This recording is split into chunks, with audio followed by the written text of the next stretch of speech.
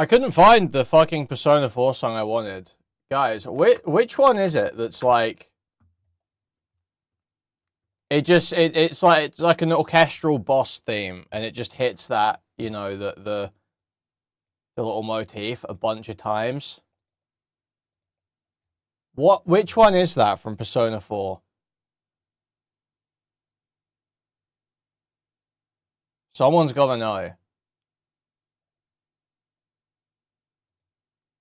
Yeah, hi, Arrow, smile. So, someone's gotta know which song this is. Someone tell me right now.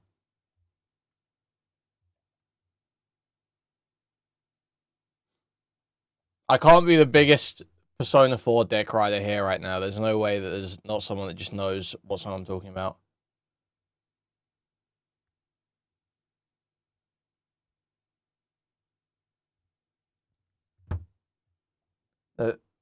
Is it the Almighty?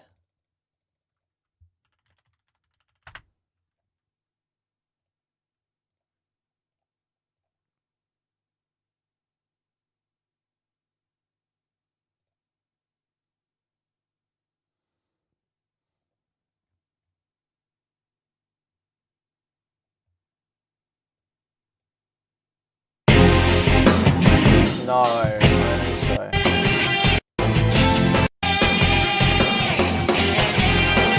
It's orchestral. It's like orchestral.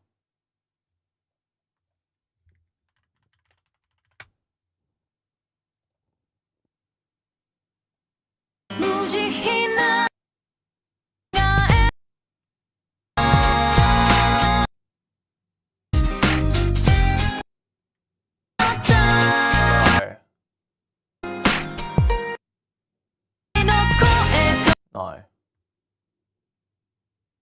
No.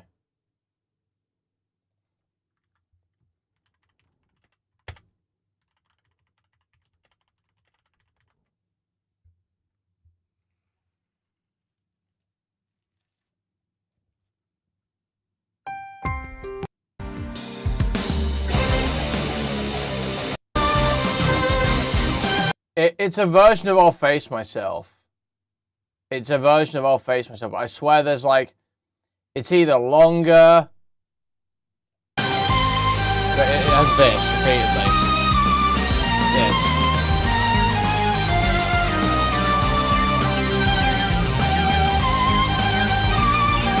Like this just hits. Hits every time. But it's not this one. It's not this one. I'll Face Myself Marie version.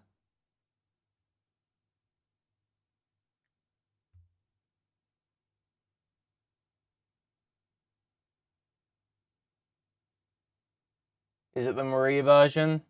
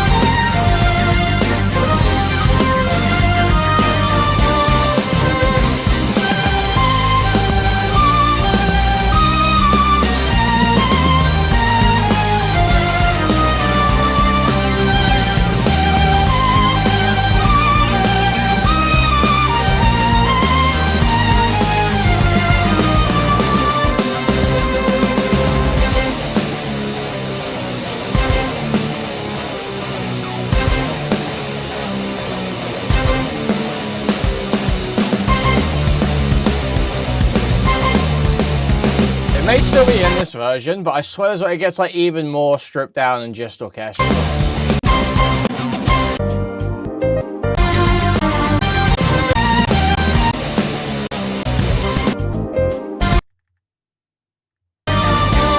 I'll Face Myself compilation. Surely it's one of these. Kuihman, that movie battle streamer. Kuihman, the only movie battle streamer. Thank you very much.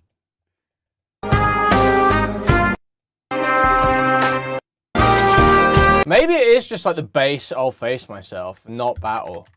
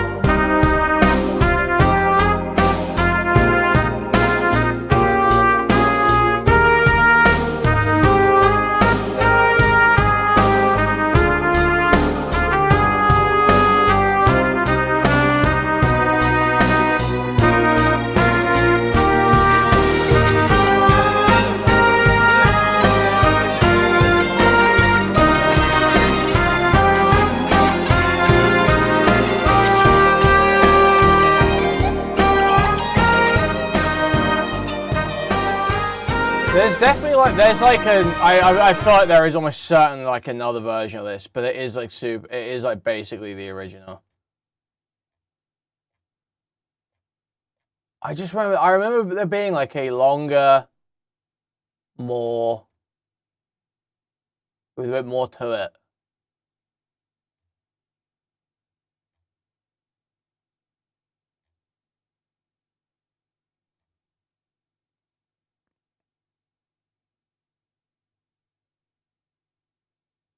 It's not Nevermore. No, we listen to Nevermore. It's 100%. It's I'll Face Myself. It's a version. It's a version of I'll Face Myself.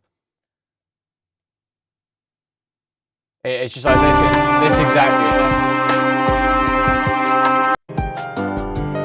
It has all of this. It has all of this. I remember this very specifically.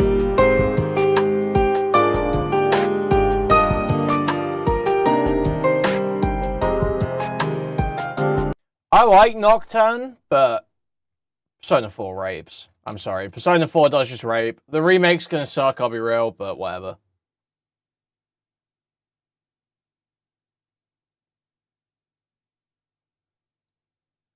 Yeah, I don't know where it's from. I don't know which one I used to listen to. I'm not seeing it.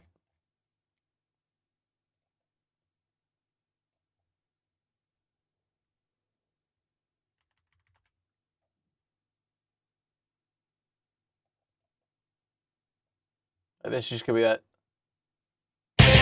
same gay one.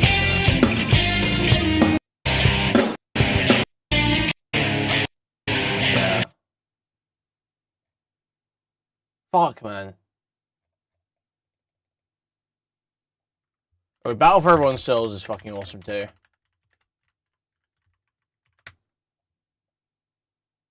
That's just total hate. Where's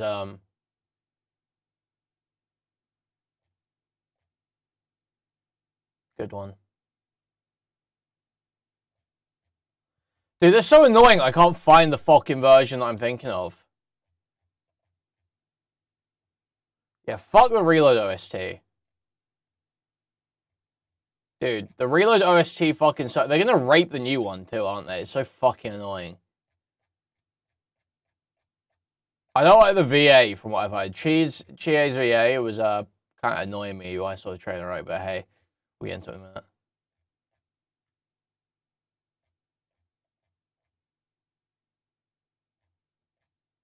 Bro, I legit can't even see.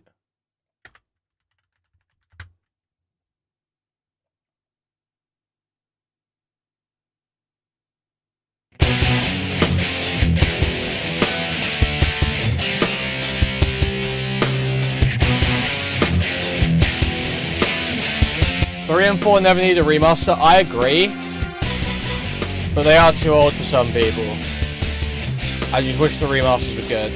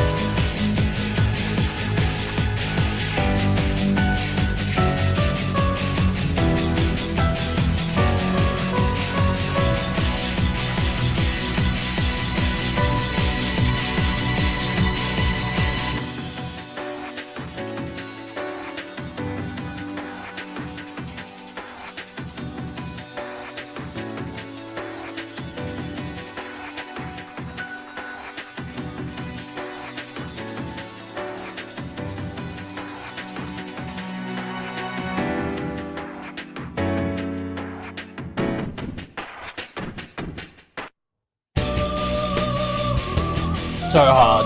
So fucking hard when the opera bit comes in, bruh.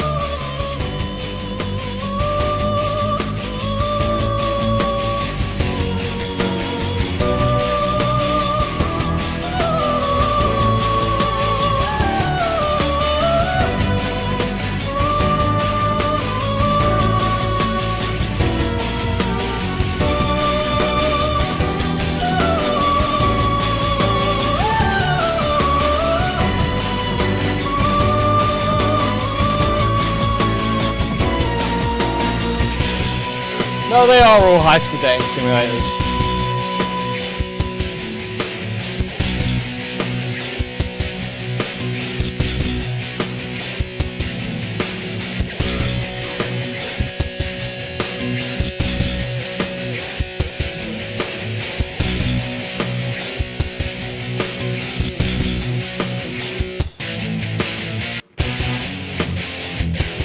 I assume you've played the others right now, yeah? No, why am I calling you Naga? Liquid Sonic. Jesus.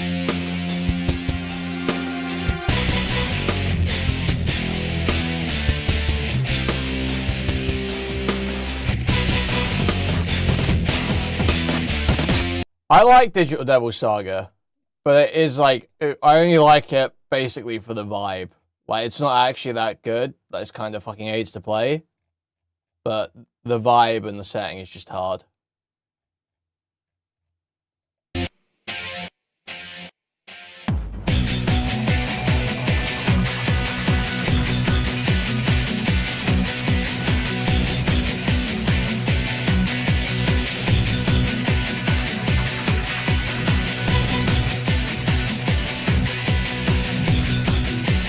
I like Nocturne and P4, but did not finish either. You should just commit to finishing P4 or P3. Just commit to finishing one of those.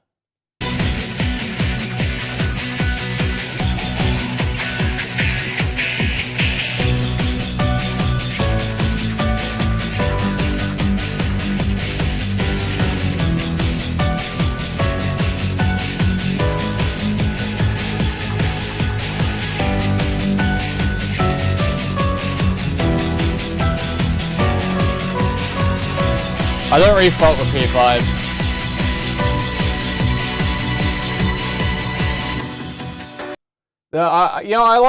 I do like Persona 5. Like, I don't hate it. I'm like way too negative on it. It's just so, dude. Legit, we're gonna get into this in a minute. It's just such a letdown, bruh. It is just such a fucking letdown compared to the other two.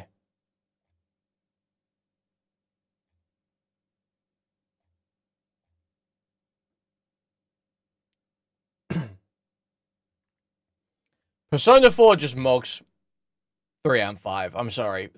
3 is close. 3 is close. And I understand why people feel like they want to rate 3 higher than 4. But I think it mainly just comes down to like purism, nostalgia, and edginess. Exactly. The thing is, Persona 4's writing is just epic. The characters are all epic. The music's all epic. And Persona 3's got epic music too, but it's just... Yeah, I don't fuck with Metaphor at all.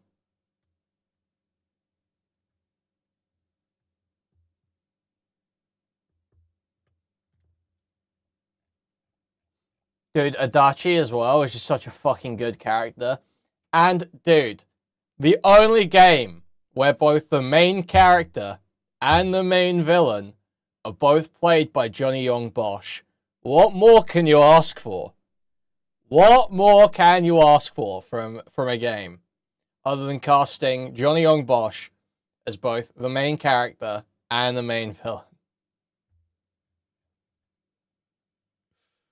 It doesn't get better than this, guys. It really doesn't get better than this.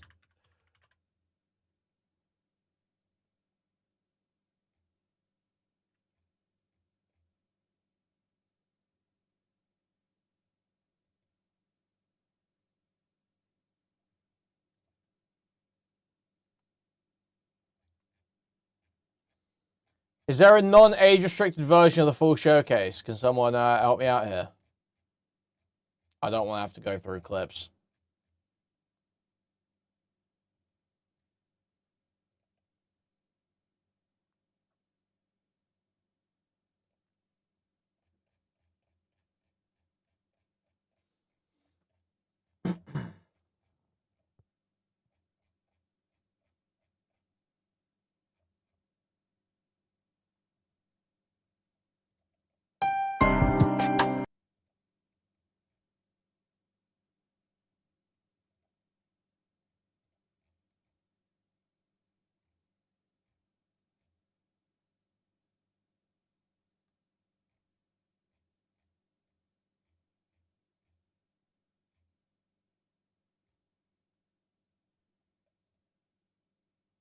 IGN? Has IGN got me? I think IGN might have times me. at recent. Yeah, IGN's got me.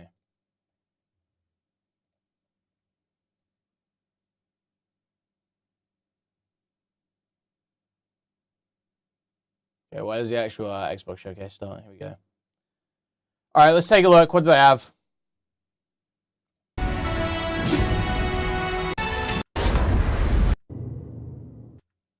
Coalition Emergency Broadcast System. Okay, so it starts with Gears of War. Awesome. This is the Coalition. I really hope the new Gears of War is good, because I love Gears of War 1 through 3. But I see screenshots, and I just see like the art style, and I just don't like it, and nothing hits for me. It's like, it's never gonna be.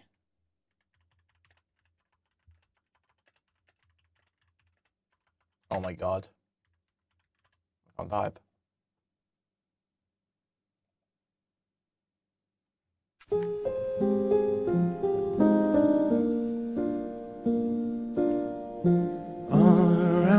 where's the Gears of War 3 one? That's what we want.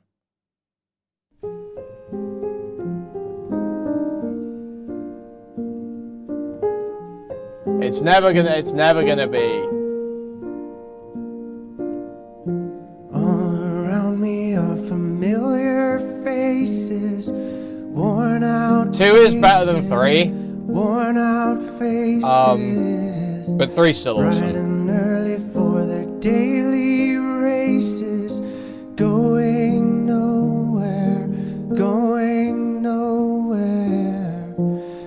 Their tears are filling up their glasses, no expression, no expression. I don't remember these games that well. Who is it that fucking shoots himself? You like break him out in Gears of War 2 and he fucking blows his own brains out. No tomorrow, no tomorrow. And I find it kind of I remember seeing that as a kid and being like, find it damn, kinda sad. that's fucking crazy. Dreams in which I'm dying are the best I've ever had. I find it hard to tell you, I find it hard to take. When people run in circles, it's a very, very mad world. Yeah, it's like Ty, I think, right?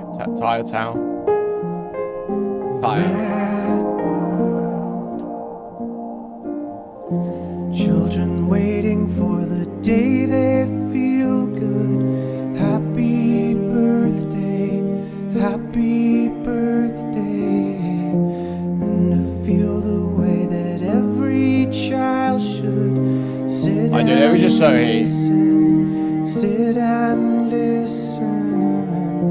Went to school and I was very nervous. No one knew me, no one knew me. Hello teacher, tell me what's my lesson. It was just so heat. I hope they come anywhere close to that, man, but I don't think they will. It'll never be like Gears 1 through 4. This is the Coalition Emergency Broadcast System.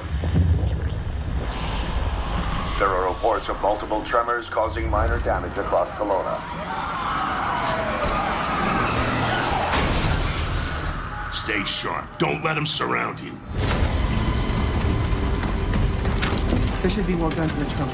Already hate it. Already fucking hate the character Strap designs. these on. Oh, wait, no, it's pre-invasion, of course. I was gonna say, this is not Gears of War, but I guess if it's pre-invasion, it kind of makes sense. Or not even really There should be invasion, more guns in the trunk. but you know what I mean. Here, strap these on. This isn't enough. We should still head to the police station.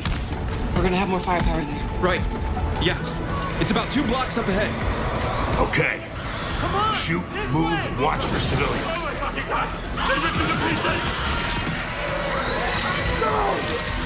Get inside now. Looks okay.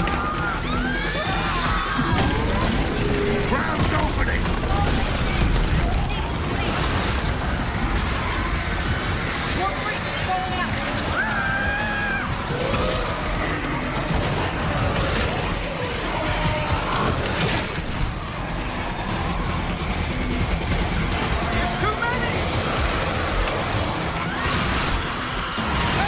Nice.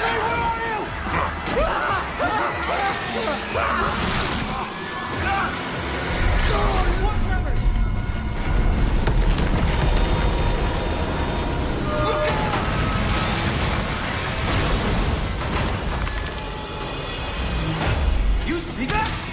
There's something big! Like huge crab figures picking up through the street! Just the adrenaline kid. We need to keep moving through the underpass. Let's get moving. Let me see what I can do. I'm at the fire safe.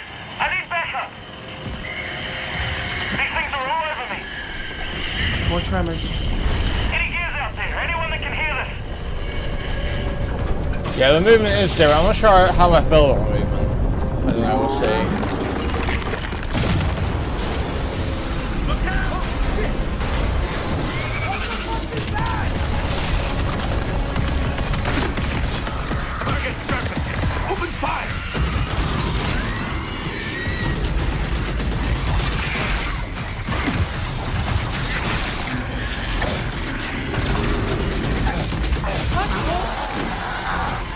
goddamn Journal bridge point. gameplay. Awesome stuff. Sliding.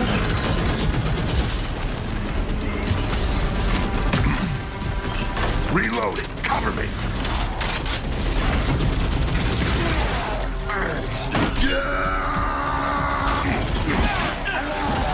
Right, his shoulders freak should be because it's right. not ripped yet. That gear said they're stuck in the pay and save. Which way? It's the origin. It's on the other Let's side get of those ripped. apartments. At least that thing carved us a shortcut. Through here.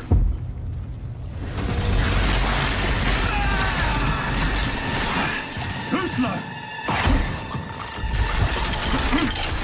Oh, bugger! Come on, then.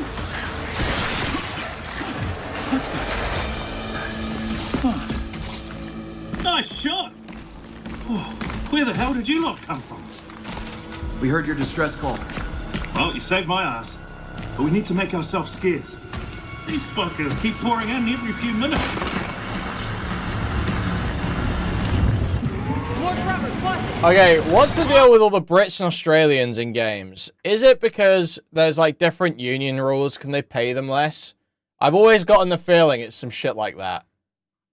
Why are there so many Brits and Australians in all these fucking games, man? On schedule. You guys here? Yeah. Who are you? Where's your squad? Hasty took out on squad race a couple of hours ago. We went to protecting some survivors nearby. I was about to get back when I got cornered in here.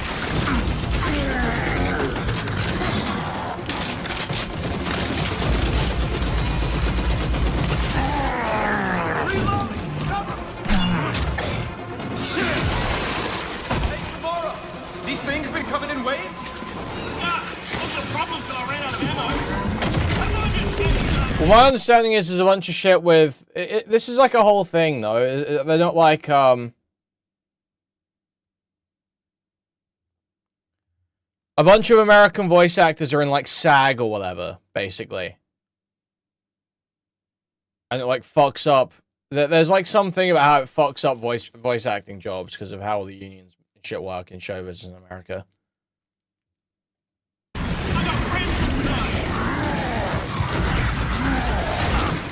So I've always like hard to pass it.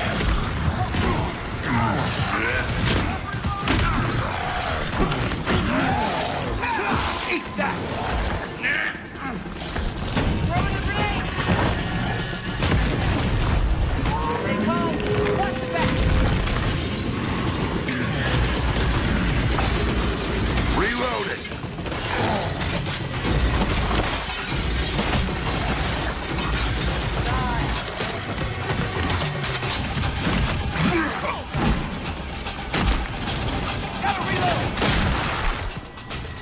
Anyone see him? Yeah, it all looks fine. I just don't know if it's really capturing it. You know what I mean? It's not really. Jams. Damn it. This is cool. Yeah, sick. Oh.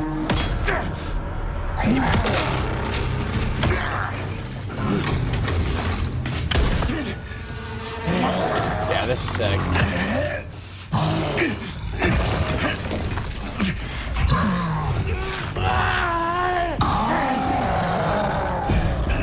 Tom.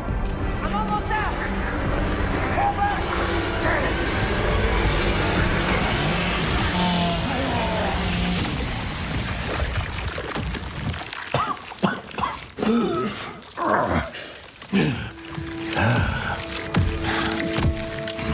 Our roads converge again.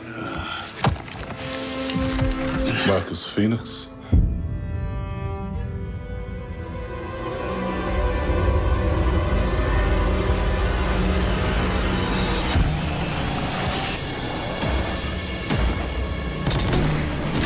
Yeah, I mean, it looks like it does. Okay, yeah, this is that's looking like Gears of War. Now that looks like. Yeah, now this is just that is like literally like Gears 2 or 3. That hits.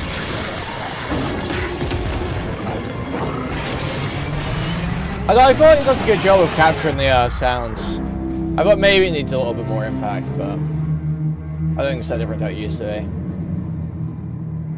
October 6th. There are actually a bunch of games getting announced like pretty soon now. What, there's August is Zero Company. We're playing that 100%. This in October. Playing this 100%.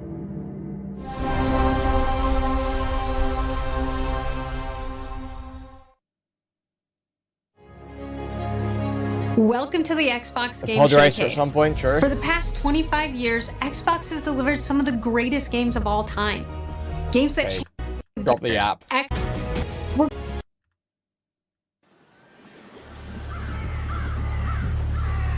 Wait, what's console exclusive? Gears. Oh. Xbox console exclusive. Hahaha. Amen. Bro, they're actually trying to make people buy consoles again. Fuck's sake. I'm gonna have to buy a console. Oh, God. Do I remember the moment my powers came in? Well, I was being crushed to death with seawater and mud and manure. I can't even imagine buying a TV again. I wouldn't have it hooked up to a TV, dude. I'd put up on my fucking monitors for sure. Whilst holding onto my sister's hand. I remember her fingers gripped so tightly in mine that her nails drew blood. Until I... Wait, still on Steam day one? What? Xbox console. Today, we're announcing that Gears of War E-Day will be an Xbox console exclusive. Fuck you mean?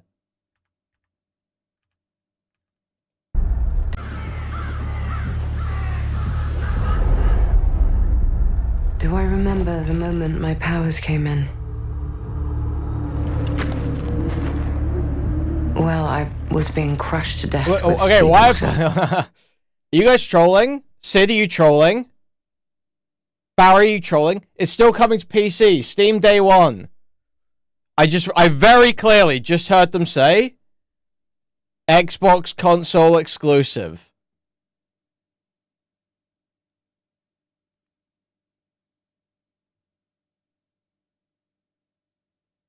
So why are we saying this?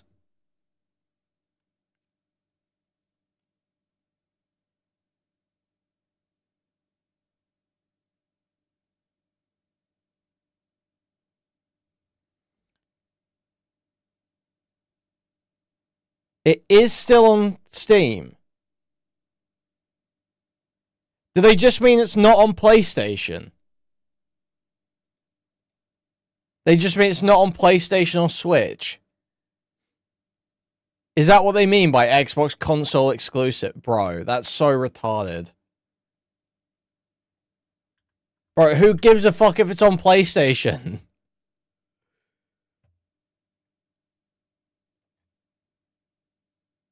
Alright, well that solves my problems then. Well, I'll never be buying a fucking console then. Because I'm sorry, there's certainly nothing I wanted on fucking PlayStation, that's for sure. Mud and manure. They call it's not Xbox on PC though. It's on Steam. It's not on the Xbox app. Or it's on both, but it's on Steam as well. To my sister's hand. I remember her fingers gripped so tightly in mine that her nails drew blood. Until I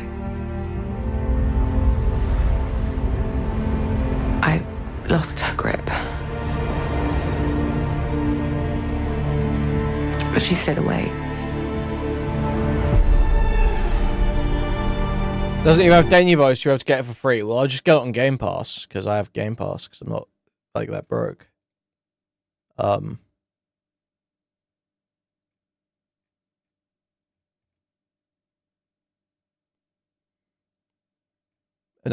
I'm assuming there'll be multiplayer. I want to play the multiplayer. Does stick in the memory bit, yeah.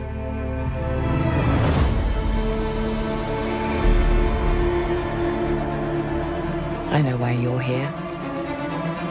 You want to talk about them.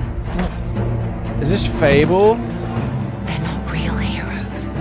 You never seen a legend in the flesh? All that power. How do they use it? Dude, I wish the new Fable would be good, but the last trailer was fucking terrible. Fighting petty villains. None of that matters. Look what the guild shut out. A real hero. And it's a shame too, because I love Richard Ayoade. I love Richard Ayoade, but it was just so bad. Knows how to wield power. Don't waste time on trivialities. You're back and dressed like a twat. Got more important things to worry about than vegetables. A hero I know, Dove. knows how to live with their choices. Oi! What the fuck was that? Well, I was just... Just sent my brother into the infinite fucking abyss without even asking permission. Remorse. Remorse is for the guilty. Look, I will tell. The thing is, if I tried to be less cynical, I feel like I could probably enjoy this. I understand the intrinsic feeling is to call it like millennial writing, but I feel like it's going for like British comedy show, more so, you know. It is going for like an IT crowd. It is going for like, you know, that is what it's got, the vibe it's going for, pretty clear, like a Gavin and Stacey, you know. If I was less cynical, I feel like there's maybe a chance I could enjoy it. Let's watch both the trailers quickly. Let me stop fucking talking for a minute, and when we watch that trailer again, let's watch the first trailer. Let me see if I can turn off my cynicism for a moment.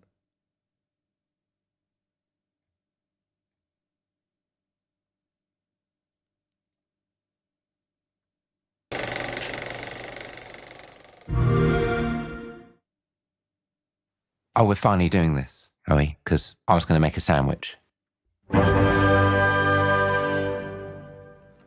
Okay. Let's do it. What do I think about heroes? Well, we've all seen them, haven't we? Swanning about the place with their disproportionately high cheekbones and comically massive weapons. Wanker. Roughing up bandits, because they like to rough up bandits, don't they? Living it up with the common folk every single night. On a day-to-day basis, I'd say the true hero's me, someone who's breaking new ground with fruit, with veg, on the agricultural side of things. Just look at them. Not wafting around mythical creatures. And that's what they are. Wafters. Yeah, well done. We have Fable is, it's like video game Shrek. Right, it's like video game Shrek. That's basically the point. Not here to slay legendary beasts. I'm here to conquer the vegetable, not a euphemism. Let's face it, the age of heroes is over. This is the age of innovation. This, if you will, is the age of death. One moment.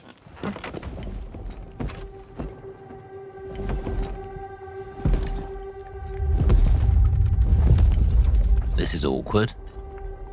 Yeah.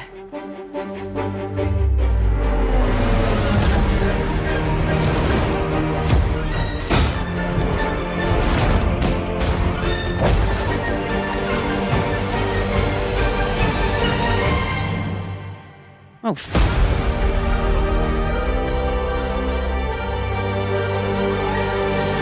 I just feel like it's not good enough, you know?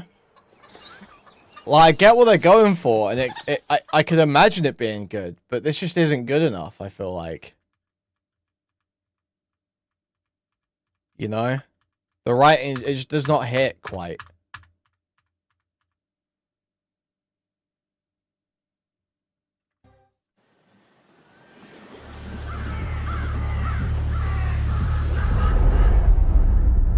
Do I remember the moment my powers came in? Were the 3 games before it good? Were they good? Kinda.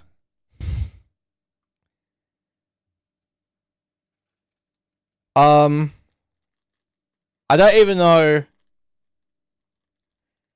Like, here's the thing. It's just so tough to reboot Fable. Because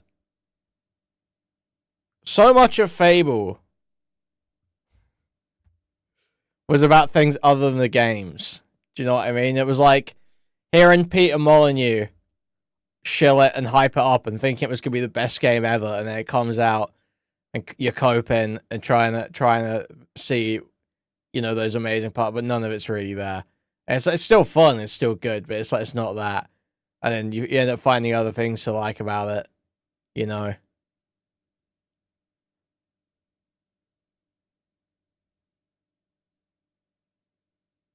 And yeah, just stupid shit like kicking chickens, becoming like a demon.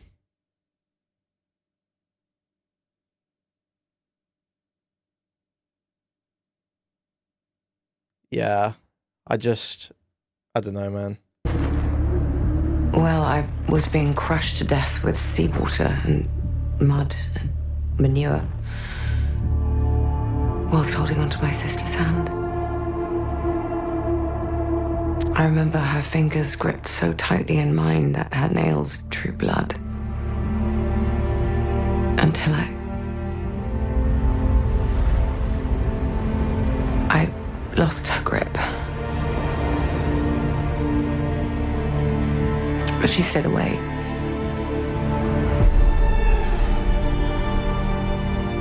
And honestly, what sells Fable more than anything is just like the vibe and the setting, a lot of it. You know, Fable 2 especially. Fable 2 and 3. The vibe and the setting sells so much of it. I love Fable 3. People fucking shit on Fable 3. I love the ending of Fable 3. I love the whole kingdom bit. I love all that shit. You know? It's fucked. I don't think they'll capture it. Does stick in the memory bit, yeah.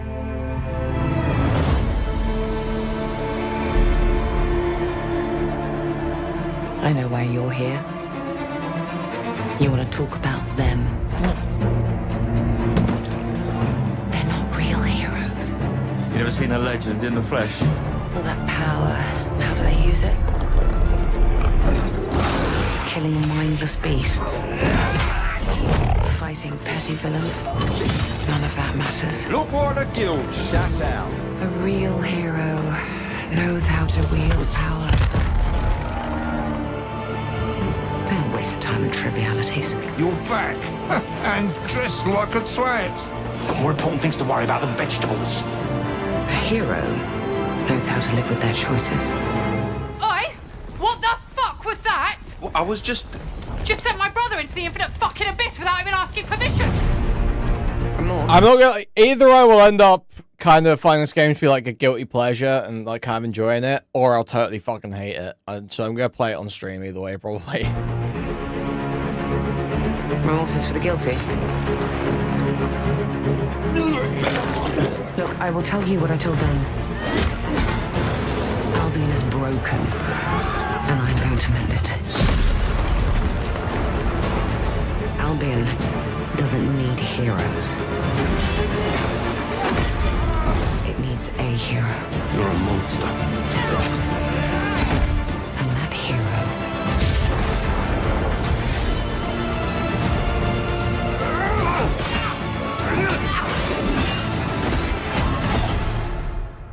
is me. So this seems like a good villain, to be honest. That actually has given me a little bit of confidence. That is giving me some old Fable vibes. That villain.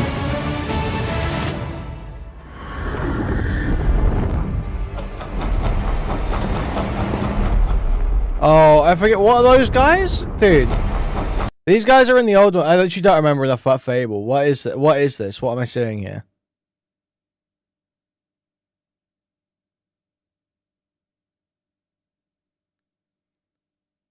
Jack of Blades. I don't remember enough about these games.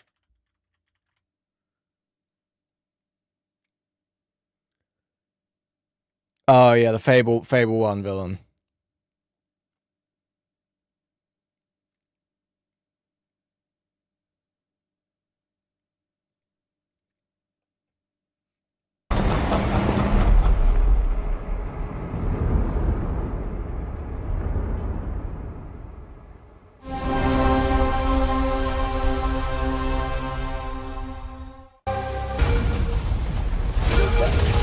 Wait, so what is Halo? Yeah.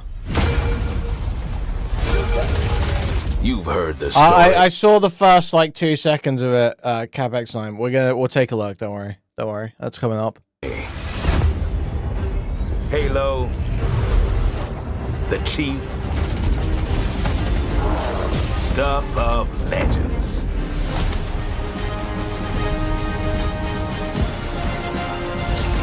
But that's not the story I'm telling today.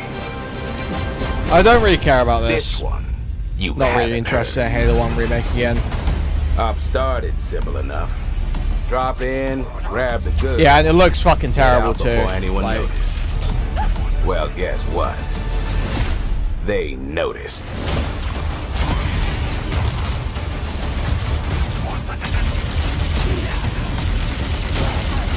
Yeah, this looks like shit, man.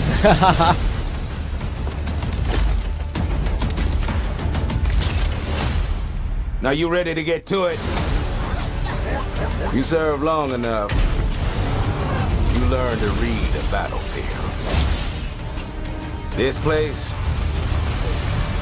this is like UE5 slop. I don't know if it's UE5, but it looks like it. Do you know what I mean? It's just like absolute freaky. It's so smooth and weirdly lit. It just looks terrible. Sorry to interrupt, but we're on the clock.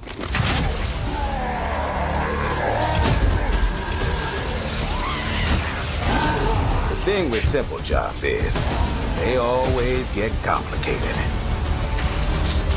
Plans change. Odds get worse. My advice, bring a Spartan.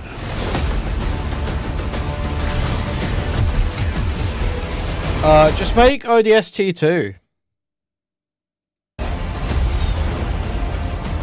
you know what I mean? Like, it feels simple.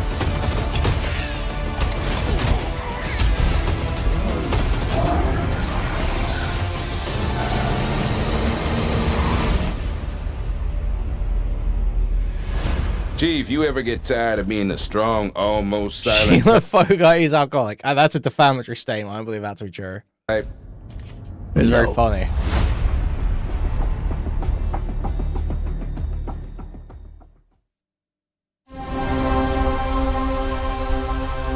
Yeah, it's just a shame.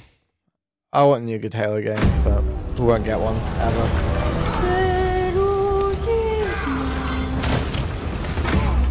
There's something on this island. It's like it calls to me. You and my father found that island thanks to me. There's more to this than you understand. More than you can handle.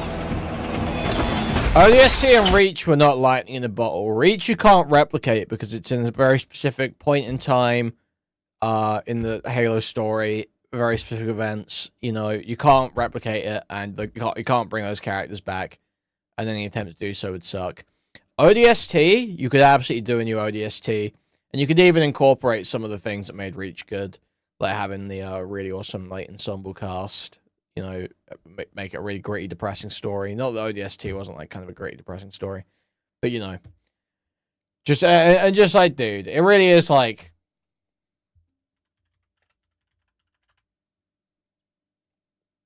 Bro, how heat was this?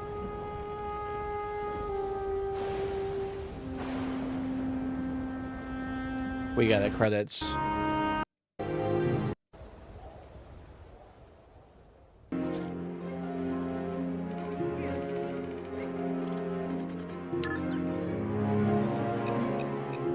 This was my first Halo game. This was the first Halo game I played. Well, I mean, I played around other people's houses when I was a kid, but... yeah, this first one I had. The Navy put up a good fight. Of course they did. It's Earth. Better late than never. How about you show some respect, Romeo? Just saying, Dutch. They missed one. No. They left it for us. No, Reach was the best campaign. But ODST was good. You know the music. Time to dance. Hello, beautiful. Pods. Dude, Nathan Fillion as well. Now.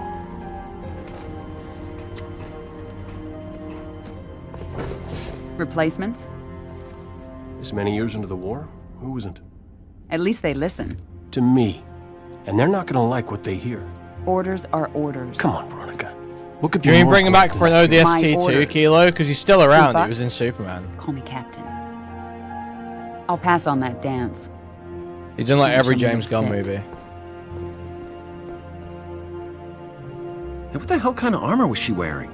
Dunno, Mickey. I wasn't looking at her gear. Seriously? Well, gotta be close quarters. Exactly. Second to last. Right next to mine. Cozy. You gonna tell Yeah, us I her didn't name, play Gunny? fucking Halo 5. Ms. So- Naval Intelligence. Our new boss. Oh, brother. So check your mouths, find your chairs, and get set for a combat drop. What the hell am I supposed to do with this inside a Covenant ship?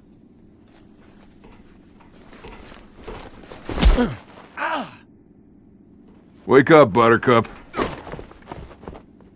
Relax, rookie. He don't mean nothing. Besides, now's one of those times. Pays to be the strong, silent type.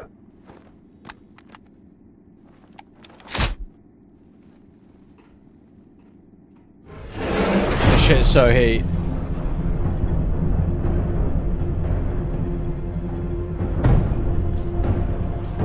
Latest intel reports Covenant troops are massing beneath the carrier. They're pulling back? Why? Not gonna find out way up here. Fuck her off, Marine! I sure as hell ain't hosing out your pod!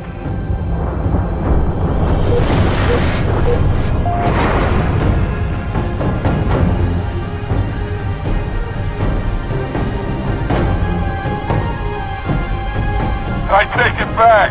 Navy got its butt kicked. Hey, Romeo. Remember when I told you to shut your mouth? Yeah? Consider that a standing order.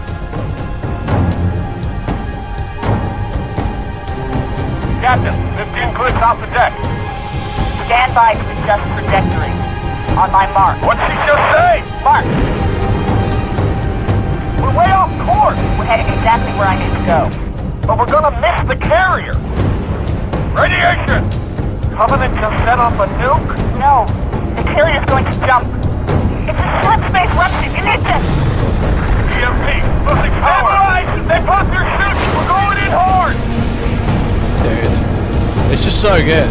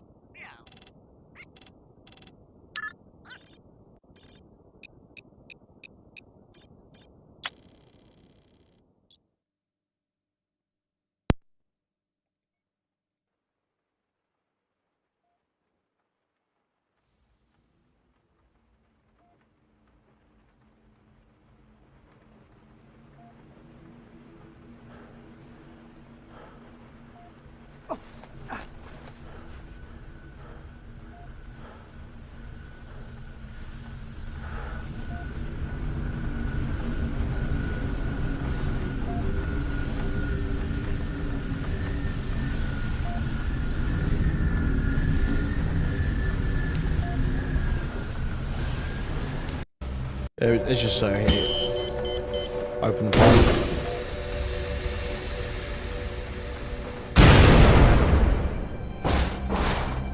Just awesome. Just awesome. Just so good.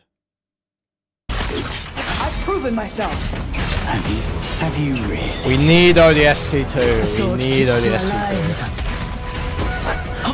2. A dagger wins the fight.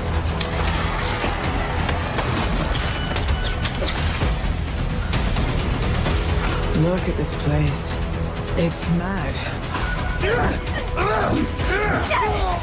The final confrontation is about to begin! Where are the others? This was dead, Lenny. They're all dead. Move!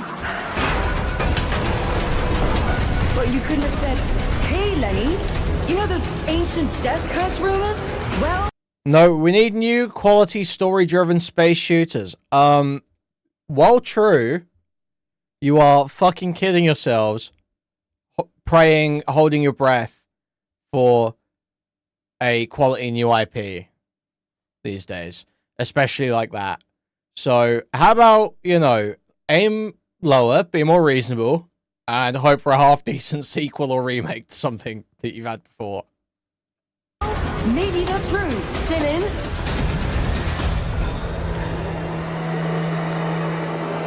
In a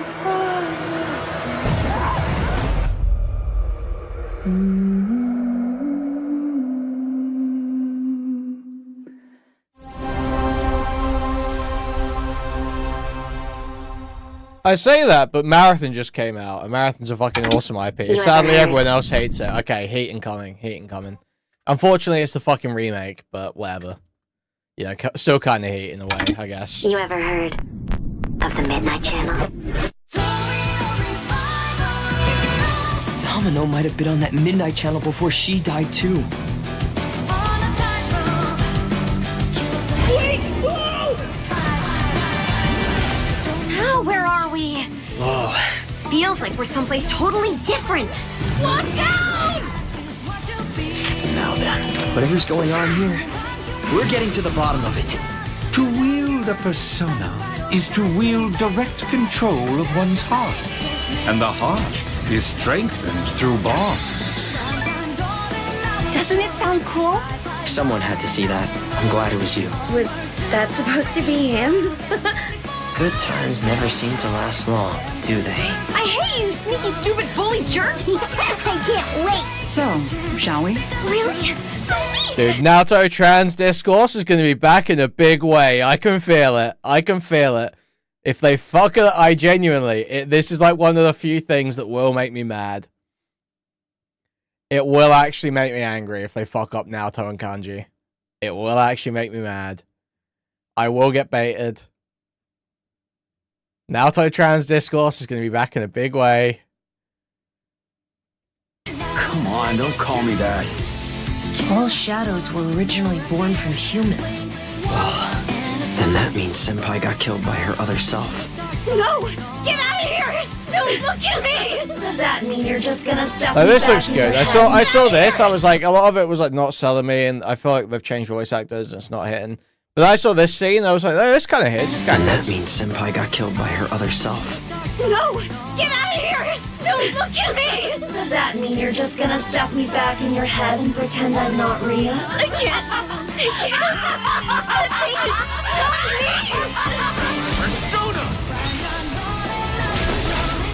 Alright!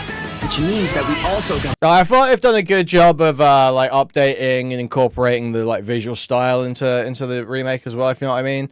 I thought that's one of my concerns when they update these other ones. I feel like they kind of fucked up Persona 3's style and look. I feel like Persona 4 they've done a better job of sort of bringing back the theming.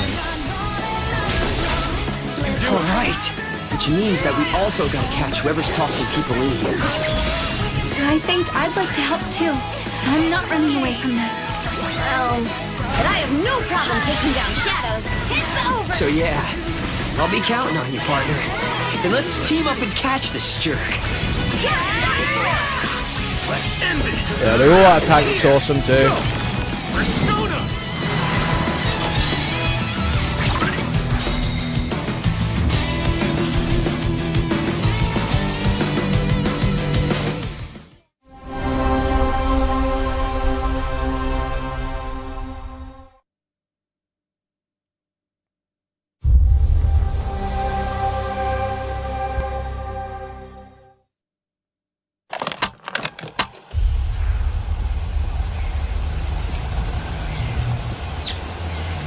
What is this? Do we care?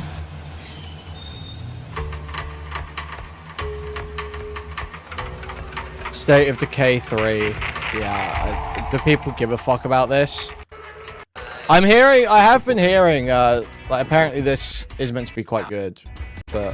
Pushed back against the night, we'll always have each other's back. Because the world has become more dangerous than ever. I feel like State of Decay does get a bad rap. I did actually enjoy State of Decay 1 and 2, what I played of them. But people don't really see the vision. Like, there's this whole, like, you have, like, a base that has, like, different town members, and you have, like, permadeath, and you switch between different town members when you die. You know, there are interesting elements to it.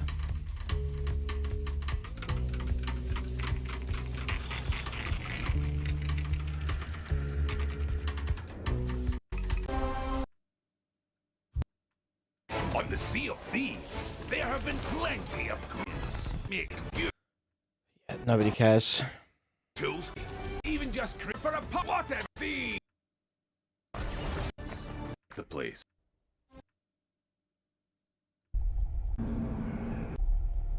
Oh wait, what's this? Metro, I'm assuming. Yeah. There is a liar in these tunnels.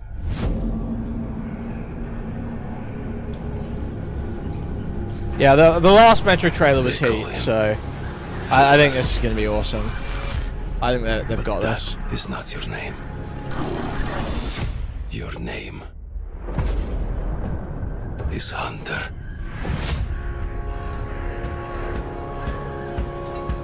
As a Spartan, you were a legend. You stood for something. But where are the Spartans now? Yeah, the first two are really good, JQ. I don't like Exodus, but Metro and Metro Last Light are fucking awesome. You promised a brighter future for our people. Now, the Norai spreads tyranny in your name. You swore to crush the enemy, to face What type of game are they? Like linear, narrative-driven, almost like survival horror type games.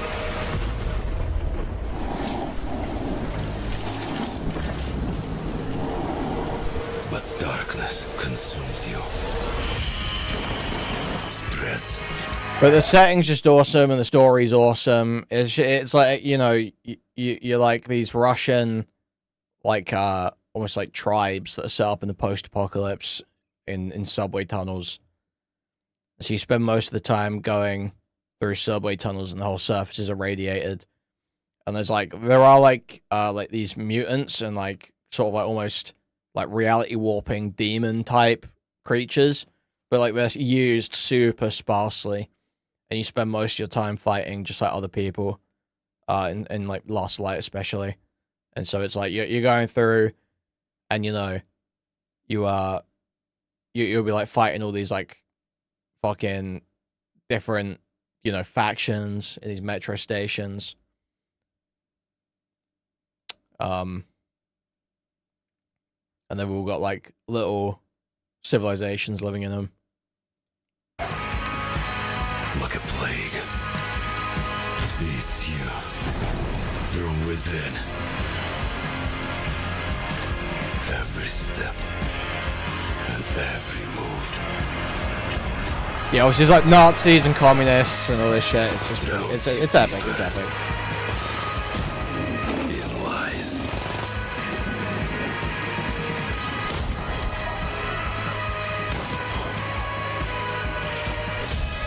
Your lies, and now, Hunter, that legendary Spartan is gone.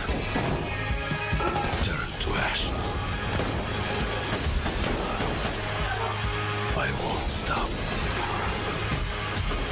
Yeah, there's just so much Kino in these games, man. There is just so much Kino.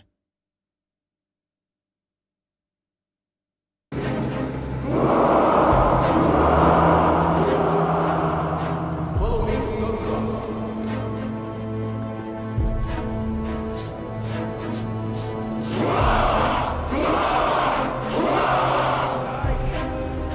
Security, make way! Our scouts have located a real treasure trove. A legendary B6 bunker complex. Huge storage facility filled with supplies. There is medicine and enough canned food to sustain the Reich for 100 years. And enough weapons for us to wipe the freaks and genetically impure from the face of the earth.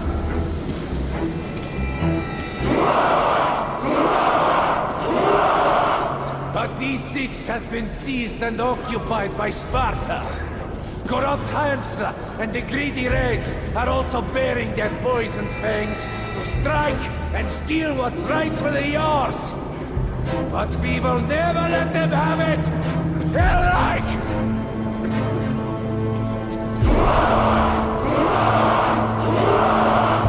We must prepare for a great war! The final war! And it will end with the triumph of our race! The mailed fist of the legions of Reich will challenge our enemies! And if the Jackals will not surrender D6, we will take it by force! Hellreich!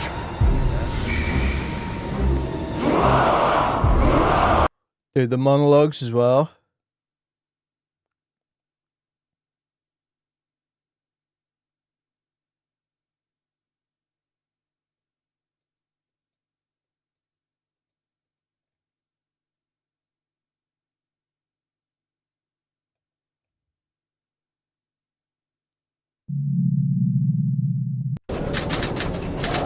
I was born in Moscow, but I remember nothing of that time. I was just an infant when the old world was destroyed in the flames of nuclear fire.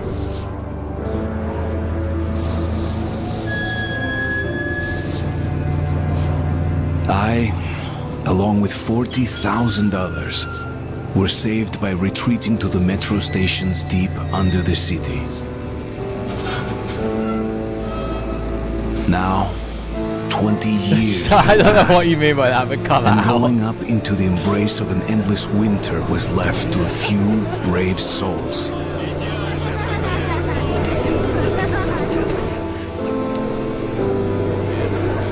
The metro was our home, and our fortress against the nightmarish mutants who roamed the tunnels.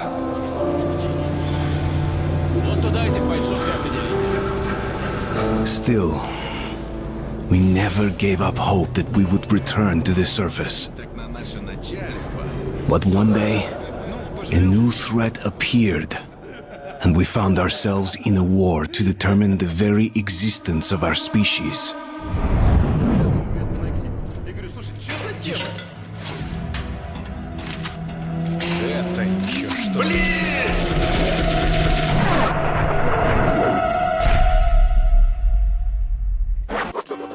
The tunnel grew colder. Miller and I were close to the surface now. Soon, we would climb up into the howling wind to fight our way through whatever nightmares were. Oh my words, was like another really good one. Oh, let's let the ending. Oh, I won't show that. But yeah, peak games, peak games. Until the Führer burns with him.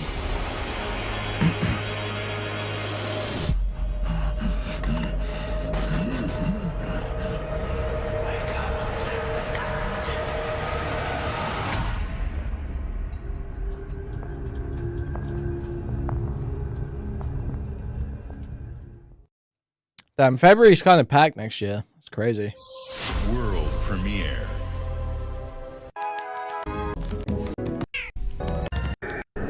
Void Cole. World premiere.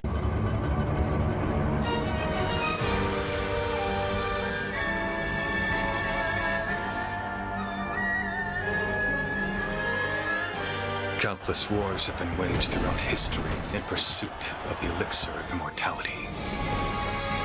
A champion rises, destined to quell the chaos of this senseless cycle. This is Neo.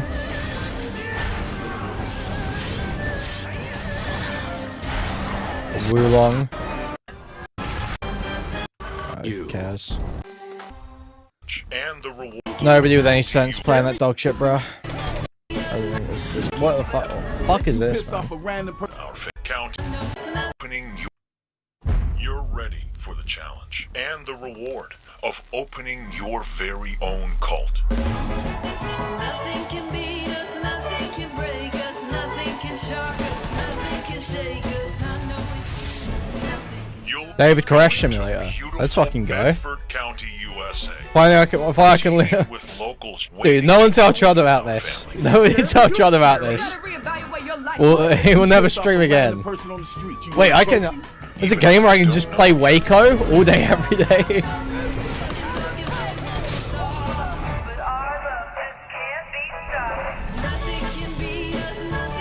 Build a cult, and I will shield you from the apocalypse. Join us. Join us.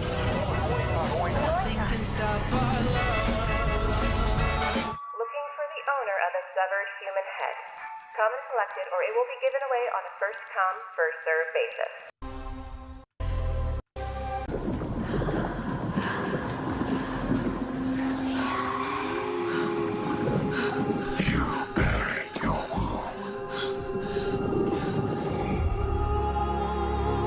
Left your people behind. Believing time would see them heal. But what is left in the dark sickens. And some binds. Is Hellblade? Oh, I don't give a fuck about Hellblade.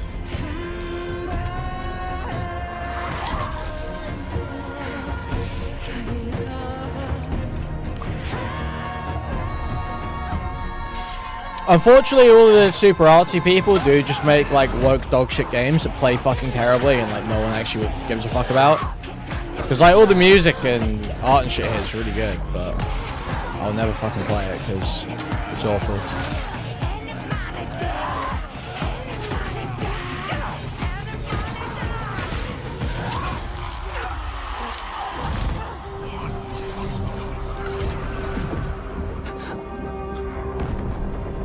Yeah, I don't give a fuck about female schizo experience. I don't give a fuck about gay third-person puzzle games either.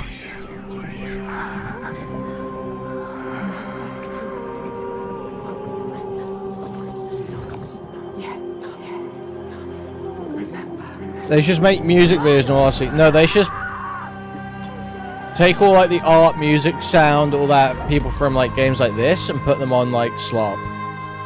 For me, you know.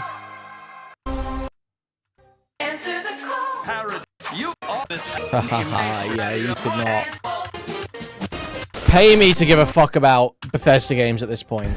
Holy shit, I don't care about Doom either.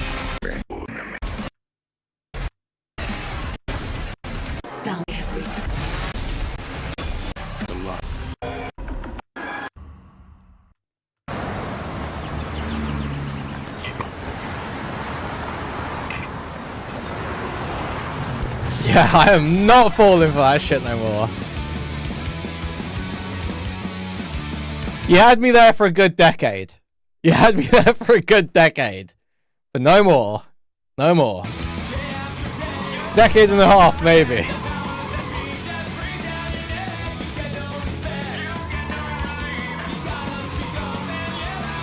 It's cool as a new Crazy Taxi. I don't really give a fuck though. I'll never be playing it.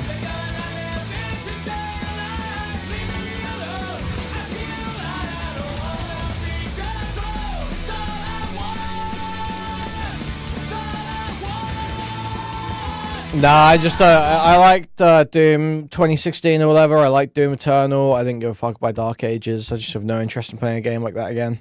I've had my fun with it.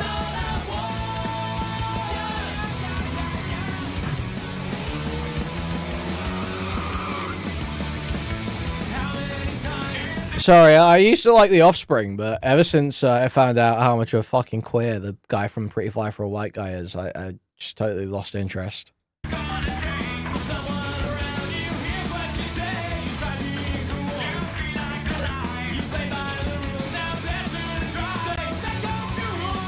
I did almost straight up drop a 6-letter F like that. It was like it was like on the tip of my tongue. We went with queer instead.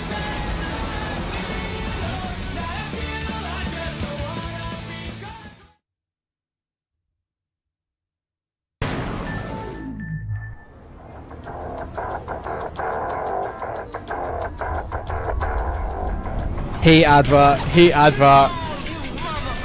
This is heat. No, this is heat. I'm buying an Xbox for this advert.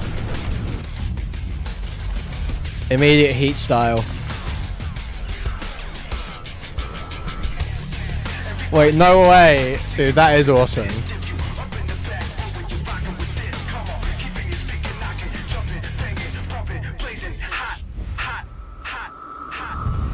I kinda want the controller.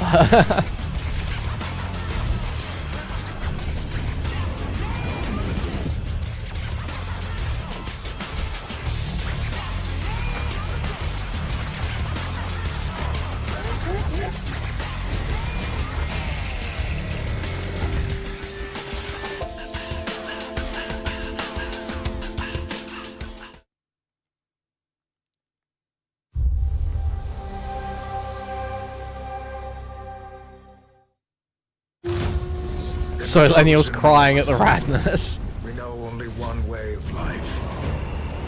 We know the thunderous crash of the waves against our ships.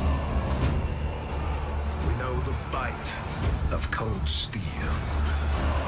The roar of fires that consume our enemies. And that the moment of peace is only temporary.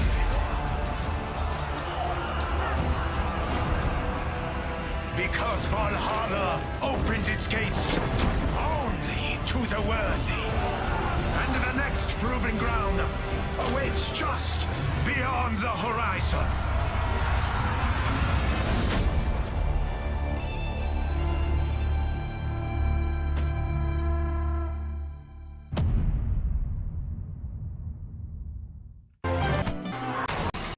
Yeah, I don't give a fuck about Minecraft Dungeons 2. I don't give a fuck about Age of Empires. This all looks gay.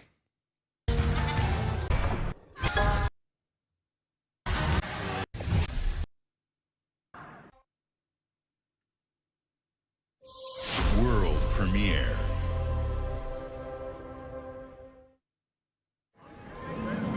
Ladies and gentlemen, admirers of the mysteries of magic, take your seats before the lights go down and the curtain rises, for our next act is about to begin.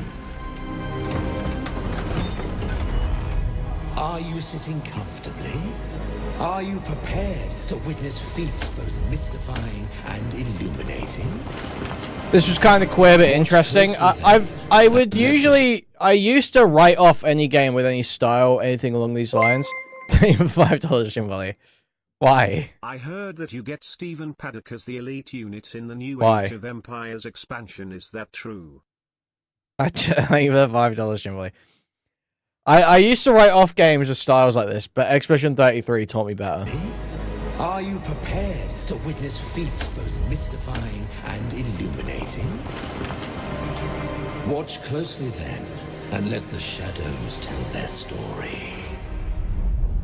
Behold, the famous Jacob Menturo, stage magician extraordinaire. So brilliant were his tricks, it cast 5 long shadows behind him. They called themselves Masters. Through a deal with the devil, the Masters sought yet more power. Their deal demanded a sacrifice, and in the darkness, they chose Jacob.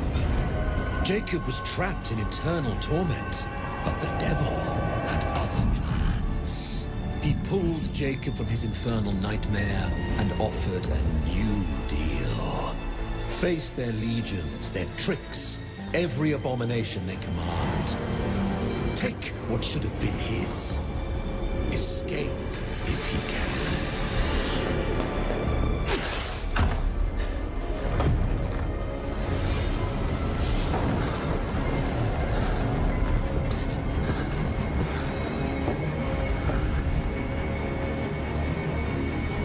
That's your cue.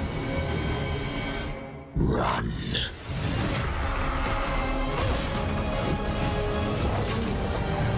Yeah, I don't know, I kinda fuck with this.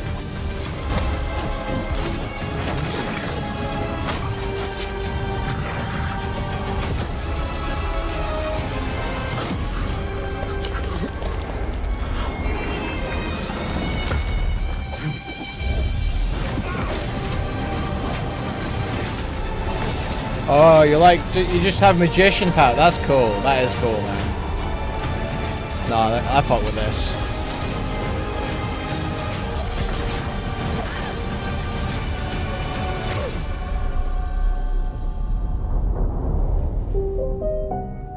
A deal's a deal, Jacob. I'll see you soon. That's kind of cool. That could be real heat. Very high potential. Very original.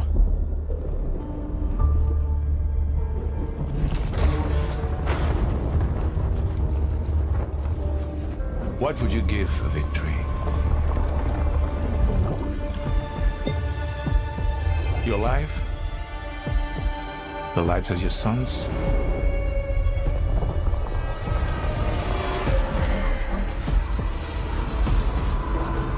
The line between victory and defeat is thin.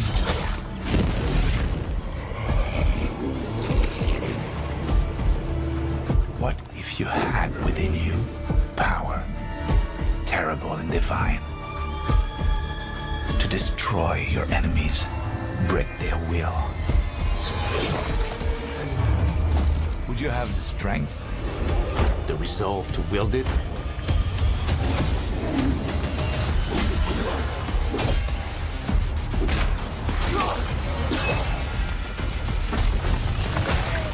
If destiny was there, within reach, could you sacrifice everything? Yeah, no, I'm not super interested in this, I'll be real.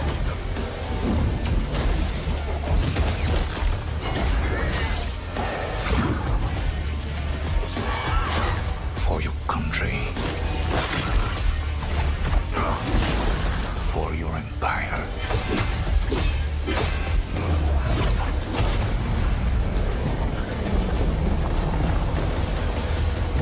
For your emperor.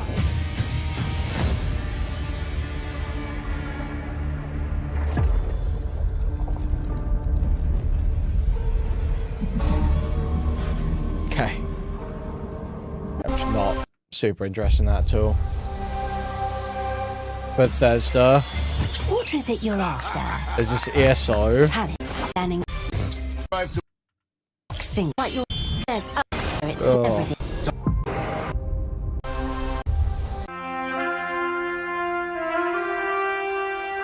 Uh-huh.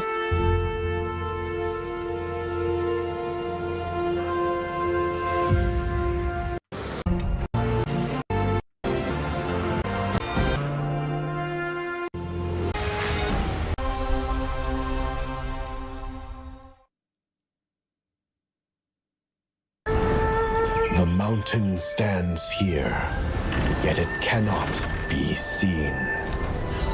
The wind passes. True is your. Such dog water, man. Holy I have fuck. come here to destroy you.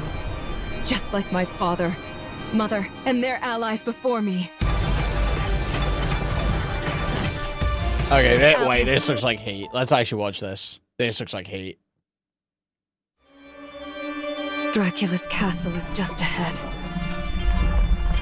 I have come here to destroy you. Just like my father, mother, and their allies before me.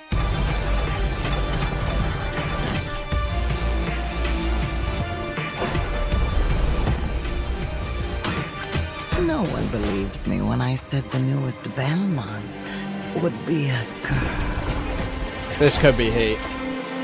This is looking good.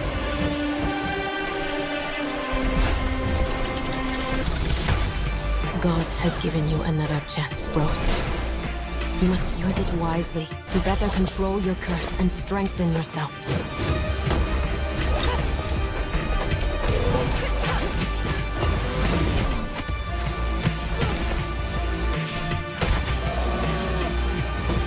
You are no more than an irritating thing. What makes you think you can stop me this time? Dude, the art direction is really good. I've always wanted a pet Belmont. Stupid girl. I will show you what hell is. I am Rose Belmont, And I will hunt the night!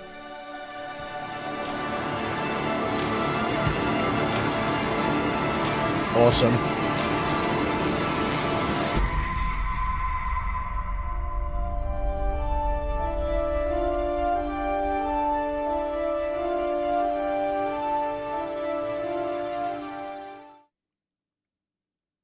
Yeah, basically Freddy. Just have wonderful finger. We do not care. World premiere.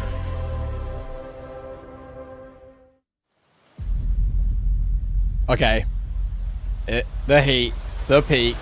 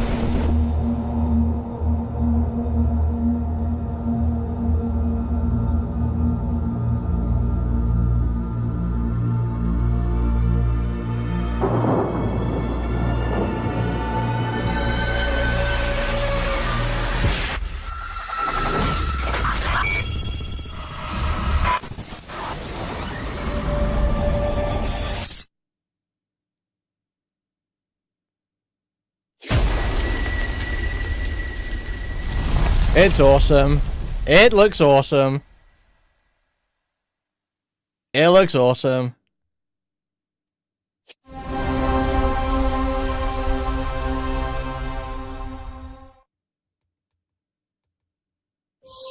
World premiere.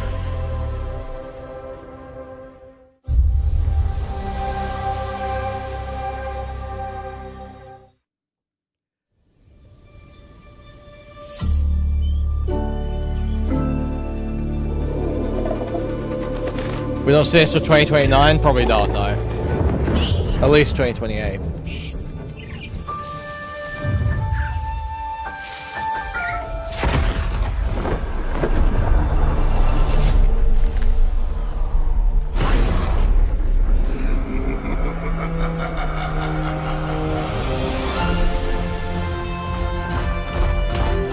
Dude, Spyro, epic.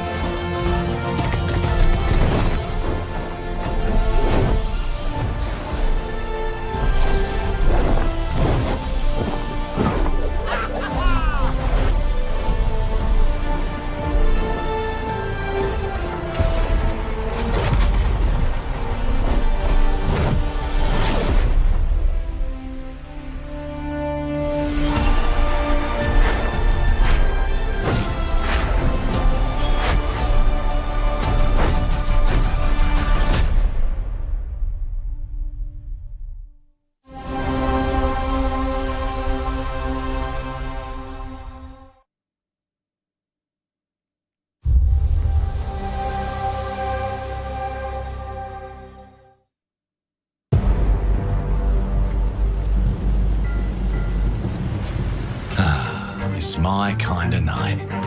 Alarms are ringing. Bullets are flying. What you do that for? My fingers slip. And every copper in the tangle is on my tail. Hooligans! It's gonna be straight ass. It's not selling me. Let me introduce you to some of my esteemed colleagues. Even my schemes have schemes. Me, I prefer to make it up as I go.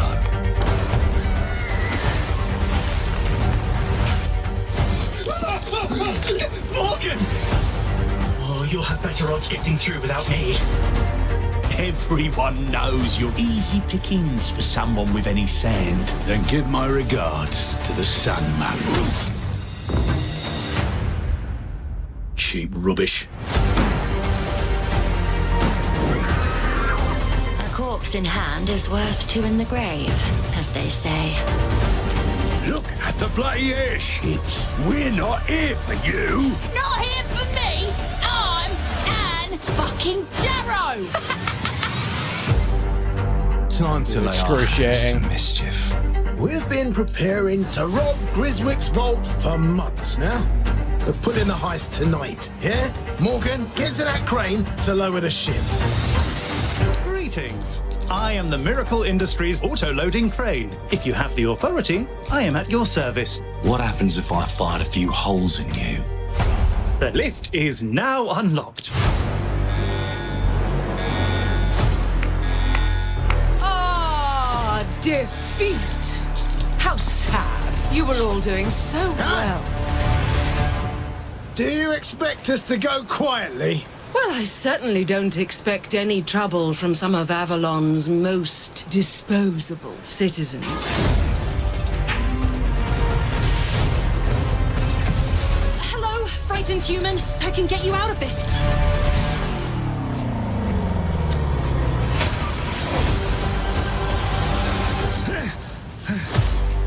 You've just jumped about 25 years back in time. This place, on this day, is ripe for changing the course of history. This life ain't one for granting easy choices, but I Like- just found a way to control the past. Who gives a fuck, man? Who's watching this Changes thinking in it's like control. he? Make things unfair in our favour. Brought you a little toy with a big mouth. What a proper little villain. A better villain than you'll ever be, you decrepit old soak. The pimp, the plod, the priest. Who do we like the least? Oh, it's different how they do ya. The ways they stick it to ya. And when they're done with chucking it up, oh, downstairs, well, they're all gonna screw you in the end. Nothing's ever given to folk like us, especially not the future. Yeah, it really does just keep going, doesn't it, man? But this time, we've a chance to steal it. What more could an honest thief ask for? Downstairs, well, they're all going to screw you in the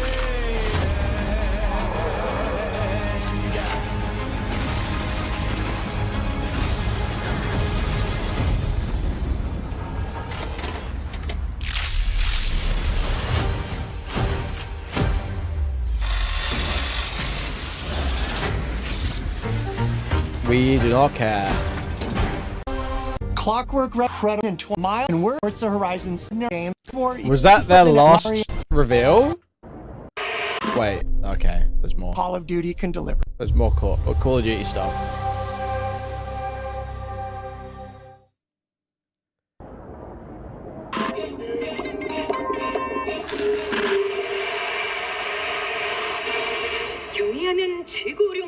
That's their big game? No, you're kidding, man. There's gotta be like some other big thing. 유명한 용도 아래 우리 조선 반도는 질서정연하고 강력하다. Dude, why there's no way they think that shit's actually gonna pop. It looks fucking terrible. I'll play this though, I'll play COD. I'll play the campaign, I don't give a fuck. I'm embracing dogshit slop now, I don't even care anymore.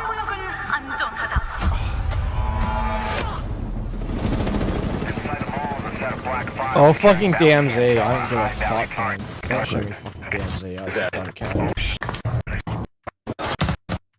Yeah, nobody is ever gonna play it like this. Nobody plays COD like this. What you been showing me here?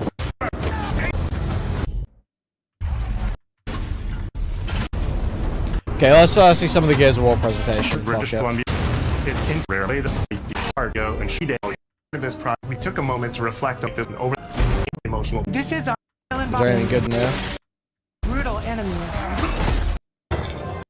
You'll Texture. And we've completely rebuilt our movement and cover systems with smoother transitions and a bigger range of cover heights and shapes, including new low ground cover. This all allows us to create more complex and organic feeling spaces than ever before. From Sprint, you can now slide, which lets you quickly get under objects, slide around corners, or transition more smoothly into cover from a run. And we added the ability to jump, which really opened up this citywide battleground. We get to play with more verticality, climbing walls and vehicles, or clearing gaps in crumbling buildings to reach new flanking routes. At the heart of our gameplay is still that great Gears combat puzzle. a mix of unique enemy combinations, tactical weapon choices, and your ability to read and move through the arena. But now you have more choice than ever, and we get these peaks of almost action movie sequences. You can throw yourself off a balcony, land next to your buddy and revive him, scramble through cover, slide under a truck, and hit safety on the other side. We get these amazing Gears playgrounds, small and large, where all these elements come together, and the city is filled with them. Our missions move across the city, from linear fights in narrow streets and alleys. All set. Where's that going? Okay. Fuck this mess. Marcus and Dom are absolute legends. Love. Whatever. I mean, there was a lot of hate there, to be honest. There was a lot of hate there. A lot of stuff I'm going to play. I'll play Gears.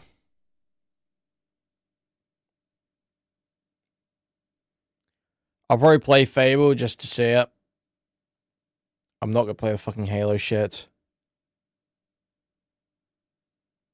I'll probably play Persona 4 Remake. Try it at least. I don't really give a fuck about State of Decay. Sea of Thieves, who cares? Metro I'll play.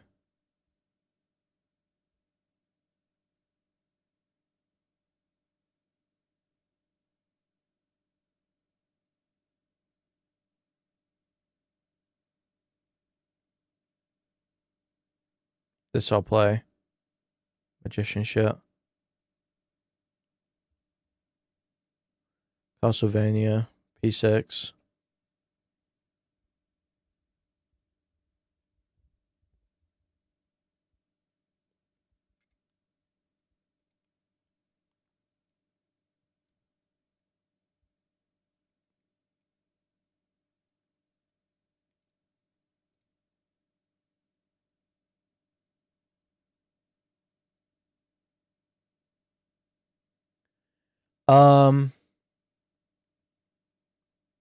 Okay. So.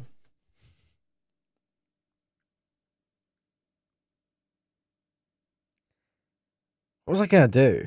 I thought there was something I was gonna do. Fuck.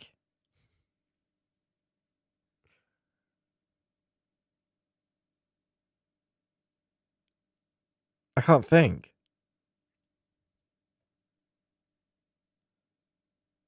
PC Gamer? Is that PC Gamer? There's never anything good. Like Total War, Warhammer.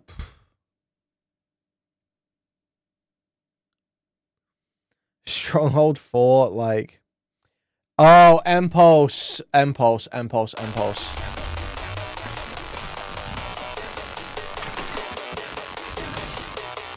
You gotta bust a move!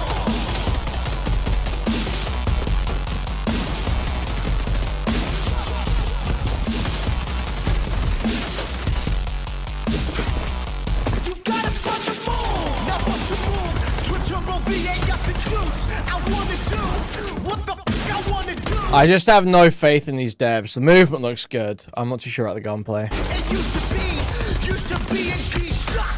It's still a G-Shock. Bust a move or get blocked. Yeah, shake it down. Feel like I'm Cody making waves. Surfing the crowd. No life is crazy, but you're still bust it down. Supreme sleeves on the tee. Look at me now. You gotta bust a move. You gotta bust a move. Yeah, this is a Splitgate devs making a Titanfall successor.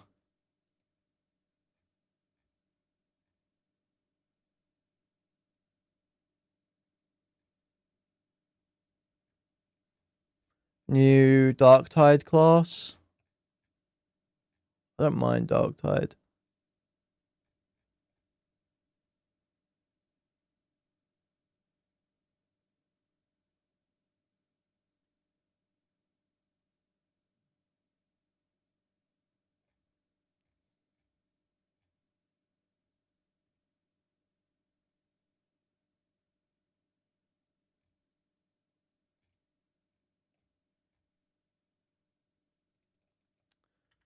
Is there any more about that?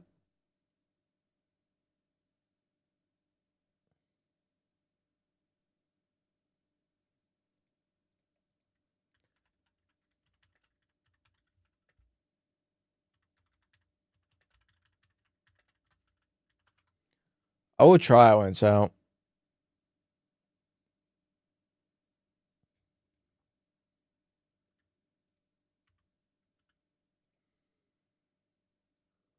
Have they got a Steam page out? Has it got a release date or anything? No, nothing, I think. Oh, wait, no, they're starting early access 24th this month. Alright, well, I'll try it then, I guess.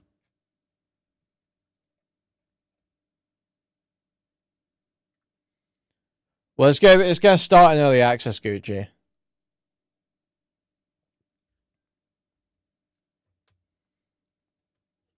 No, it's not free, but it's going to be like box cost, no microtransactions, early access for a long while, I believe.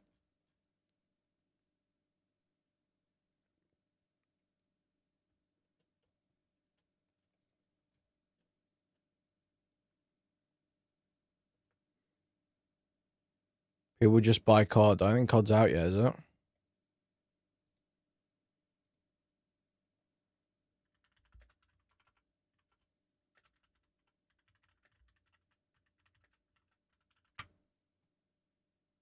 It's out October, bro.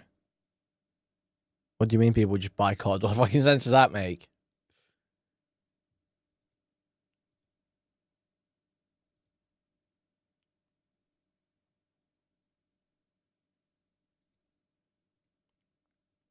It's also unlikely to be a $60 game. What do you mean? Why would people buy this over COD? Because they're not making a choice between this and COD.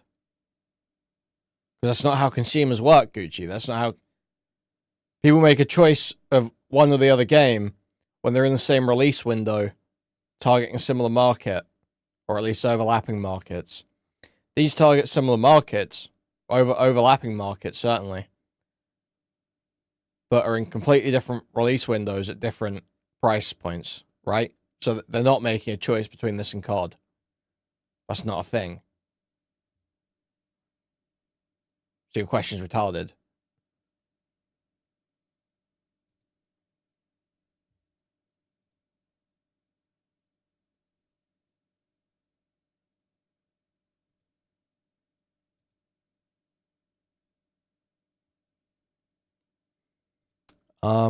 Yeah, there's not anything good at the PC Gamer trailer and showcase anyway. How much will it be? I'm pretty sure it's not full price. I'm guessing it's gonna be like 30 quid.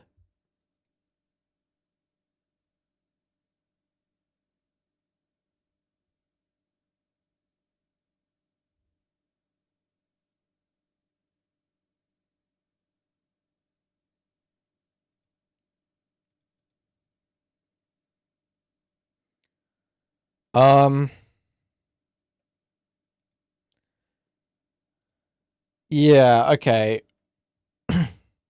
Let's do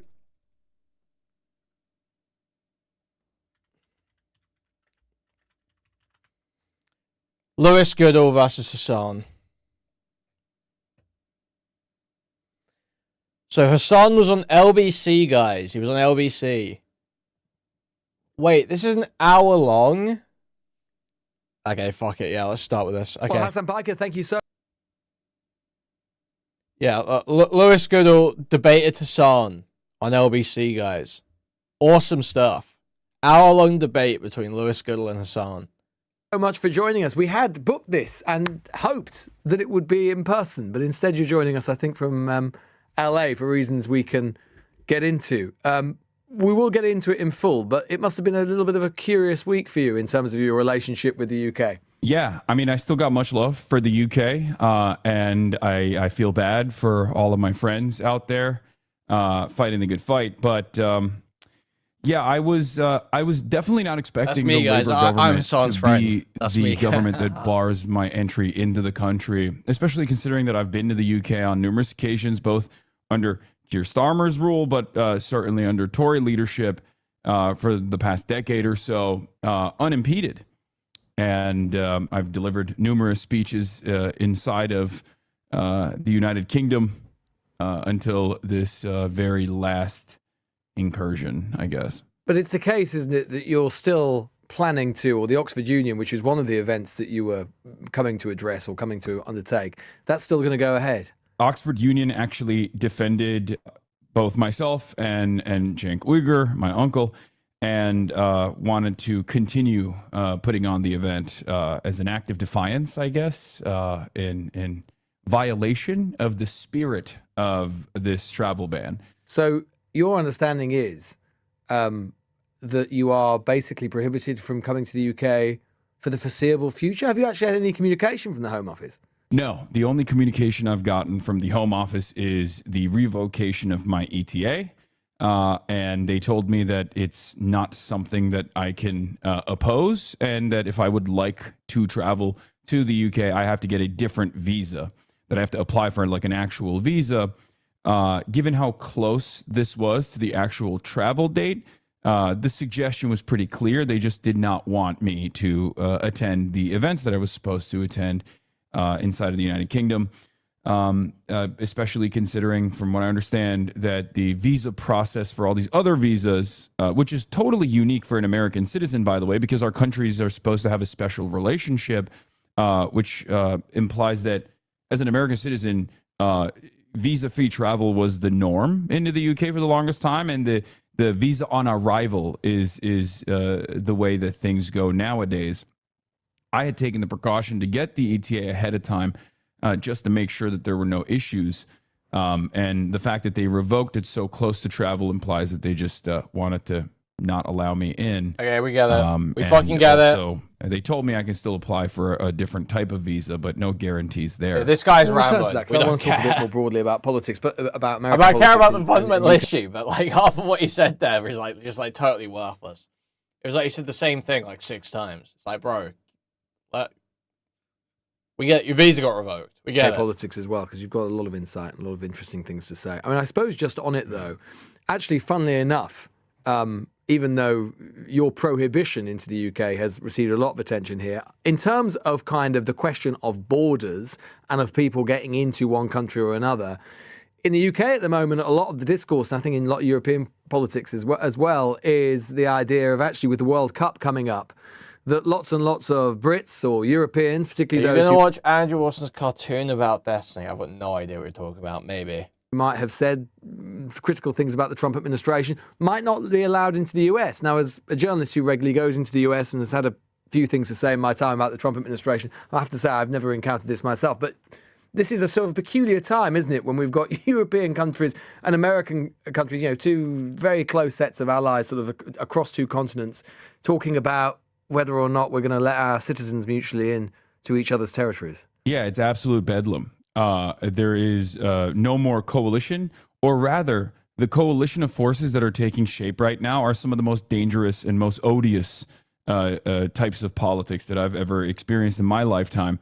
You have the MAGA movement, which by my estimation is almost turning into this behemoth of an international fascist movement, really, that has close associations with both reform in your country and also Restore Britain as well. And there's this weird allegiance where we're becoming more toxic against one another, and the age of international rule-based order is seemingly being cast aside. I find it to be very dangerous. I find it to be very worrisome. I don't think it's just about being able to enter the United States to go watch your favorite football team defeat the Americans or whatever. There are far greater consequences, I think, later down the line. But I agree with everything being said. See. I just feel like Kassan is like adding nothing unique or interesting to it. Do you know what I mean? The universal condemnation of this act from places that I never thought would actually defend me, pro-Israel outlets such as the Free Press or even The Economist and the Washington Post editorial board, have all collectively panned the British government's decisions. Wrap it up, man. But then there's also a lot of right-wingers who actually celebrated it, and I find that very odd as well, because they're probably coming to the United States of America to watch their national teams play. And what if their travel is impeded in the same process? It's interesting, just to take you back to that phrase you just used. You think that there is an international fascistic organization that's forming, and you would elide the MAGA movement and reform and restore. And restore is an interesting one because, of course, it's. I think a lot of listeners and viewers to this show might be surprised that restore is even known in the United States. It's probably more known in the United States, but I was in CPAC in Dallas not long ago, and actually I was taken aback, actually stunned, by the number of people who knew who Restore were, who knew who Rupert Lowe, the MP for Great Yarmouth. Lewis Goodall is far smart. Yeah, I have to say, far smarter than my best friend Hassan, and usually has far more interesting commentary on politics than my best friend Hassan. So I'm watching because it says Lewis Goodall versus Hassan Piker. I'm interested. I want to see a fight between my best friend and one of my favorite pundits. Yarmouth, who on paper would be quite an obscure figure in the United States, but actually no, he's very well known. Yeah, and a part of the reason is because I think we live in the age of the internet, and like I said, there is an international component amongst far right elements in European society, certainly, or even South Korean society, as a matter of fact. Charlie Kirk, before he was assassinated, had traveled to Japan. I'm getting the Ludwig. He's messaging me right now, telling me to kill the stream, and cut out of the pod. He's messaging me right now. I'm getting the Ludwig. South Korea and through these massive events with the South Korean far right, and they were all wearing MAGA hats. I find that both fascinating and also terrifying at the same time, that there is this amalgamation of right-wing forces that are not necessarily adjusted to their own local considerations and their own local problems, but instead they get their notes from MAGA, and they wear MAGA merch, which I find very strange. I feel like it's not even a principled version of nationalism that you would expect from these old school fascists. It's very interesting to observe. What do you make of, as someone who has probably been thinking about British politics a little bit more than you might have otherwise been, when you see where we are in British politics, you see Nigel Farage, you talk about Rupert Lowe and Restore. What do you make of where British politics is at the moment, and particularly in relation to US politics? Do you see US politics utter devastation? Devastation. Why do you think devastation? Utter devastation. One of the early warnings that, it's not a secret that I was a big fan and big supporter of Jeremy Corbyn. Indeed. And still am now a friend to Jeremy Corbyn as well. Honored to know him. And he's defended you this week. Yeah, he has. And so has Zach Polanski. I've collaborated with Zach as well at times. So what I will say is, since the Corbyn ouster, it was very clear that Labour was headed down a very dangerous path, going back to Blairite versions of the party. I think it's a song guys losing me. Not far worse, right-wing elements in the party overtaking the entirety of Labour. And one of the warnings that I delivered on the night of the election, after Keir Starmer won, with less votes than Jeremy Corbyn had, ironically enough, was that if the Labour government continues down the line of austerity and refuses to address some of the economic hardships that people are experiencing, that has caused a lot of the former Labour strongholds to turn into areas captive by reform, and first the Tories and now even reform. Oh my God, Lewis Goodall has got to pull him up on some of this shit, man. This is literally fucking retarded reading. Yes, Jeremy Corbyn got lower votes, but it was a lower turnout election. Keir won more seats overall by a massive, massive, massive margin. They're not continuing austerity. That's not a thing. Just making basic welfare reforms and means testing winter fuel payments, so that you're not handing out a bunch of money to people that don't fucking need it, and causing a bunch of economic activity. It's not austerity. It's so fucking annoying. Surely Lewis Goodall's gonna fight him. I was worried that far right elements were going to overtake British politics, and they certainly did. As a matter of fact, the Green Party's surge has only been the last saving grace of British politics to a certain degree, considering that I think in the absence of this Green Party resurgence, Labour would be eviscerated and then you would have an eclectic group of, I guess, independent MPs and maybe your party as well, to a certain degree, try to put a strong opposition against this behemoth that the Reform Party has become. Are you talking to Polanski much? Are you advising Polanski? I wouldn't say I'm advising him, but I chat with him every now and then. He's particularly in the last couple of weeks. I mean, he's receiving, as you might imagine, ferocious media attention, and a lot of the newspapers are coming for him in a very big way, and they found some things that are embarrassing to him, and so on. Some of which he's acknowledged. What would you say to him as someone who has been very, very successful in corralling the power of digital media on the left? What would you say to him about how to deal with the traditional media? Be bold, be brave. Don't be afraid to be contentious at times. Stay on message always. I think one of the things that Zoran Mamdani, the mayor of New York City, did so expertly in spite of the barrage of attacks and heinous smears that he was receiving, not dissimilar to what Zach Polanski is currently going through, was he would always play this intellectual judo where he would consistently reframe the conversation back to, and dare I say expertly, back to a key policy of his platform.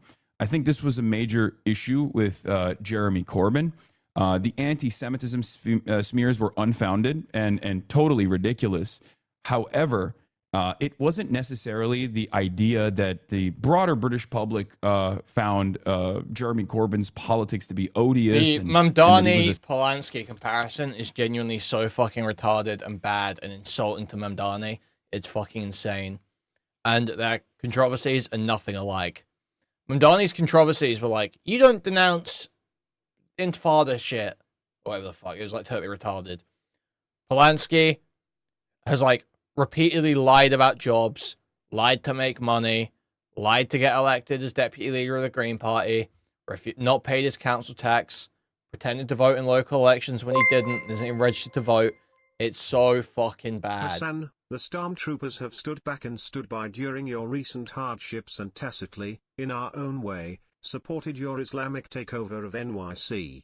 You Thank you for the don't $10, want to take Shimmerly. this road. Turn back now. It's like Platner is literally more manufactured than fucking Polanski. Polanski is just a reprobate.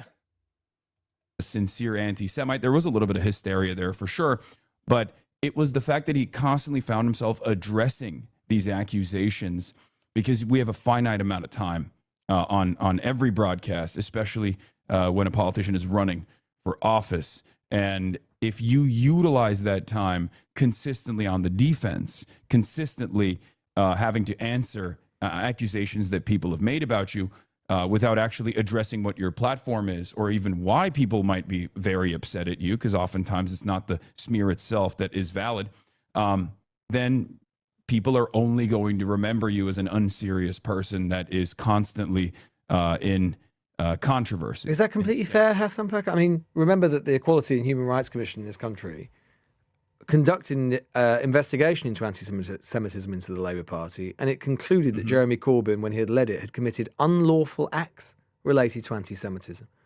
Key findings included Labour was responsible for unlawful harassment, discrimination, there were serious failings of leadership, an inadequate process for handling anti-Semitism complaints. Two things can be true at once. It can be true to say that people who perhaps had ulterior motives decided that they wanted to use some of this to try and undermine Jeremy Corbyn, but it can also be true to say that Jeremy Corbyn led the Labour Party during a period when it did things that it shouldn't, and it didn't do other things that it should have done with regards to anti-Semitism.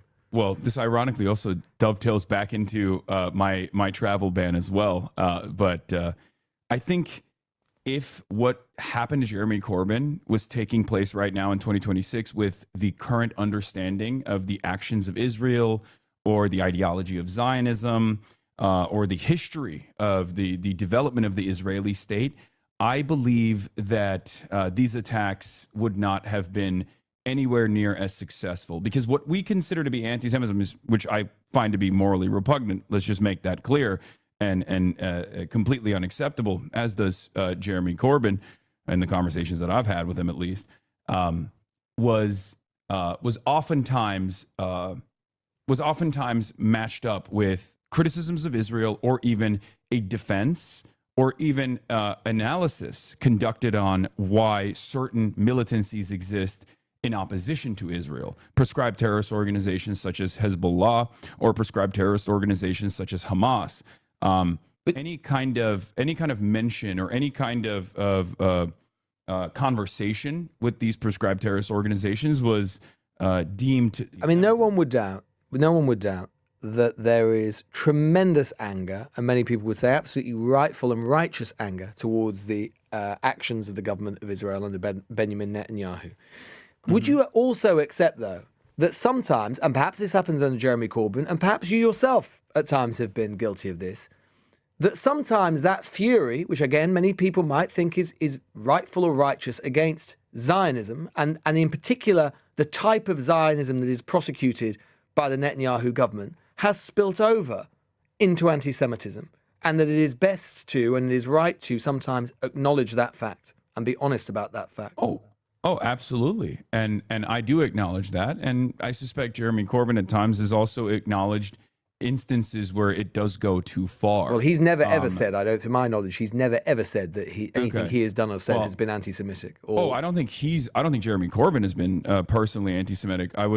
We can go through the report if you would like, and I can maybe make a better assessment of some of his actions. Do you think that you've ever said anything or done anything which could, in the cold light of day, be reasonably interpreted as anti-Semitism? Absolutely, for sure. I mean, I'll give you an example personally.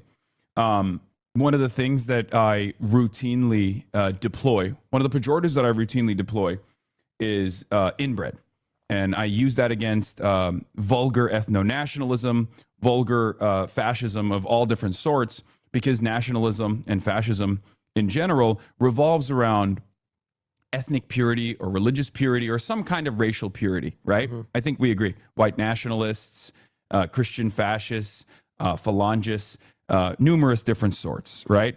And one of the things that they always bring up that I also personally identify as like something that could be misconstrued as me being anti-Semitic is when I called settlers in the West Bank. Sorry, I'm just quickly making food right now, but I think it looks good to actually be able to admit that some of the stuff does look anti-Semitic, even though I think complaints are retarded. Bred settlers, and that was. I think you compared them to the KKK as well. Is that right? Oh no, but I don't think that's anti-Semitic. No, I'm not saying that's anti-Semitic, but I think I'm just giving the full context. I did. Yeah, I did. I've compared them to neo-Nazis. I mean, Itzma Yehudit is Itamar Ben-Gvir's party. It's literally called the Jewish Power Party. It's not like they're hiding that they have fascistic. But do you think it might ever be better sometimes just to never compare any Jews to Nazis? It might just be wise to do that. No, I don't. I'm not so people dropping. About you're microwaving eggs. You're microwaving eggs. I'm actually frying an egg right now. Fuck you. I'm cooking properly. Fuck you. Fuck you. Fuck you. Fuck you. Comparison, and I've actually had. But maybe that's easy for you to say as a non-Jewish person. Oh, for sure. But I'm. I mean, you can call them lots of things, Hassan. I'm just sort of trying to be as sort of generous as possible. Well, but you could. There are so many things you could call those settlers. I'm not defending those settlers for a moment. I think a lot of them are committing heinous acts. I think a lot of the people in the far right of the Netanyahu government are absolutely appalling. I would say that completely explicitly. But you know what? You could probably say all that, and you could probably make a stronger case and not undermine yourself by comparing them to Nazis, because Nazis literally tried to exterminate who they are as Jews. Yes, I don't disagree with that. The comparison, so why'd you do it? In my opinion, the comparison, in my opinion, is not only graphic, but it's apt. Because Nazism is a fascist ideology. It's a dangerous fascist call them fascists then. Call them fascists. You don't need to call them Nazis or neo-Nazis. Well, but the reason why I specifically utilize the term, deploy the term Nazi, is because, well, two reasons. Number one, the goals of ethnic cleansing are identical, and especially considering that a genocide has unfolded at this point, a modern day genocide with different tools. It's not the same exact type of genocide as the Holocaust, of course, not the concentration camps, and yet it's an open air prison that has been bombarded with almost 10 atom bombs worth of explosive ordnance that my government, and as a matter of fact, your government has aided and abetted in the process of. And from that perspective, the reason why I say I'm not so precious about this, while always maintaining the position that anti-Semitism is completely unacceptable, I always say I'm not precious about this because at the end of the day, it's a genocide. At the end of the day, this is an apartheid state, and Zionism as an ideology is a racist ideology. And many Jewish thinkers are now also coming to terms with that, even if they had self-identified as Zionists their entire lives. This transformation. So you would compare what's happened in Gaza to the Holocaust? It's not to the same extent, no, but I have compared it to the Holocaust, yes. It's no different than saying these concentration camps that we have in the United States of America are turning into death camps. Fascism is not a static concept. It's an ideology. It's a very dangerous one that I oppose unconditionally across the board. But it's not the Holocaust, is it, Hassan? It's not the Holocaust. No, of course. And to compare it to... I think the thing about you is you speak compellingly about many things, but you undermine your case and you open yourself I think Gula's doing a good job. I think it's one of the best sort of like reasonable pressings of Hassan I've seen. Which might not be unreasonable, of anti-Semitism by making these comparisons between what the Israeli government is doing, and let's be honest, Jews and Nazis and things they did in the Holocaust, because however heinous we might find what has happened in Gaza, and many of my listeners and viewers would, it is still not the same as the mass extermination and the ritualistic extermination of people which happened on a daily basis during the Holocaust. So why compare the two things? Because I don't want it to get to the Holocaust. And this is the best part of this conversation, and I love having this conversation, because Holocaust studies are profoundly important. But they're not profoundly important so that we can understand what took place and then assume that it's never going to happen again. The entire point of genocide scholarship and specifically scholarship surrounding the Holocaust is so that we understand exactly how a society can move in that direction, and how so many otherwise kind people, I assume, can turn a blind eye to the atrocities that are unfolding, so that we understand what took place and never allow it to happen again. So my point is, I think the final solution for... He didn't say you can't compare it to the Holocaust. He said it's an inaccurate, though expressive, comparison that opens you up to allegations of anti-Semitism, because you are obviously looking for intense reaction.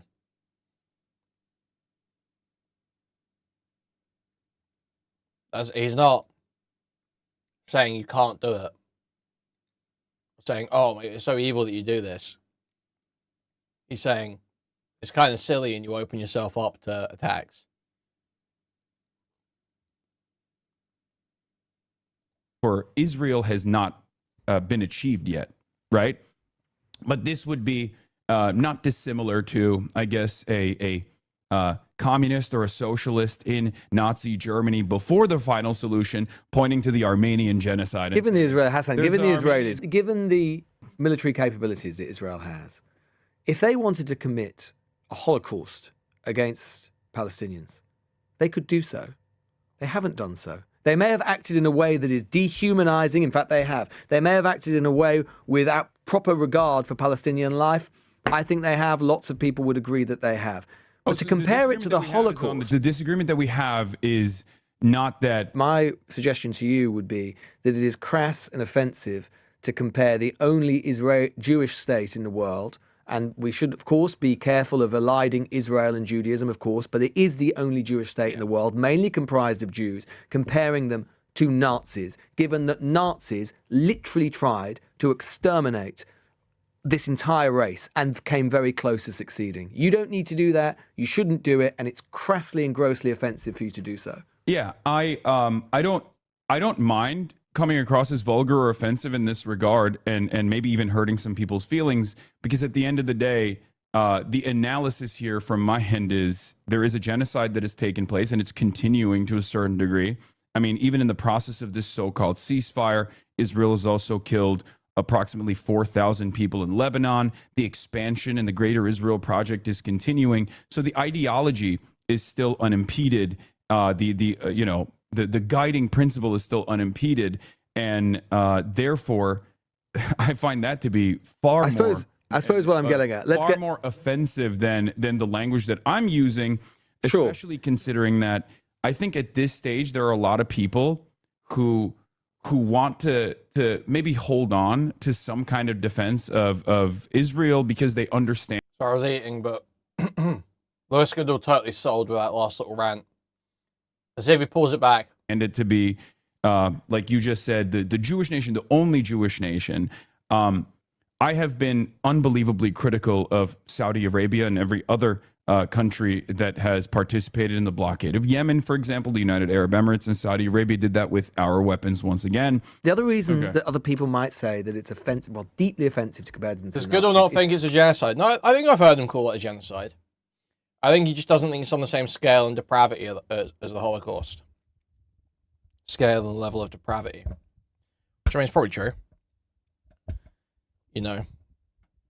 Yeah, there's a bit more... Yeah, it's definitely on the scale. It just isn't as, the idea of people dying to bombs isn't as evocative. However disproportionate we might think the Israeli government has been in the reaction to October the 7th, and I would agree with you that it has been disproportionate and in many cases appalling. October the 7th did happen. 1,300 Jews were killed in the most horrendous, heinous way that we might imagine. It was a pogrom. There is a major security problem for the state of Israel with Hamas and with Hezbollah. They do have to protect their own citizens and their own people. And to compare that to the Holocaust, the Nazis weren't, so to compare them to Nazis, the Nazis weren't provoked by Jews into the Holocaust. There was no security problem for the Nazis. And so to combine and compare and allied those things is not just offensive and wrong, it's just crazy. No, your analysis is actually ahistorical and unfortunately categorically false.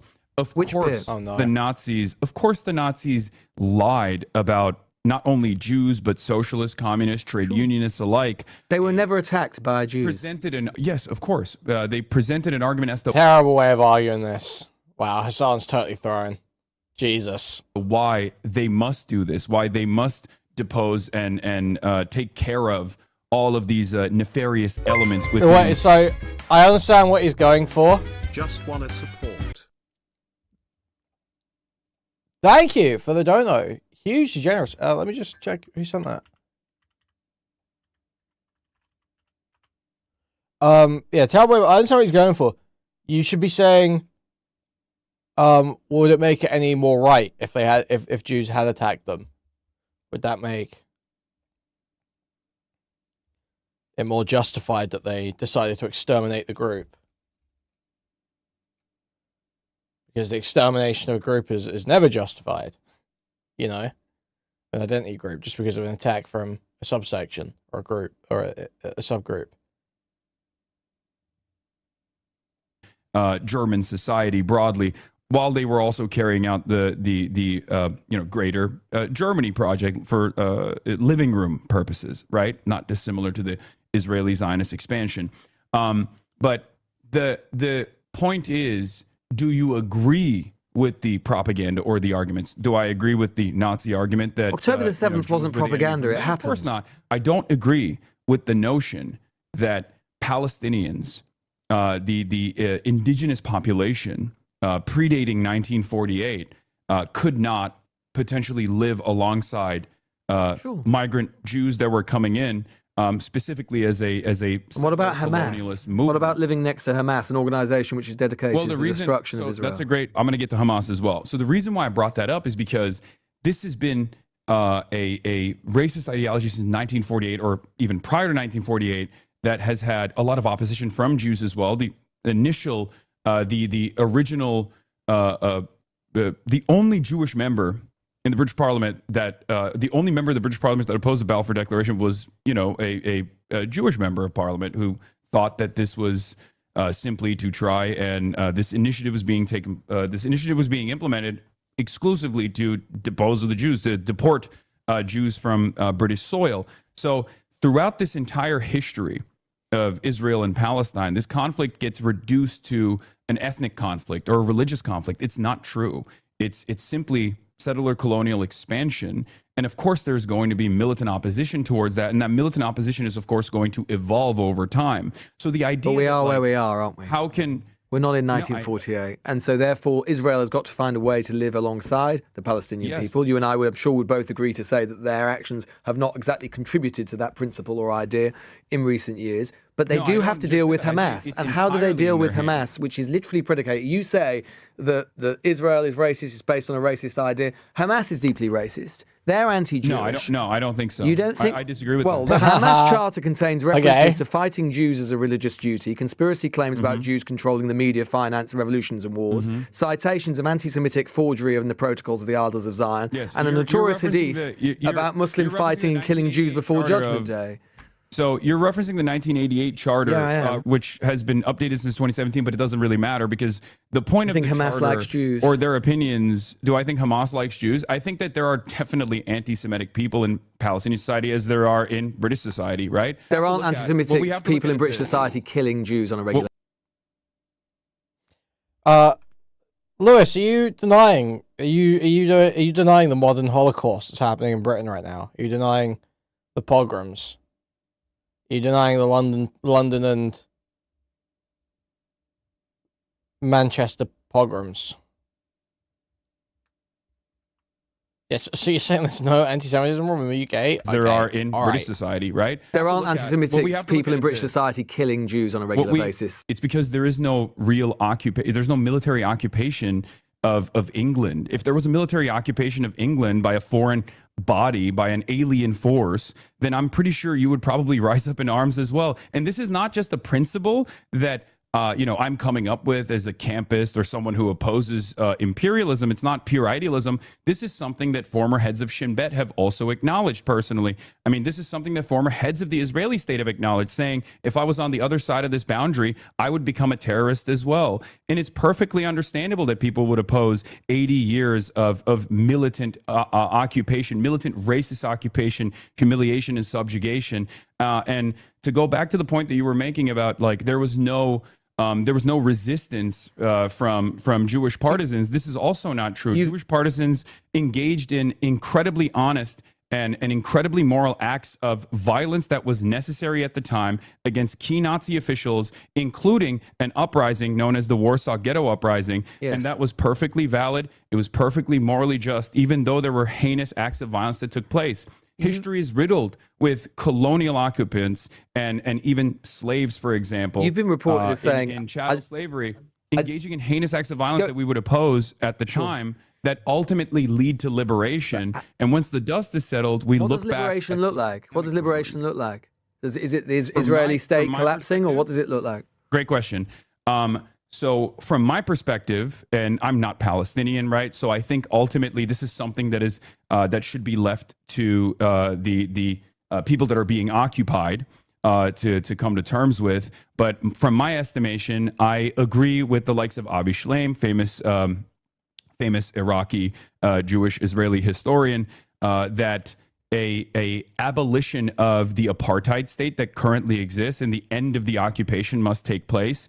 Some people believe in a binational commitment. I think that's perfectly valid. Some people claim that a two-state is viable. I don't necessarily believe that a two-state with the 67 boundaries is viable because of the fact that since the so-called peace process since the 90s, Israel has deliberately extended the settlement operations in the West Bank, and now the number of Jewish settlers Would you accept that are something the Israeli government have long wanted, and for understandable reasons, is that Hamas would de-arm, would demilitarize as an exchange for any deal? Do you think that would be a reasonable request, that Hamas would lay down their weapons? I think that it's perfectly reasonable for a two-state solution, if that's what the suggestion is, a two-state solution where one of the two states is still going to have a standing military. Will that be Hamas as a political organization, or will that be the Palestinian National Forces? I do not know. But ultimately, of course, if there is a sovereign state,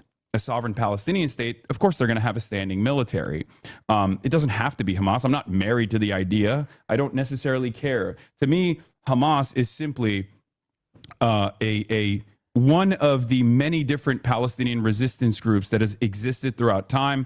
I don't agree with their domestic policies, but I feel like that is utterly immaterial because the conversation that we're having is about ending the occupation. And Hamas ultimately wants to end the occupation. Hamas would never exist and certainly would not be as violent as it has been if there hadn't been, 80 years of occupation prior. Hamas, we were talking about the charter in 1988. That charter was written when Hamas wasn't even an actual political organization, but a Muslim Brotherhood cutout that was an Islamic charity, that it was even getting funds from the Israeli government, as a matter of fact. I'm thinking about the reasons why it might be that the Home Office has banned you. And I certainly, for the record, by the way, I don't think conversation is probably part of it, don't you think? Well, that's what I want to discuss. And for the record, I've tweeted out this week, I think ridiculous that you've been banned. I think that, and so on. But let's think about the Home Office's justification, what it might be.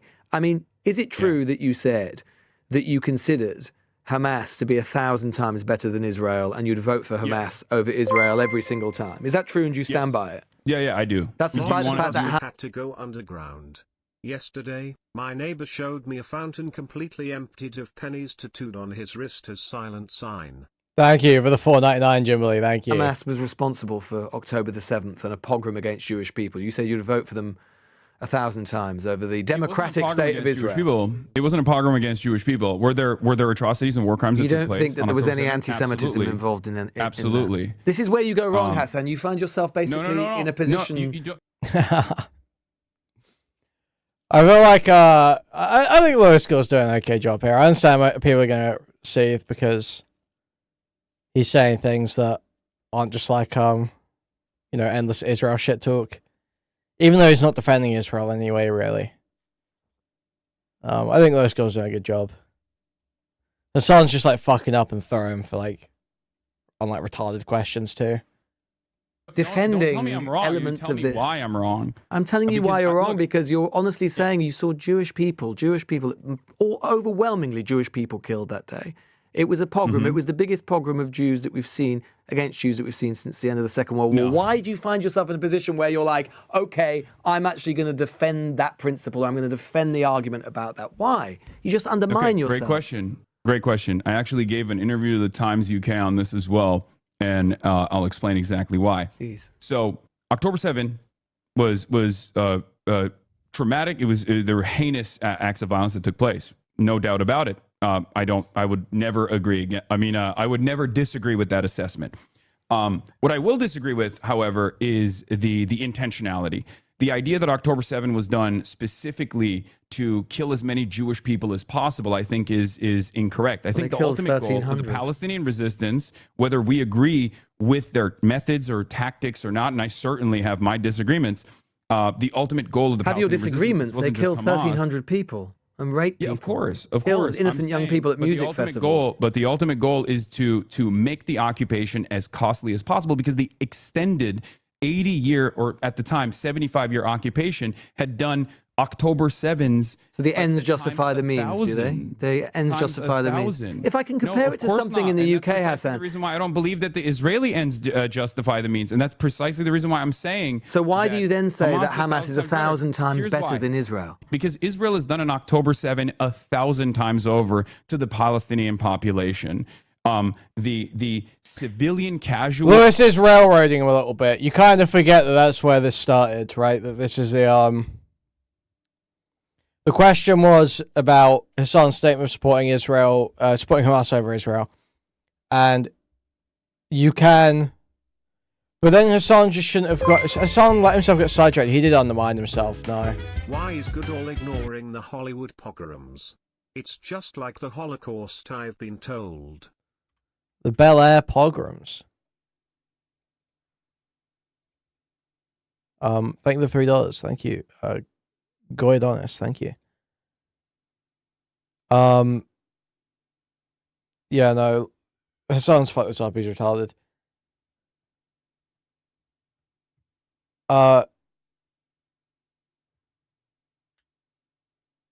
He's just terrible at phrasing everything. There's a way to answer these questions where you don't basically just say flatly, October 7th wasn't anti-Semitic, because it sounds like you're saying there's no anti-Semitism involved or motivating it. Obviously, that's not true. But it's a totally reasonable point to say, well, this isn't like, just some totally random killing of Jews because they hate Jews. This is part of an ongoing occupation, and it's like calling it a pogrom loads a lot. When really, well, it's like a terrorist attack is the better way of putting it.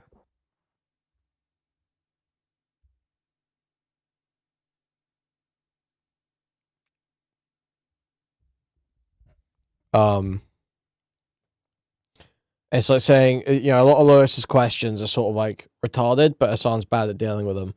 Like saying, oh, you don't think it was to kill Jews? It killed 1,300 of them. Well, yeah, who else is it going to kill in Israel? You know, do you know what I mean? It's like, yeah, who else were they? I mean, who else were they going to kill? You attack Israel, you're killing Jews. I don't know what to tell you. Like,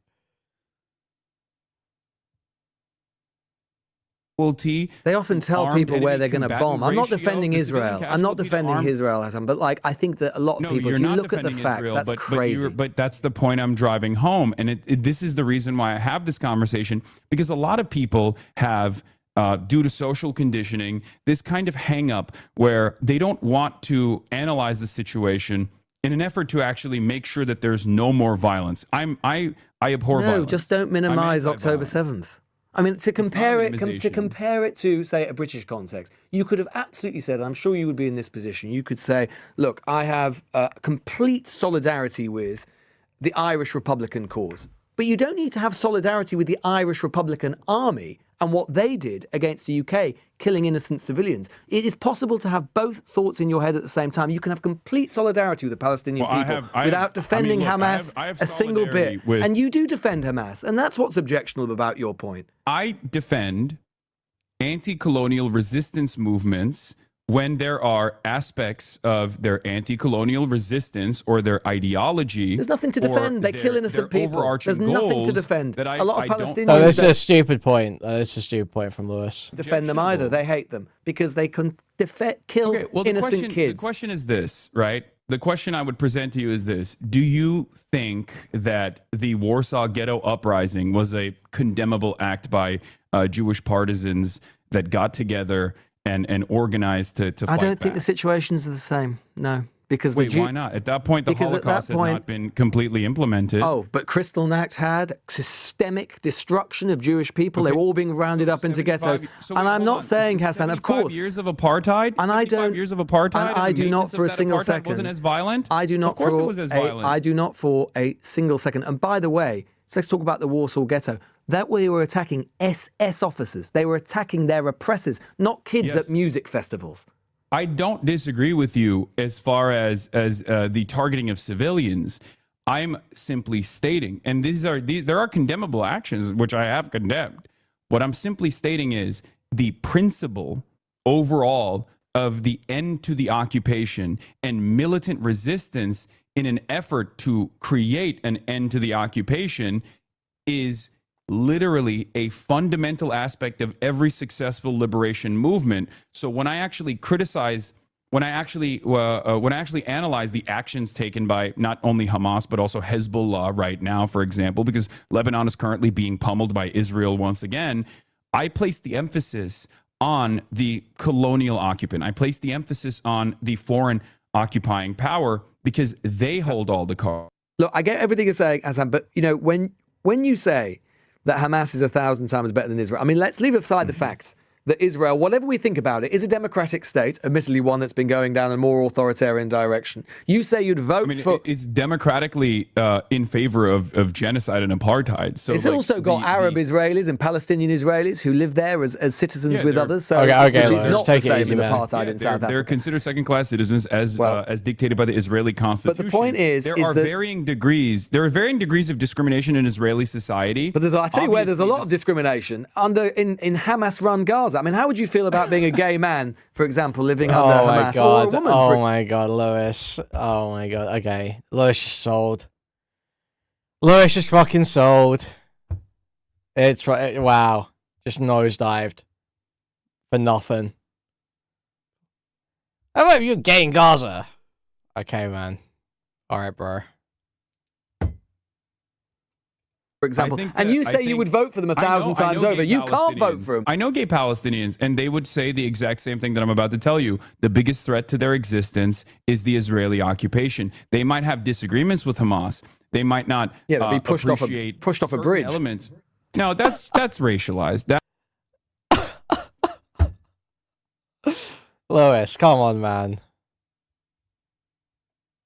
It's not racialized. It literally happens. The LGBTQ group, Hassan, LGBT groups around the world have condemned her. That's not true. That's simply not true. So you think that is? It is literally I will have to true. push back on this. What you're saying is actually not true, and also a little bit messed up to say, because these groups are very different from one another. I am not an Islamist personally, obviously. I am not. I'm not someone who's ever going to be in favor of religious fundamentalism. But Hamas does not represent religious fundamentalist governance. It represents. You can get up to 10 years in prison for being gay. You can get up to 10 years in prison for being gay down the barrel of a Hamas gun. Okay, but that's not. You used a specific. Okay, Hassan is right to call this out.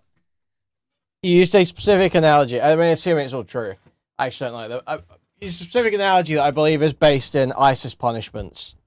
I remember that being a big thing about ISIS. ISIS is throwing gay people off of buildings. I don't know that's true about Gaza. I don't know they do that.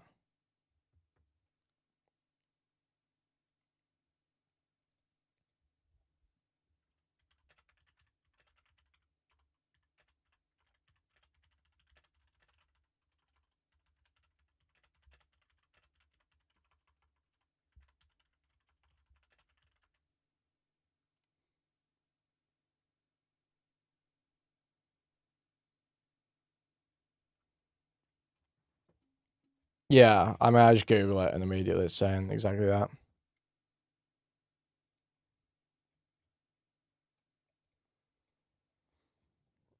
Yeah, I agree with Hassan. It is a racial stereotype. It's a racial trope. You just use the same part because it is very different. It's still abhorrent to imprison people for being gay, but it's very different to throw them off a rooftop. Assumedly with no trial or anything too. I don't know what the justice system's like in Gaza. I can't imagine it's particularly complex.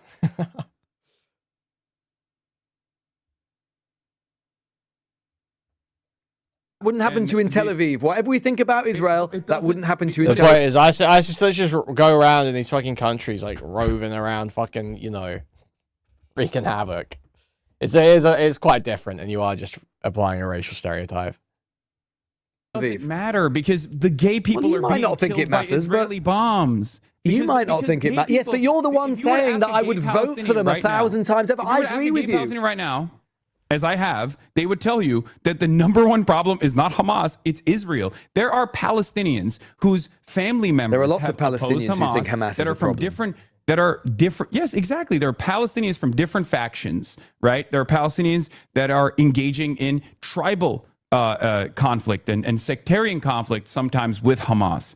And yet, they will always tell you. Maybe this is why you've been banned, Hassan. The number one problem from the Palestinian perspective is, of course, the occupying forces, is, of course, the country that is maintaining an apartheid, the nuclear armed nation that has not only just done a genocide in the last 3 years, but also maintained an apartheid for the last 80 at this point. This is the reason why a lot of people... You can believe that Israel has committed unbelievably appalling atrocities.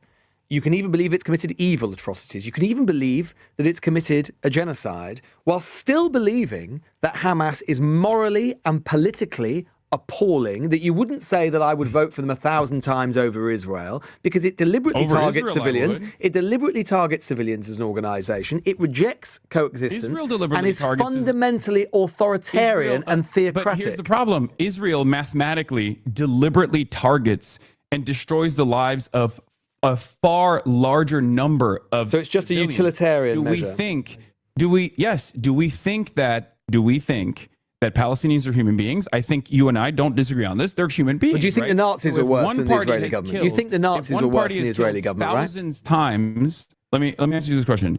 If one government has killed 1,000 times more, if not more than 1,000 times more civilians, as opposed to the other party, of course you're going to say you one compare party the is worse Israelis than to the other. Nazis, but you would accept the Nazis were worse than what the Israeli government has done. So far, the Nazis, of course, are worse than what the Israeli government has done. However, my fear, and this is the reason why genocide is not measured in how successful it was in wiping out an entire population, but instead genocide nowadays, the statute itself is measured not with the actions alone, but also with the intent, because the whole purpose of the genocide statute is to stop a genocide. But do you think this might be, Hassan, right? why you've, and again, I don't agree with the fact you've been banned, but maybe this is why you've been banned, because you openly support, maybe ultimately this is why you've been banned. Again, I don't support your banning, but maybe the British government has decided, you know what? To support it a little bit. You know, no, I don't. I don't agree with a lot of what you say, but I'm absolutely happy for you to come to Britain. Opinion on this. Shabana Mahmood has a different view, clearly, or at least the Home Office does, and maybe that's I why. thought that's lame from Hassan. I don't think Lewis wants Hassan banned at all.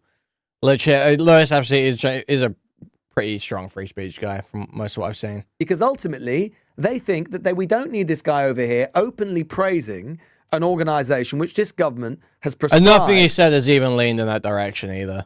And which is a terrorist organisation at a time when we do have a rising problem and an appalling problem with anti-Semitic violence in this country. Well, so I don't know how long you've been watching Stylo. The through line of his criticisms has been you open yourself up to attacks and create problems for yourself. Because I don't think Lewis super disagrees with like a lot of Hassan's perspective. Because I mean, he, you know, I don't super disagree with like a huge amount of what Hassan says, unless it's about like actual British domestic politics. And I agree with most of what Lewis Goodall says. So, ironically enough, the last time I was at Oxford disagree that Union, much. I delivered a speech extensively on anti-Semitism being the canary in the coal mine of fascism and how we must always oppose it. Since then, my opinion hasn't shifted on this issue. I think it's morally repugnant, it's odious, and it's wrong. Simply put, it's just the wrong calculation. Because there are some people who will say, oh, well, a lot of Jewish people support Israel. Why don't you just oppose Jews? Are you too afraid to say it? And I always tell them, like, this is not the case, because Jews are not a monolith. No group of individuals are a monolith. It sounds like he really disagrees with considering Hamas better than the Israeli government. Yeah, and I can understand feeling that way. I think Lewis Goodall just does a bad job of arguing it, but so does Hassan. Because Hassan's argument basically comes down to, well, Hamas are like that because they've been made like that, and they don't have the power to do anything worse, so they're not that bad. But that doesn't really get to the core of what's being asked, you know. You have to do it like equal stats. You have to do it like equal stats. Because there's reasons why everyone is every way, you know. Because everything's determined. Everything's cause and effect. So you just say, oh, well, there's the history, they've been oppressed. It's like, yeah, okay, well. I know he didn't say equal stats, but I think that's kind of baked into the question. I think that's why part of why people get so pissed off with Hassan with his answer to this question. It's because when you say, who would you vote for, Israel or Hamas? The idea of voting for them implies they will take control of an existing apparatus, the same apparatus for either one. So it is kind of baked in that you're talking about giving them equal stats. Yeah, but then if you're saying it's because of harm, you don't really answer the question.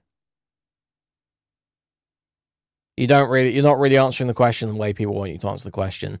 And so he has to argue it differently, at least. He can't just keep saying harm, bigger harm, bigger harm. Because it's a hypothetical about which one you would rather have in power.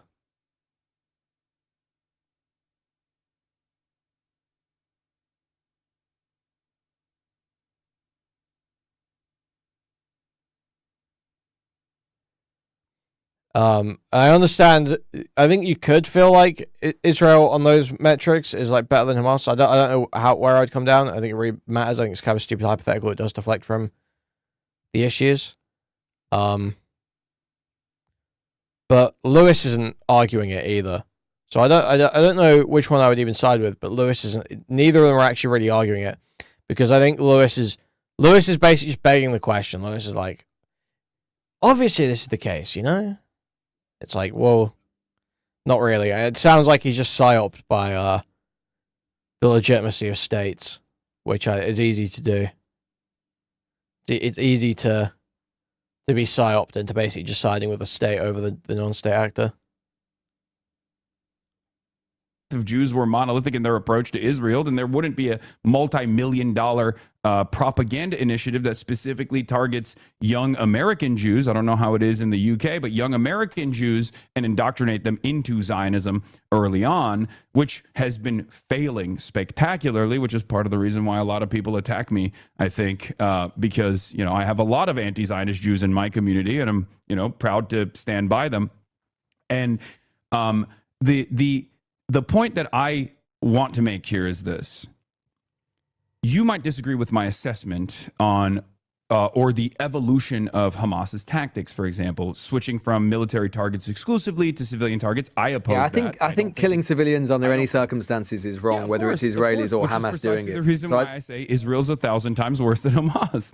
No, I think the principle is the same. I think the principle is the same. I don't think I'm not a utilitarian, clearly, in the same way that you are, Hassan. I don't think that just because you kill do you disagree that Israel has killed 1,000 times more civilians than Hamas has? I don't know what the statistics are, but I would accept completely that Israel has killed lots of civilians, and it's absolutely heinous. Unlike you, I would draw a moral equivalence between those acts. But you seem to be willing to more because you're attached to a sort of anti-colonial ideology. Estimate is 70,000, with the overwhelming you majority are willing to basically dismiss one. Lewis is like so close to making a good argument here. Lots of civilians, and it's absolutely heinous. Unlike you, I need to. There's like something. I don't even know how you would pull this together. It's not quite. It's like totally morally equivalent. Because obviously the context of a civilian death does alter the morality of it. Obviously, accidental civilian deaths versus intentional civilian deaths is the obvious. But I felt there's probably other examples you can pull as well. So I don't think it thoroughly responds to Hassan's argument. You disagree that Israel has killed 1,000 times more civilians than Hamas has? I don't know what the statistics are, but I would accept completely that Israel has killed lots of civilians, and it's absolutely heinous. Unlike you, I would draw a moral equivalence between those acts. But you seem to be willing to more because you're attached to a sort of anti-colonial ideology. The estimate is 70,000, with the overwhelming majority. You are willing to basically dismiss one and favor the other, and I'm not. That's the difference between us. I don't think you're not favoring either party. I think that there is a level. I think murder of civilian is wrong. Full stop. I don't see it as an anti-colonial struggle. I think it's wrong. Full stop. I don't think it gets them anywhere. Country. There's a level of understandable sympathy demonstrated by people in Western society, especially towards a country that has been a cooperative ally for a very long time. Hassan needs to stop sounding like he's defending the act of killing civilians as well. He has actually gone off message here, and he's not making it set. The point he, I think, wants to make is about inevitability, but he's starting to sound defensive. I totally understand that. It's a byproduct of our social conditioning. We look to a country, and you've mentioned it over and over again. You keep saying, well, it's a democratic process. There is a democracy in Israel, and I keep telling you that it's an apartheid system, so their democratic process is irrelevant. There are literally Arab-Israeli parties in the Knesset. You didn't get that in apartheid South Africa. I know, and ironically it's not the same, enough, is it? No, there's varying degrees. There's varying degrees of brutality here that we're talking about. You're referencing only Israel proper, and I guess the extension now with the settlement project as well. But Israel isn't just Tel Aviv and the Israel that we point to. Israel is a singular sovereign occupant state that dominates the lives of the almost 10 million Palestinians that live there. What would he wants comparison to be exactly the same? Yeah, that's stupid. But Hassan's not doing a good job of combating it either. Lewis is basically saying, if these are massively different scales, then why are you comparing them? And Hassan isn't doing a good job of answering that question.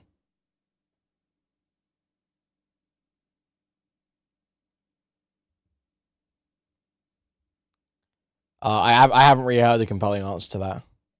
Open air prison that's being bombed and is being genocided and ethnically cleansed, and the West Bank has been an occupied state, illegally occupied, mind you, militarily, where the citizens don't have any rights whatsoever. The thing is, I don't know that an answer to this requires any South African history. I feel like you can come up with an answer to sort of stuff that maybe just owning that it's a rhetorical flair to try and to convey the concepts, because those are the most culturally relevant examples of these acts being committed, and the underlying act is the same even if the scales of brutality are different.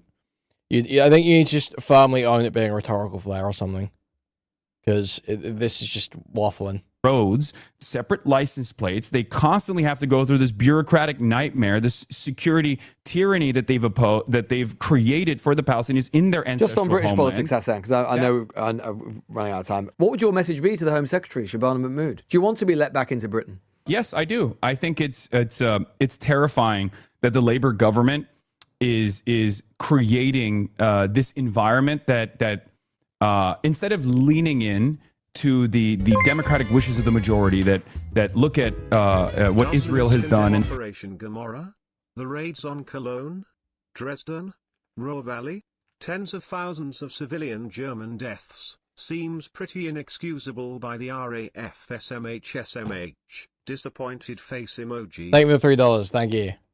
And look at the cooperation of the British government with Israel in horror, understandable horror, and demand an end to it. The British government has very clearly moved in the opposite direction of repression. Instead of addressing these needs, the government is instead telling people that they can't actually protest against this. And there's been silly prescriptions like Palestine Action. I think you and I would probably agree that was a little bit silly to prescribe Palestine Action as a terrorist organization, right? And then also the prosecution of the arrests of pensioners and the elderly for holding up a placard that says Palestine Action. Maybe I'm too American for this, but I find that to be, ridiculous, right? Do you think that actually inadvertently the British government, certainly to potentially, I mean, you've got millions and millions of people who watch and listen to you. Do you think Lewis Goodall not defending the prescription of Palestine Action? Lonerbox literally throwing his computer across the fucking room right now. I need to look up the stuff that I was arguing with him about before as well now that we're less focused on all the fighting. Yeah, I heard Lonerbox defending that shit again the other day. Oh, they broke into the fucking Elbit systems and assaulted a police officer. Yeah, I just don't think that... I think our whole laws around how terrorist organizations are treated are retarded, frankly. Literally, there should be no circumstance where some old lady holding up a sign that says, I support X terrorist group, gets arrested for that. That's retarded. The idea that you have to be enticing people to join in some way, I think that's the better way of arguing, like support, illegal support, something like that. It's all just retarded. All needs to be changed.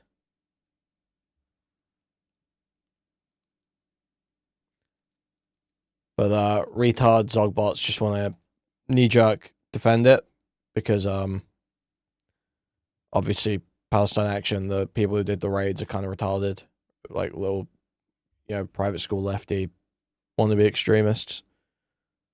They've magnified your message. Oh, absolutely. I think it's been a spectacular failure for them because if I came into the country and did my South by Southwest thing and did the Oxford Union speech and whatnot, I'm sure it would have gone as every other time I've been to the UK.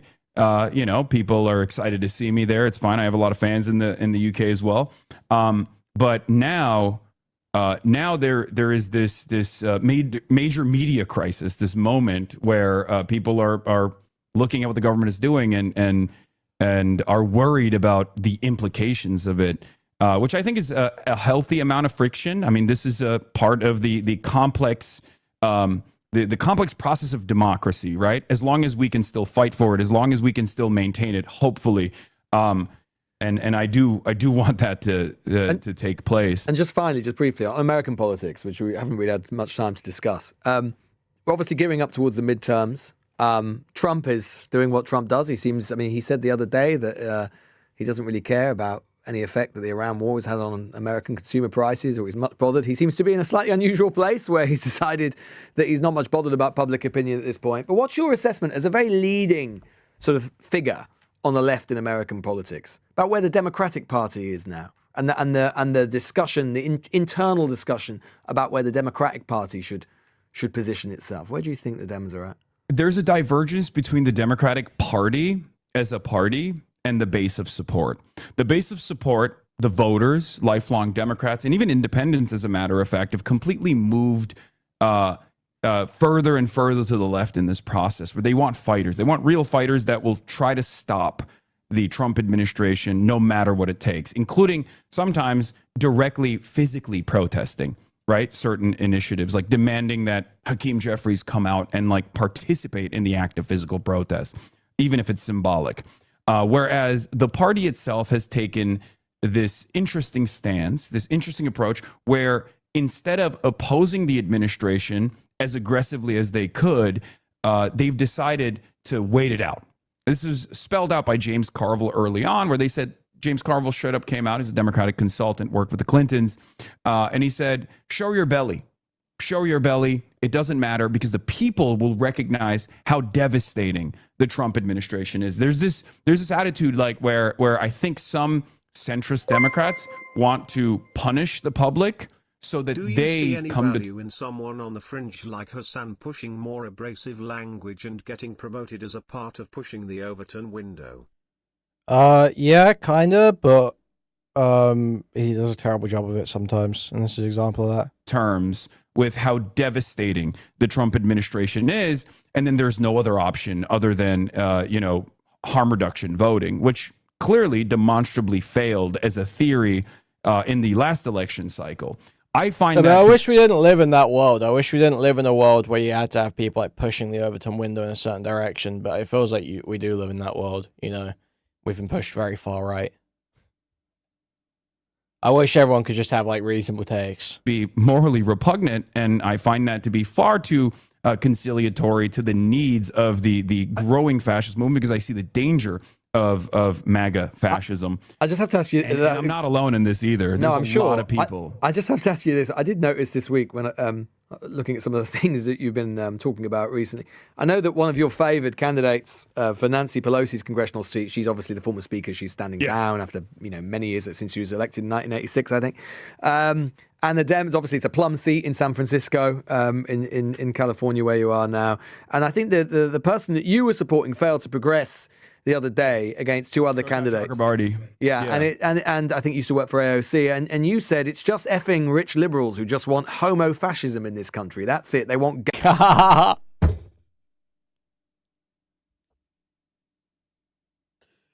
No way he said that. When did he say that? When did he say that, bro? That's fucking awesome. That's so fucking awesome. It's so true about America too. That is actually how American like Dems are. It's like they do just want homo-fascism. That's so true. It's rich liberals that want homo-fascism. Yes. Yes. In California, where you are now. And I think the person that you were supporting failed to progress the other day against two other candidates. And I think you used to work for AOC, and you said it's just effing rich liberals who just want homo-fascism in this country. That's it. They want gay fascism. They want gay techno-fascism. What did you mean by that? What's gay techno-fascism? It's really just about... Okay, W. Lewis hitting him with the... What did you mean by that?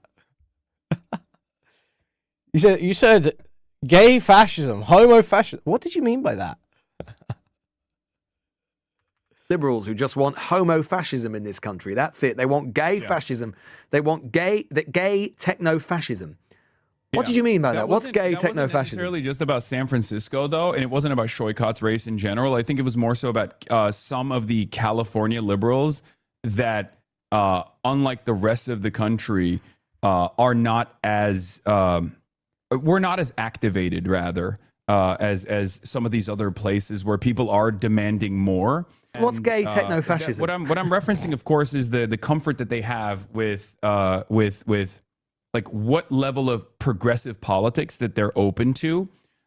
It's not a secret that, Peter Thiel, Sam Altman, numerous Silicon Valley tech CEOs are bringing about this new techno-feudalist dystopia that we're currently living under.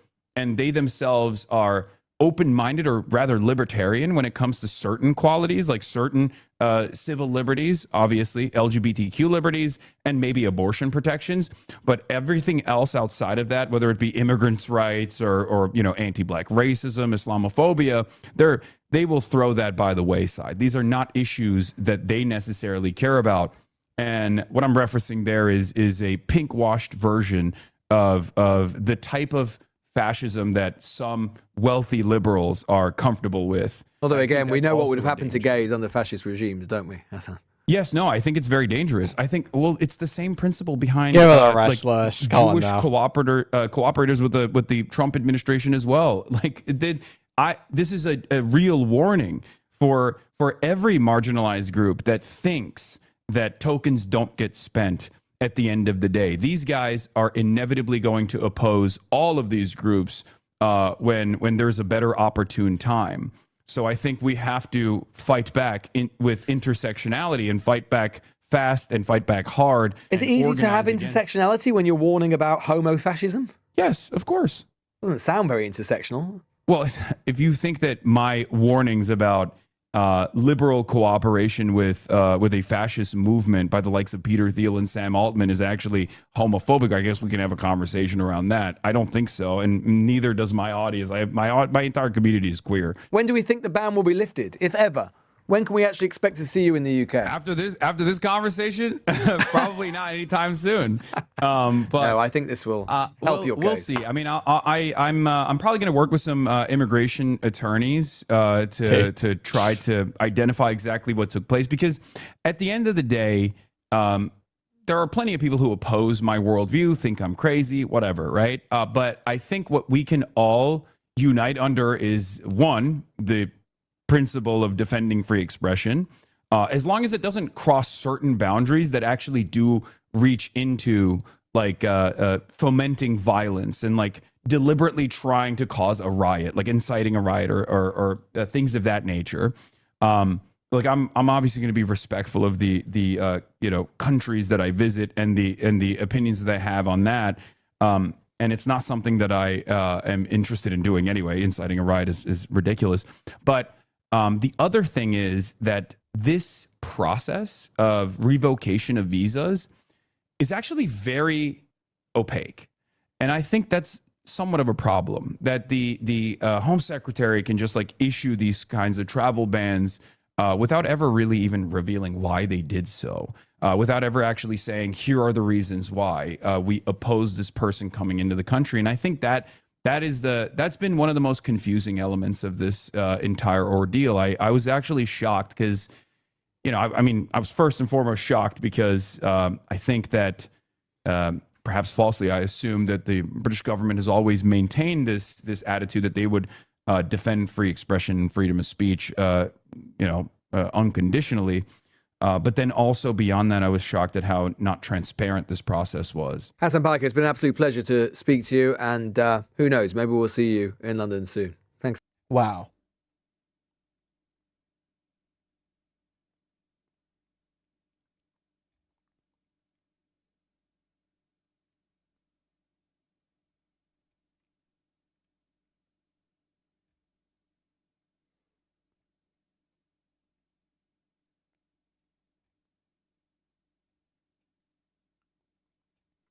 Apparently, Hassan's complaining about cuts in his responses. But I'm not gonna lie, Blood was rambling. Blood was rambling. They probably did him a fucking favor.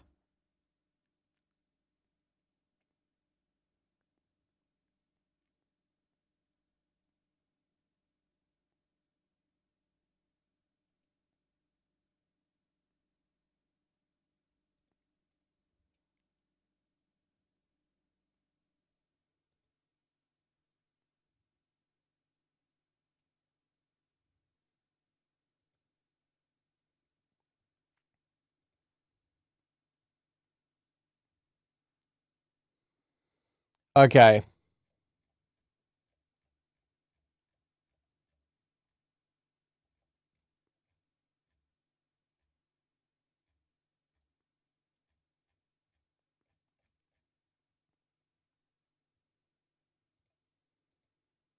Where's what didn't I have an appearance on Hassan's stream today? Where is that?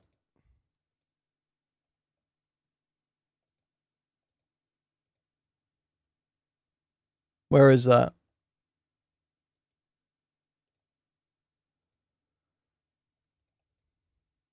Thank you.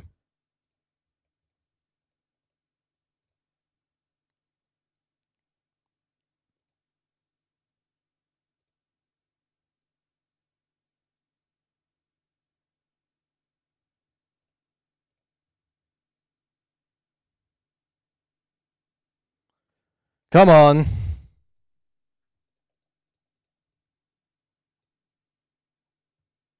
Bare buttocks of the offender under strict medical supervision.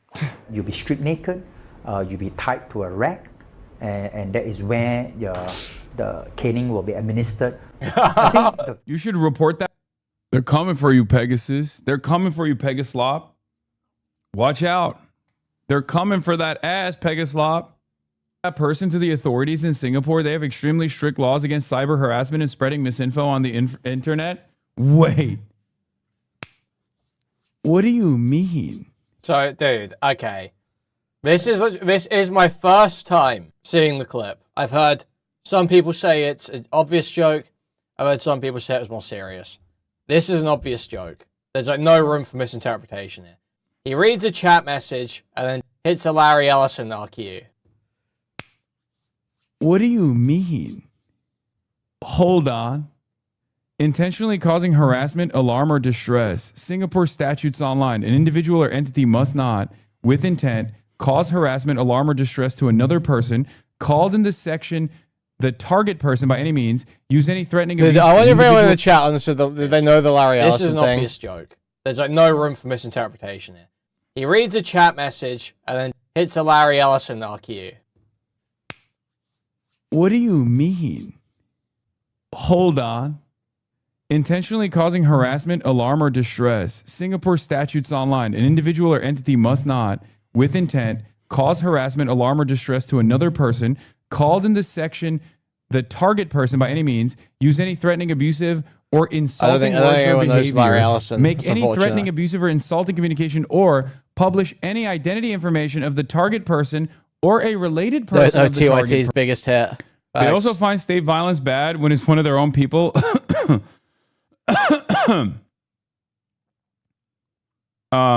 They also find state violence bad when it's one of their own people. Wow, Hassan wants Pegasus caned. What happened? Yeah, it's their law, man. What happened to simply comply? It's just the state law.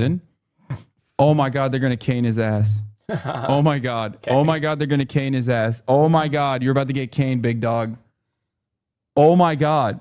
Because Singapore does not fuck around. This is so stupid, man. Someone was Am I telling me supposed to take this seriously?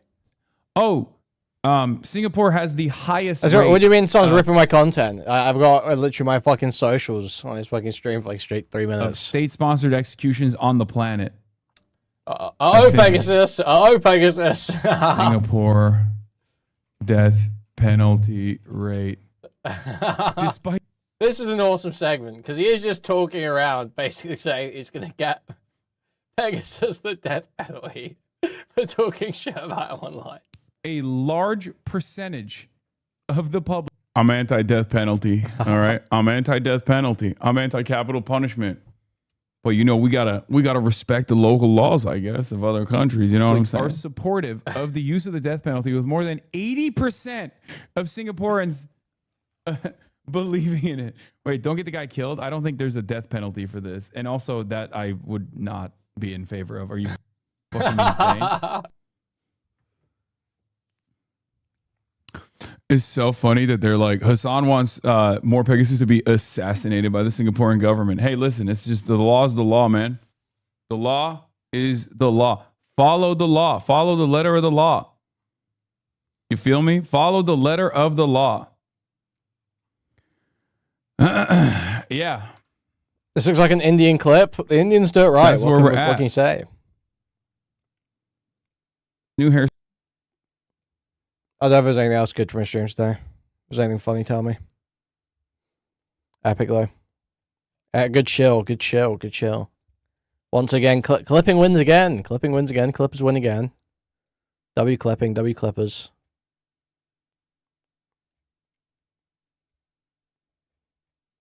Oh, I'll pull this up quickly. Guys, I sent this earlier.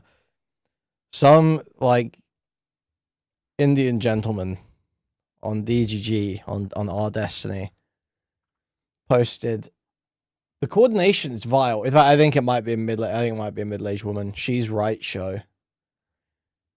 The coordination is vile. I'm making anti-bullying posters about tactics like that one. That's what it is, and people should call it out. The image just goes hard as fuck. The image just goes absolutely fucking crazy.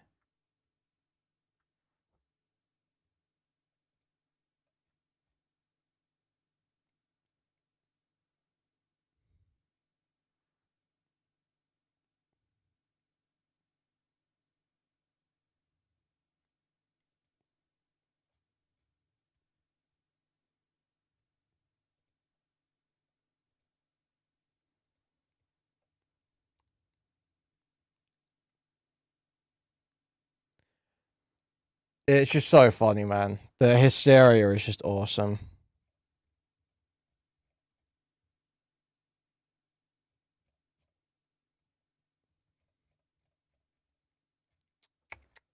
Okay. Right, let's start familiarizing ourselves with some of this denim stuff, I think.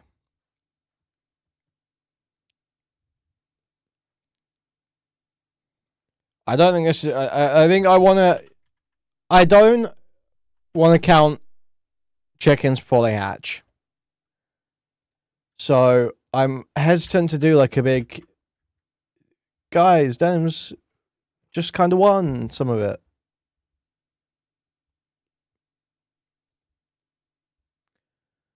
So I think for now, we'll just take a look at her response. Let's see. It's not cause you to have FOMO. Well, no, I feel like it's a male-dominated field wearing suits. I'm like, I'm trying to get in there. You know, I'm trying to get in the suit game, bro. Not actually, but okay. Oh, thanks, Space God. So we have a lot to talk about today. Yeah, I was thinking about talking about the weather, maybe? Should we just talk about the weather? It's nice and cloudy outside.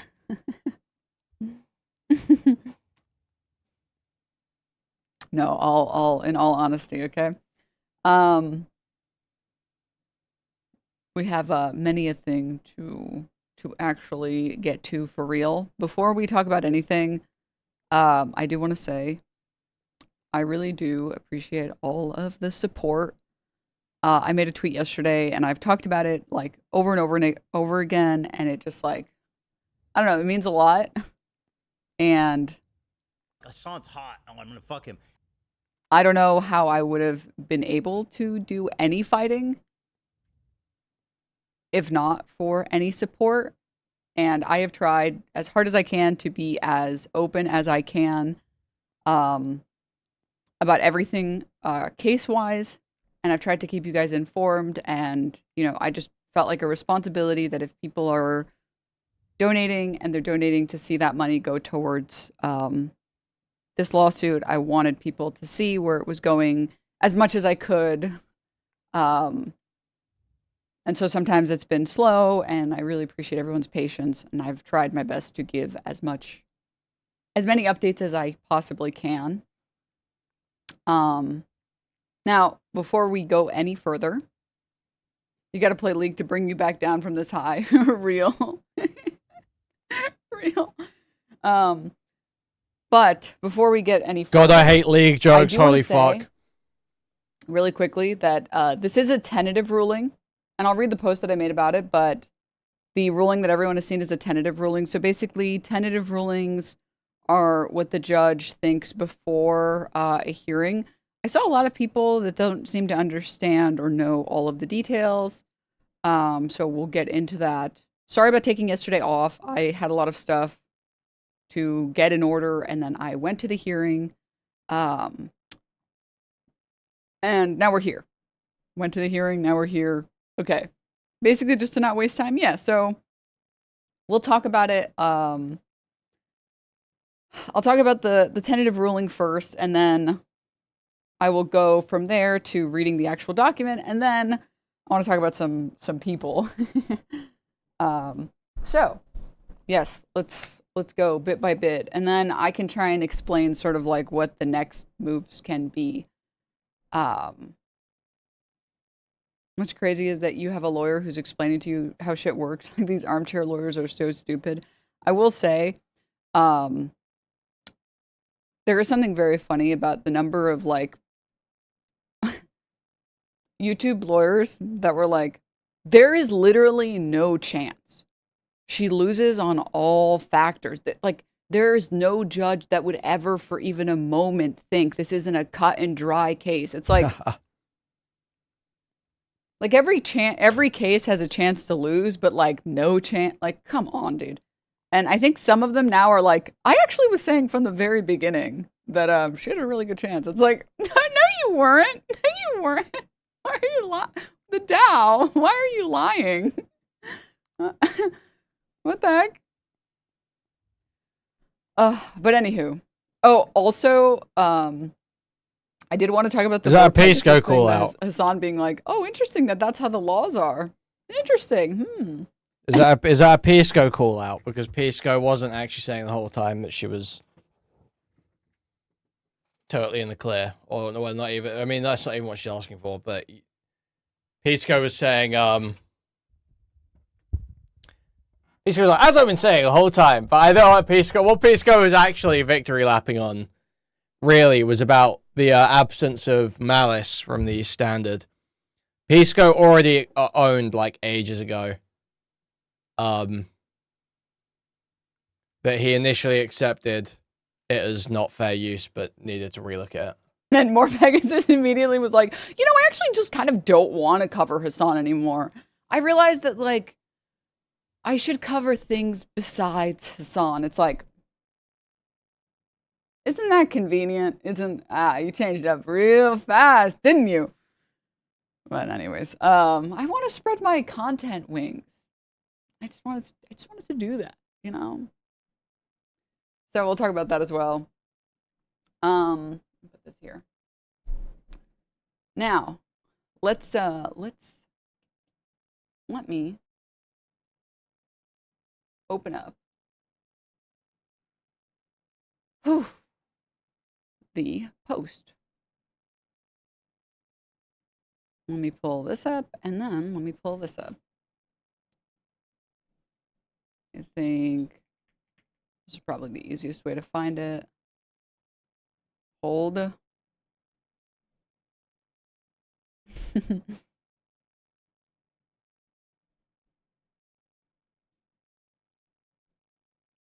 Okay, wait.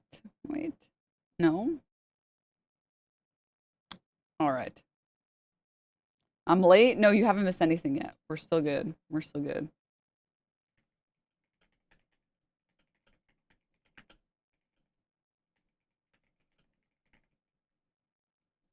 Perfect. All right, let's open this up. Excellent. Yes, good.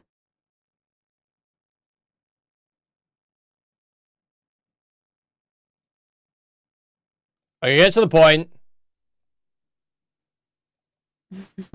Denim suit era? No, I only have one suit and I'm not getting more, okay? They call me one suit denims for a reason, all right? I don't like denims, like, at all. Exactly what's happening. About a month or two ago, my legal team filed a motion for judgment on the pleadings, which is basically, it's very similar to a motion to dismiss. You're basically telling the judge, like, you can just assume everything that the plaintiff is saying is accurate and is factually correct, and even despite that, the facts of the case favor us, and you should rule on it now, and you should rule on the pleadings. And that's what we filed about like a month or two ago. And unfortunately with legal matters, honestly with this, like for a federal court, this is pretty fast. everything has been developing really fast. Even though it's like a federal court, which is really cool. This went fast. I'm a lawyer, by the way. So I have been pretty happy about it because I heard you wouldn't get a hearing until October. Well, originally that would be for like a summary judgment, but we decided to move forward with a motion for judgment on the pleadings instead, or like not instead, but immediately. And then we did, and I saw a lot of people saying that Ethan still has to reply or whatever. But the reality is I'll just pull it up. I think that's the easiest way to show you guys.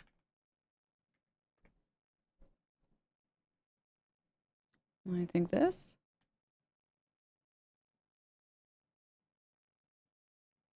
Okay, I think this is it.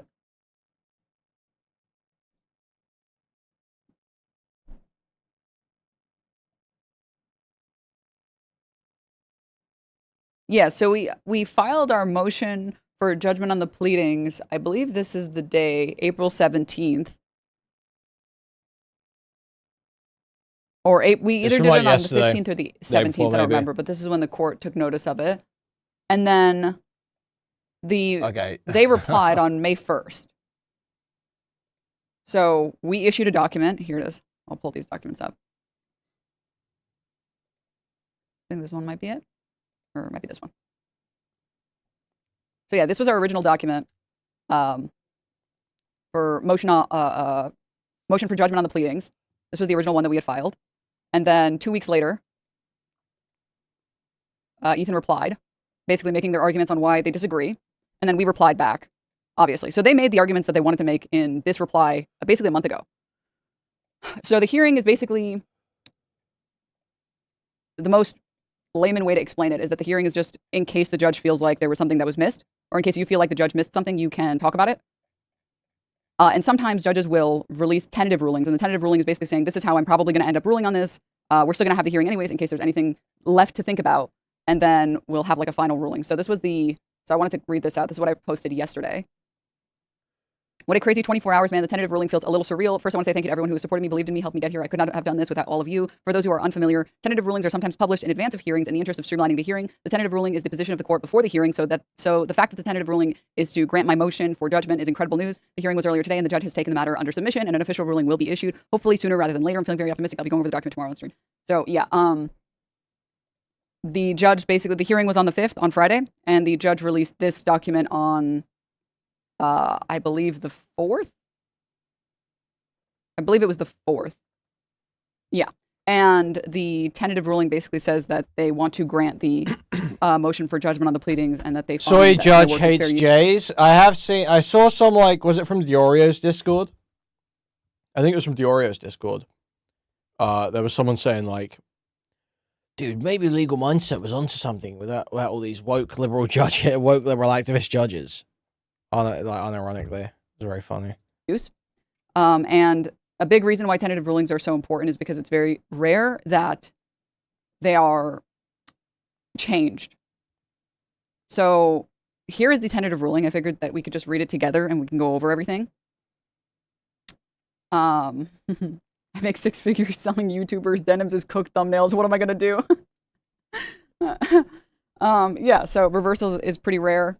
It's pretty rare. But the other thing too is the content of the ruling is very good for me, and a lot of it is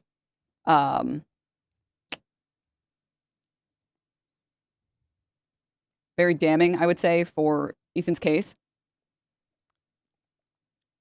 And the fact or the idea that like it's not impossible that a judge can overrule, or like not overrule, but that the judge can change their ruling or change the decision, the original decision, but your lawyer would have to provide like a lot of evidence to convince the judge not to rule that way.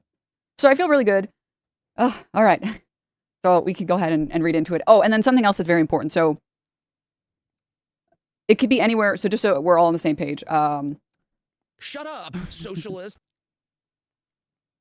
So we still have to wait anywhere from 2 days to 2 months for the judge to officially publish a final ruling, right?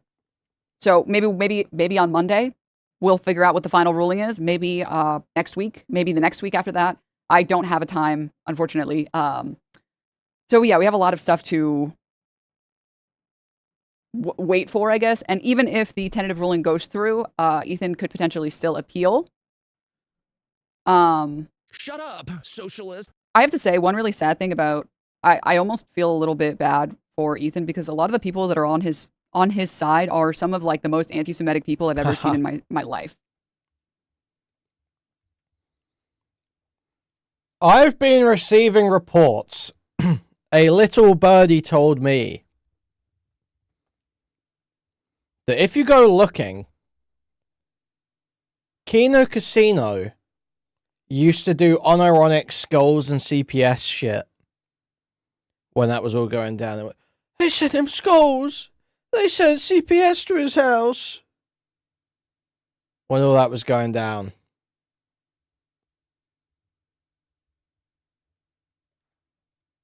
Like it's kind of like unbelievably disgusting that like if these are the people rooting for you, man, I would hope that there would be some introspection. But anyways, yeah, so we still have to wait for the tentative ruling to go through. It's pretty rare that tentative rulings get changed. In support of him.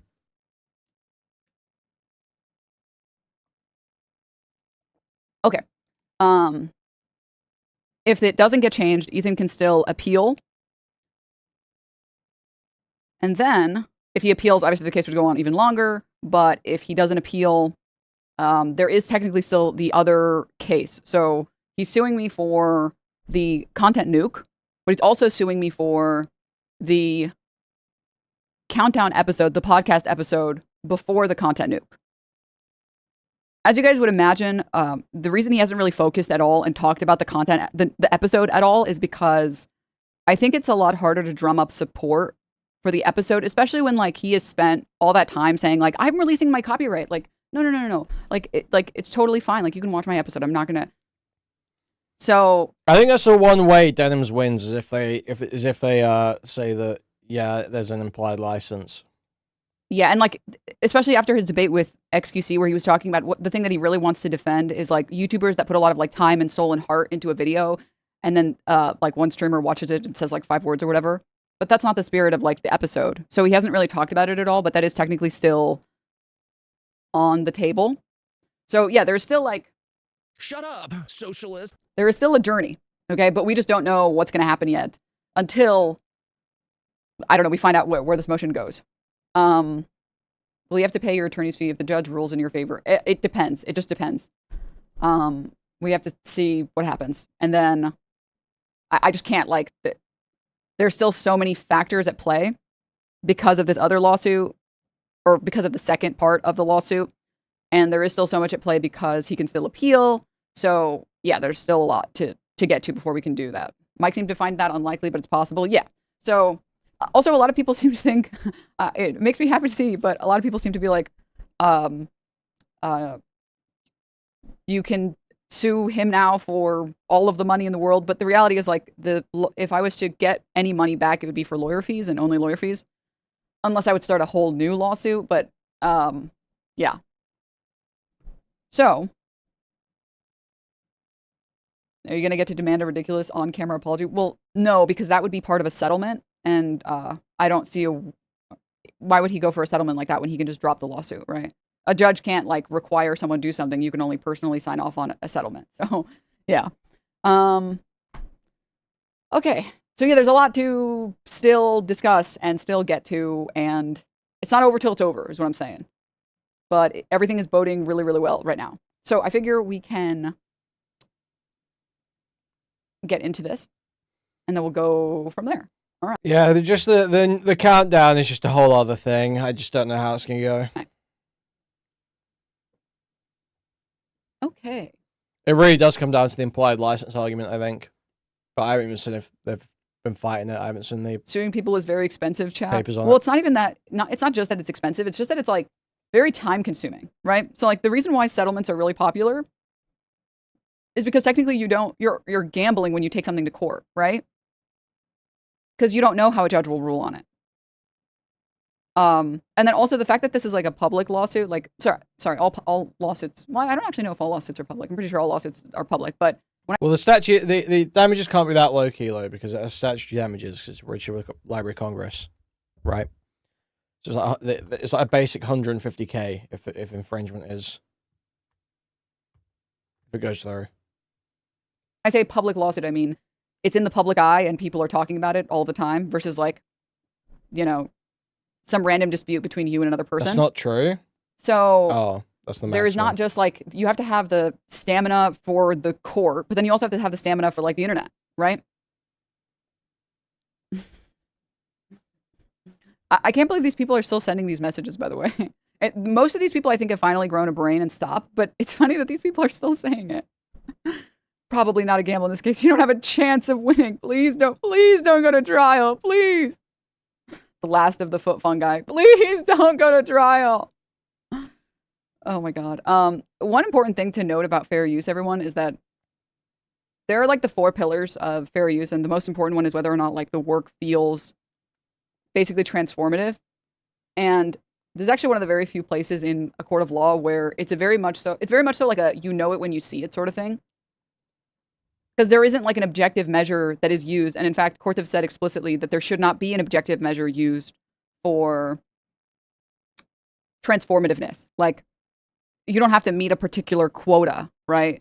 Of like words said or level of transformative, right? You know when something feels transformative and you can explain why it feels transformative. And then obviously the opposition's job is to say, no, it's not because this and this and this, right?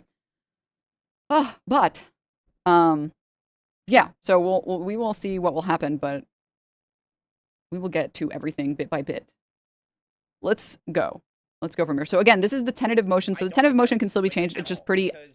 Her camera is so fucking big, and it bothers me. Guys, anything for the 5 gift subs. It's just pretty unlikely, and it's uncommon that tentative motions are changed. Okay. I don't like denims, like, at all, because her camera is so fucking Anonymous, big, thank you for and the it 5 bothers gift me. subs. Thank you.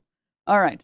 The court is in receipt of the defendant's motion for judgment on the pleadings. The court heard oral arguments on June 5th, 2026. For the reasons explained here, the court grants the motion. Background, plaintiff, TED Entertainment, sued defendant Denims. Plaintiff brings the following claims for relief: direct copyright infringement against Denims and contributory copyright infringement against the H3 Snark mods. So yeah, one important thing also. Is there a loss of guy? I guess we could try loss if you find Denims too unbearable.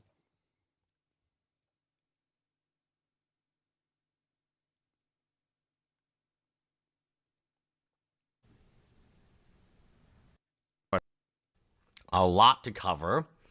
So first of all, why are people saying that Denims has won? First of all, well, it's because of this.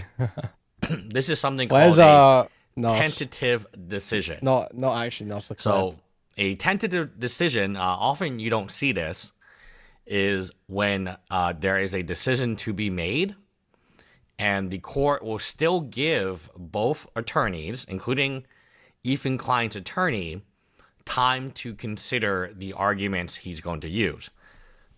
So a tentative decision is not the final decision. Now, they're battling over it's called a partial judgment on the pleadings. So there are 2, if you remember. So it's very complicated because like we haven't done this in a while. So I'm going to try to make this simple. Very complicated.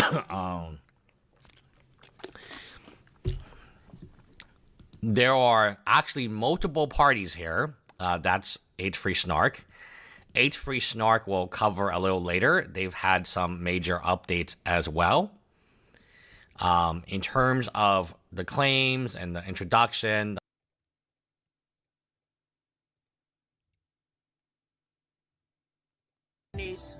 I just want a Chinese friend. Chinese friend. Girl. All right, what's what? You send me an album? Yeah. He just needs a Chinese friend. Okay, Ethan, I am Chinese. So I am Chinese. I'll put it out there. Okay, Ethan, I'm Chinese. I come out there. I come out here right now. Again, this is definitely a victory a tentative victory for Denins. Thanks for the 99 cents.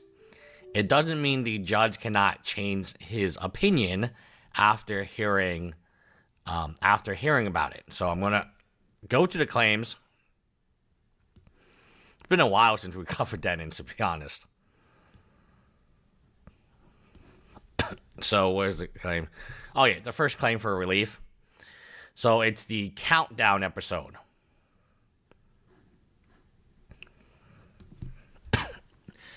So the first claim for relief, you can see, is the countdown episode and a nuke. There's two things, not one, right? So they were actually fighting over the nuke. And that's what this tentative doesn't mean the judge cannot change his mind. It is unlikely, but nonetheless. So this lawsuit is actually two different lawsuits in one. So, number one, just because you won one of these, which is the nuke. So she won the nuke. Tentatively won the nuke. But she didn't win the countdown episode. And each of these are independent to each other. So here you have the countdown episode, and here you have the nuke. It is quite possible that a judge finds that you did not copyright infringe the nuke. Finally, someone calling it a lawsuit.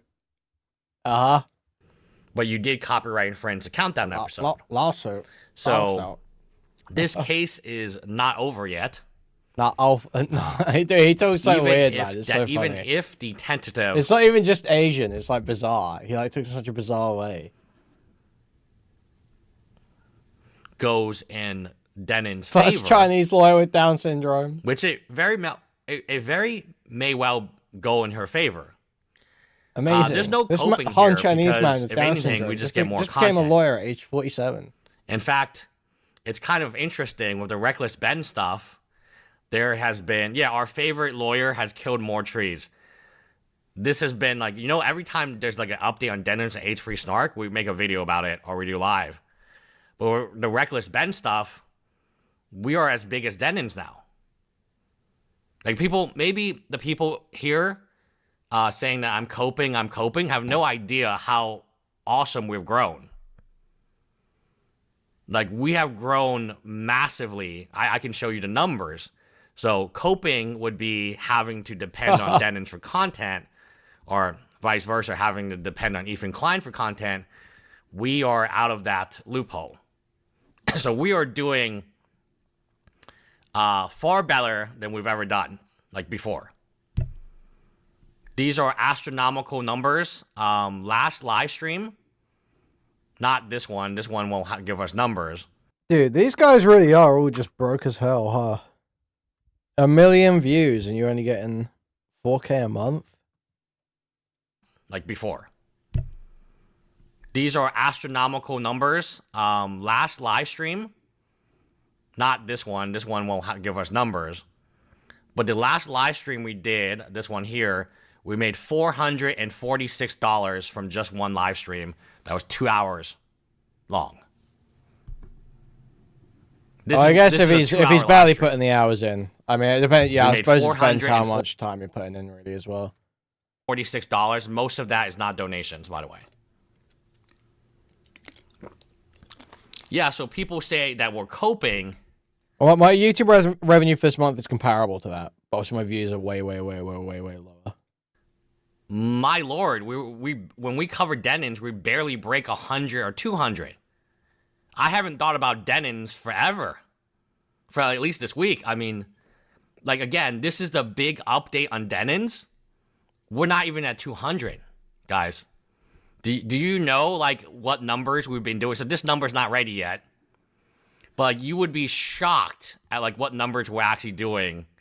Yeah, this video that, shout out to Alex made just 2 days ago. So these are the numbers that are, so obviously I didn't make 4 cents from this number.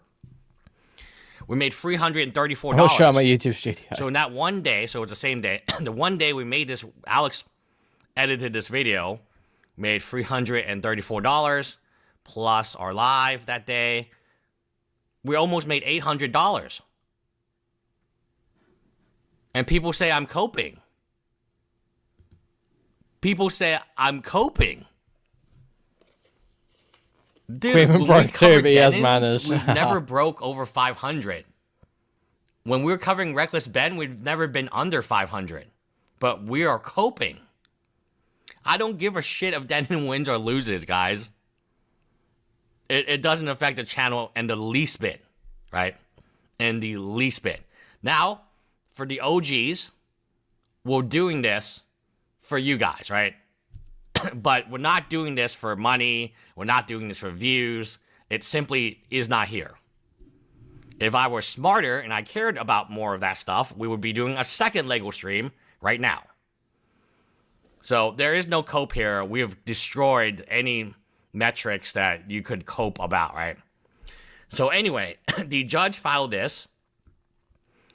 Basically, it says Ethan Klein loses because of Ethan Klein. Yes, this is a charity stream, guys. My charity to you. Ethan Klein loses. Oh, Puchila, no, I don't want... Okay, yes, thank you, Puchila. Thank you for the $20. That was very nice of you. Here's a little something to help you and the Lust team cope. Appreciate ya. I know that I owe this to you guys, and in any other circumstance, what credibility did I lose? I don't understand. I predicted this outcome. I don't understand. Like, do you want to watch my... Have you watched my videos before? Yeah, but thank you for the $20. I'm sure we'll make some Lego. You predicted this outcome, did you?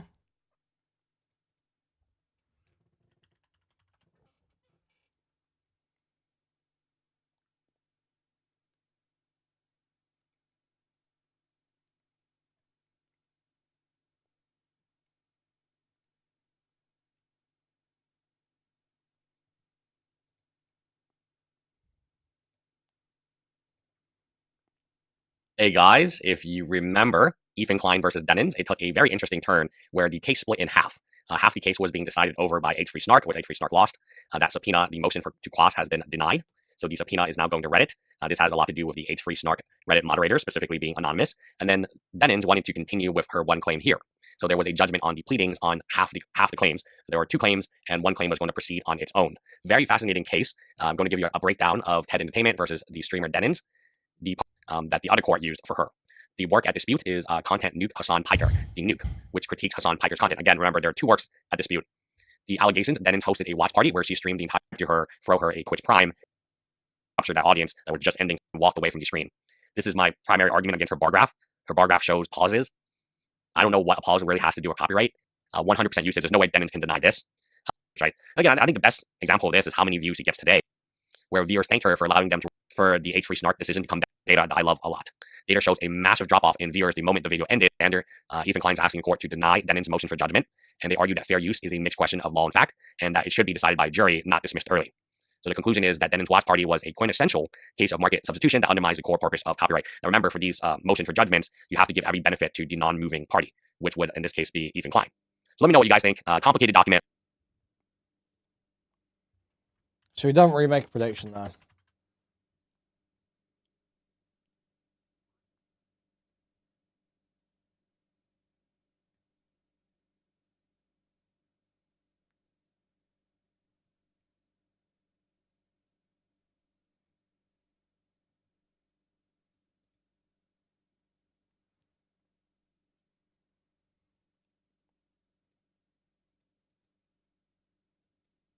Was driving, they had their dog.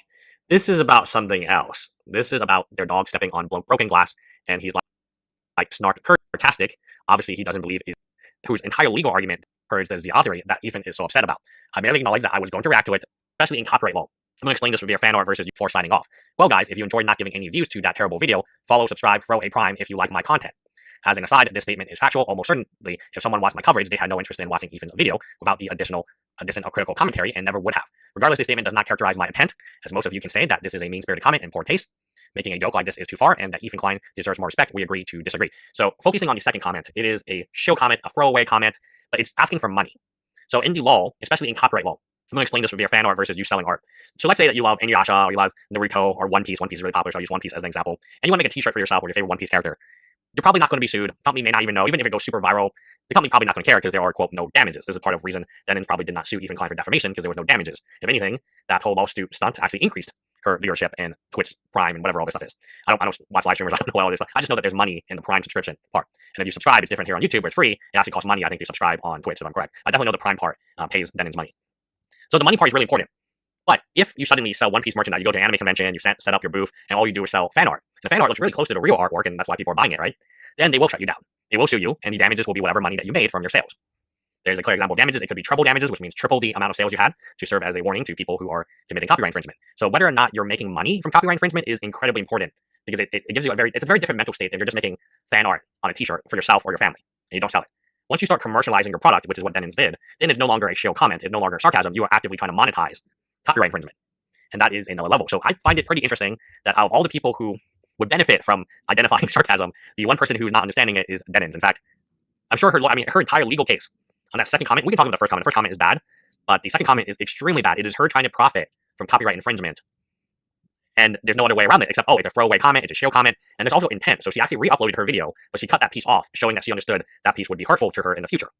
Compared to AB making a funny joke about, or sarcasm about Snark in the bedroom or Snark. I mean, yeah, all these arguments make no sense. These are all terrible arguments that totally misunderstand copyright law.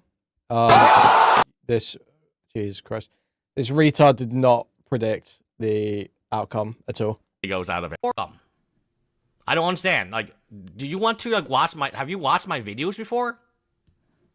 Yeah, but thank you for the $20. I'm sure we'll make some Legos out of it. Have you watched my videos before, random dude? Probably not. Yeah, the snarkers, right?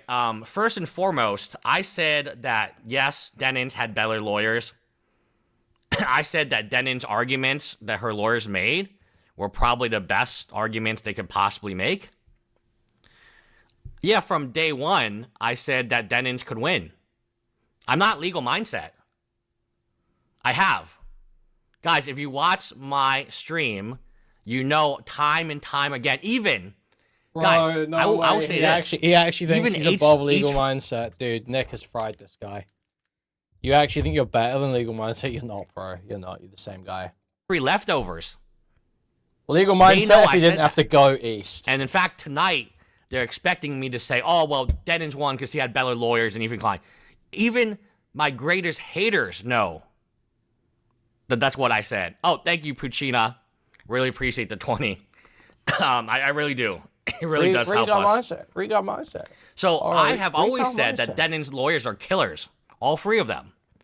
I've always said legal mindset that Denon's lawyers, one by one, could take on Ron and probably win. But when you combine all three of them, Ron doesn't really have a shot.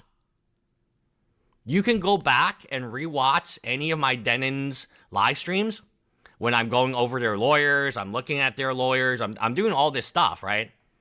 And I probably win, but when you combine all three of them, that Denon's lawyers are killers. All three of them. I've always said that Denon's lawyers, one by one, could take on Ron and probably win, but when you combine all three of them, Ron doesn't really have a shot. You can go back and rewatch any of my Denon's live streams when I'm going over. He didn't say that. He hasn't been saying that. He hasn't been saying there was no shot. That's just not true. He has repeatedly said that Denon's lawyers are top tier lawyers. But he has never said that will determine the case or that they're guaranteed to win or anything close. Over their lawyers, I'm looking at their lawyers, I'm doing all this stuff, right? This was a potential outcome that I did predict. In fact, it's not even. So they're cheering and they're slamming. This is tentative. Let me show you what tentative means. It doesn't mean they won, okay? Okay, where is this? Countdown nuke. Oh, this is episode, so I got sidetracked a little bit. Tentative doesn't mean they won. Are you saying Rom? I think it's I think I'm pretty sure it's Rom, isn't it? Ethan Klein's lawyer's name. Fact. This is what tentative means. They didn't win shit today, guys. Look at so this document is being circulated around, but it's not a official legal document yet. Because it's not in the docket. If you go in the docket, you cannot find that document anywhere. The only document you can find, so this is so this is May 11th. This is not the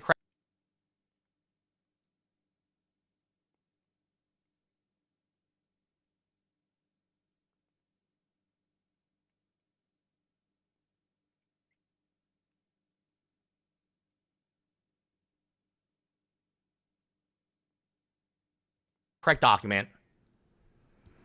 June 3rd. I'm on Court Listener right now. You can look at Court Listener right now. You can look at Court Listener right now. You can. And you're not going to find this. Her win. Because it was tentative. So this is one of the things I don't really like about Denons and the Snarkers. They're celebrating way, way too early. Right? They're celebrating a win on half the claims. And it's not even official yet that they won. Like, you do realize he could have lost, right? You do realize the judge can change his mind later on. That's why they have the hearing. So, this is nothing. I wasn't muted. I was just looking at the documents. Right? This is meaningless. Until it becomes in the court docket. The only thing in the court docket, which was just, I guess, like an hour or two ago, is the fact that they don't know who's going to win. And yet everyone is, like, trolling me, yelling, oh, we won, we won, we won, we won. I don't see that you won. I just saw the matter was called, the counsel stated their appearance, the court's tentative ruling was issued on June 4th and reviewed by counsel. The court heard oral arguments. Okay. So this is new. We don't know what this is. But could it change? If Ron did a really good job, they absolutely could have changed their mind. That's within the realm of possibilities here. And the court took the matter under submission. Do you know what that means, my dear Snarkers? Nothing. Nothing. Right? I don't think anyone's saying that she's 100% won. I mean, some people might be, but they're retarded. What do you mean, carry on the case? The case is not even half. Look, we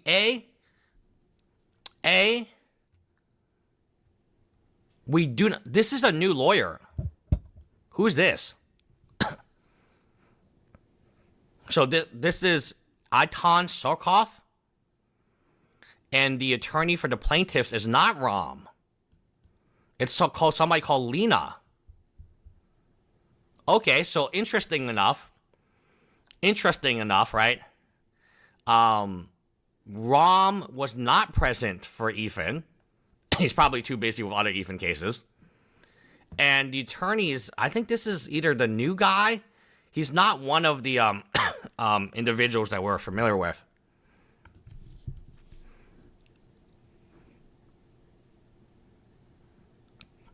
Who is this guy?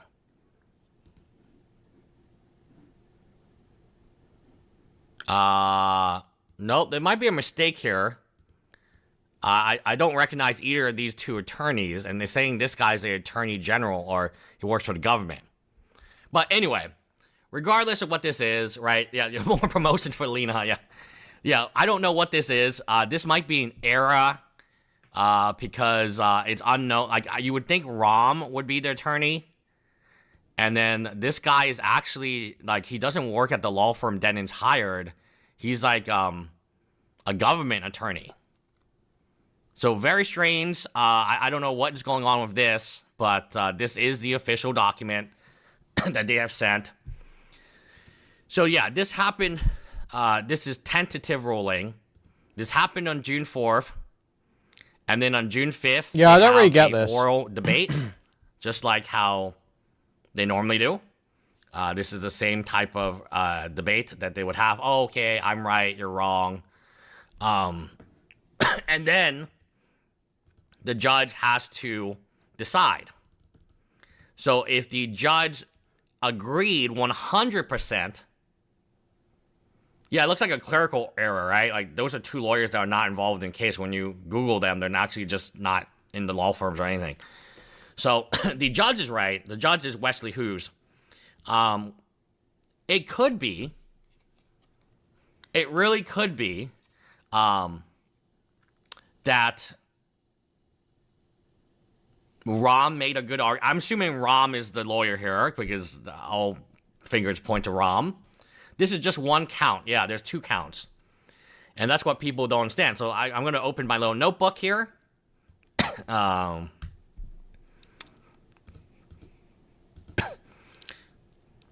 going to show you, I'm going to show you why this is still going to cost Dennons a shit ton of money. And why Dennons, I still believe Dennons is going to have trouble with this case.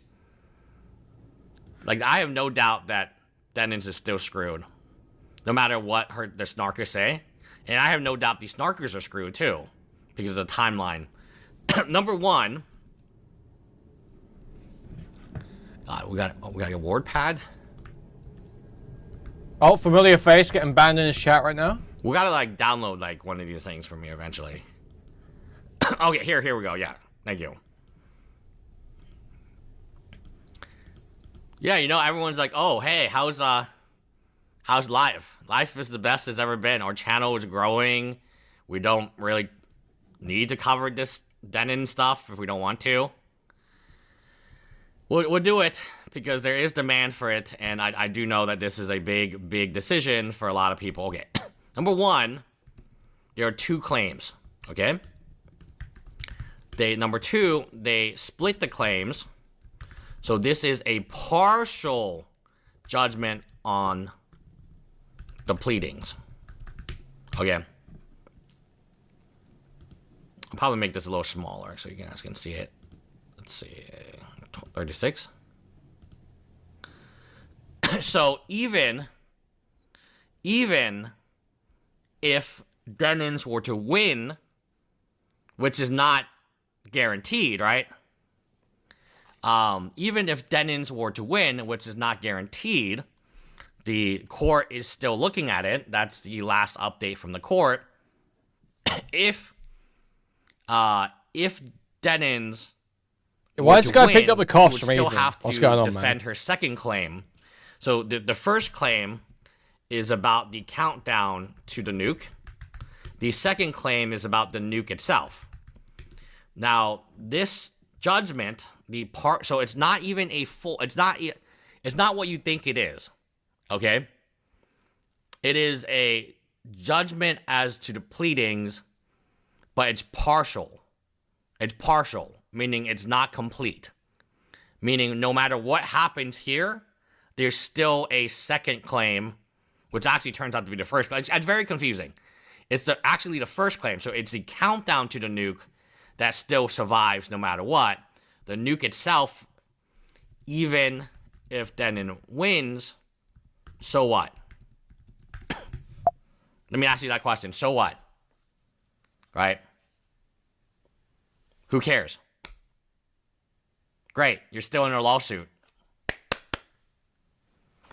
Right? So in the bigger picture, one of the individuals has settled in Ethan Klein's favor, making an apology video.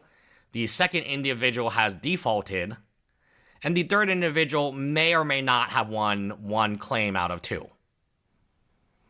You don't need to win every claim. You just need to win one claim. Yeah, the legal system is set up to make it hard for you to win. Hard for you to escape the legal system. Huh? You're going to pay your lawyers a lot of money. Let me... What does it mean you only need to win one clear claim? What does that mean? for you Well, yeah, guys you only need to win who one are- claim to win one claim. If you don't win the other claims, you don't win the other claims. What do you even mean? I'm having trouble understanding this. This case, even if Dennons wins this completely, so I am giving Dennons 100% of the benefit of the doubt continues on, and it's actually very interesting because she can't do anything about it. See, he keeps just pointing to it's gonna cost her a lot of money. It's good. Yeah, you're just giving the game away here. You want to see this person put through suffering. you're like some pervert, as I've seen you behave like in many other videos. You're like some bizarre, fried, pervert.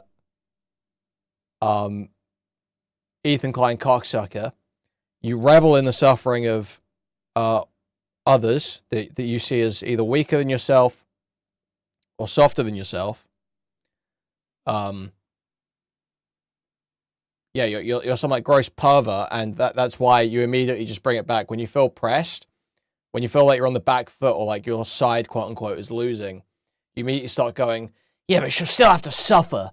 She still have to suffer, and she can't do anything about it either. Doesn't matter if she says she doesn't want it. She still has to go through it. Do you know what I mean? That is like immediately where his mind goes to, because it's like not even about analyzing the legal case of this guy. It's just a perverted exercise in sadism. There's nothing she can do about it because it is going to be stuck. Because this is happening right now. The snarkers are snarking right now. So these snarkers who so very much love Denins are actually hurting Denins a lot. Because they are... So this first claim here, countdown, is frozen. So Denins is going to continue to pay her lawyers a shit ton of money. And that's that, right? Is my chat dead or what's going on in chat? I haven't seen a new chat in a while. Ugh. Hold on a second. Let me reload.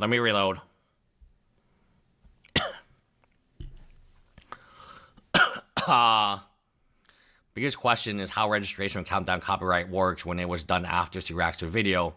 Apparently a 3-month window. Oh, it's just slow. Okay, so we're just listening. Okay, so AIDS-free snark. This is stuck in snark. Stuck in snark. So this claim cannot be debated. It cannot be yes or no. This claim is stuck because AIDS-free snark is doing the most snarky things they can do. They appealed it, and then now they're fighting. They're filing a writ amendus. This is what a writ amendus means, where they're trying to compel basically it means that they think the previous judge was unqualified. So it's very interesting. On one hand, you have, these people like cheering for this judge, right? On the other hand, they're saying the judges are in general unqualified to make decisions. Oh, what? I don't think that's the argument, Loss. I don't think the argument is that judges in general are unqualified to make decisions. I think the argument is that judge is unqualified to make that decision. I think that's what this means. So it's very interesting. On one hand, you have, these people like cheering for this judge, right? On the other hand, they're saying that judges are in general unqualified to make decisions. No. Right? So the AIDS-free snark case can be seen as a reverse of this. And of course, there can be appeals. The reason I would find this so weird, so again, even if Denins wins this, it's meaningless. Her biggest cost was never the $150,000 she could lose. Her biggest cost is her free, incredibly expensive lawyers. Not one, not two, free. Let me repeat this again to you. Like, people are thinking that that the main cost is going to be what Ethan can get from Denins. That was never the case. The case was always going to be her lawyers are going to be more expensive than anything Ethan would have been able to. Even if she lost the full $300,000, her legal fees will be over $300,000. Okay. You look at Carl Jobs and Billy Mitchell, who won that case. The lawyers. Mizkiff is paying his lawyers $40,000 a month. Who's going to win that case? The lawyers. Asmongold has 3-4 lawyers for himself, 3-4 lawyers for Emeru, 3-4 lawyers for his businesses. The amount of money that Denins is going to spend on this far exceeds anything FC just lost and defaulted. Like Frogan. This is, as somebody who's been in a situation where I was sued, we resolved our issue, I had to pay almost like, let's say like pocket change. The eventual damages that had to be paid out from me was less than 2% of my lawyer fees. I'm not joking. I had 2 lawyers, right? But whatever, right? So even if Denins wins, she will lose money. And as somebody who has a OF page, Denins only gives a shit about money. So my... Do you see what I mean? It is all just like perversion. It's all just like perversion. He's like, this is like a as close as he can get to legal rape. Basically, this is like the closest experience this guy can get to raping a woman without contravening any laws. Plan and my strategy is to really ramp up our channel and be ready for battle later on. Like, people say, how am I coping with this? I'm not coping with this. No, you're experiencing the sick satisfaction of a predator. Not saying he is a predator, just saying that metaphorically, spiritually, and in terms of the sensation he's feeling, it's akin to a predator or a rapist. We didn't have Goosey for the whole week, by the way, and we did okay. I'm sure our numbers could have been even higher had we had Ristic Siphon did a great job. Shout out to Ristic Siphon, but obviously the more Ristic Siphons and Gooseys you have, the better the more structured your channel will be. And I had a major cough, like a super nasty cough throughout. So we are situated as a channel for success moving forward. Denins are not Denins, right? We'll get Goosey back probably Monday. She has, I actually had dinner with Goosey, so we talked a lot about growth and so on. And Ristic Siphon has done a wonderful job, an amazing job. But once we get Goosey back, we'll probably be even stronger as a team, with Ristic Siphon and Goosey. And of course, Alex, who makes these great videos. So, great. You won one claim. Okay, let's cross out this claim. Let's just assume. Oh yeah, we have a picture. If you want to see a picture of me and Goosey having dinner, you can go on to our Discord. So let me explain. Even if this is and this is not the case today. As of today, this is not the case. Okay? It's only tentative. There's no record that this judge has decided this. So if you go in court doc today, you won't find that. Chris Enoch watches this and nods along happily. You will not find this. Okay, we get it, man. Percent. I think there's 10% or more. The judge that signed the warrants for Ben's arrest, as a judgment on the pleadings, that itself is really, really wrong. So I'm not going to respond to chat anymore. We're going to keep moving. I think it's the same snarkers just snarking in chat. You're welcome to snark, but when you make the same when you say the same things over and over Really again, wrong. you sound like an idiot. Okay. So yes, deep analysis, correct? Yes, laugh. It's so funny. So this to me is not a real win. Because you go straight back to court. And I can tell you, as somebody who had to do this, yeah, we don't have a Goosey doc today, so it's kind of hard. We're kind of randomly going places. But anyway, this depends on the snark. Yeah, a lot of trolls today. I don't even want to go beyond an hour today because we did a 3-hour stream of Reckless Ben, and I'm just not. I mean, I'm just very motivated to do more Reckless Ben. So we'll try our best, but we'll move on to H3 Snark now. So on the other side, H3 Snark is also being accused of the countdown to the nuke. So the countdown to the nuke is a different video from the nuke. The current pleadings, judgment on the pleadings, only applies to the nuke.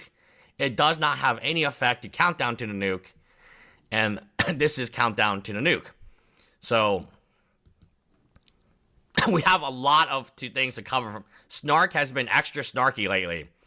They have decided that we are going to appeal the decision. This is the battle over the subpoena. This is the battle that... Okay, wait, just talk about the decision more.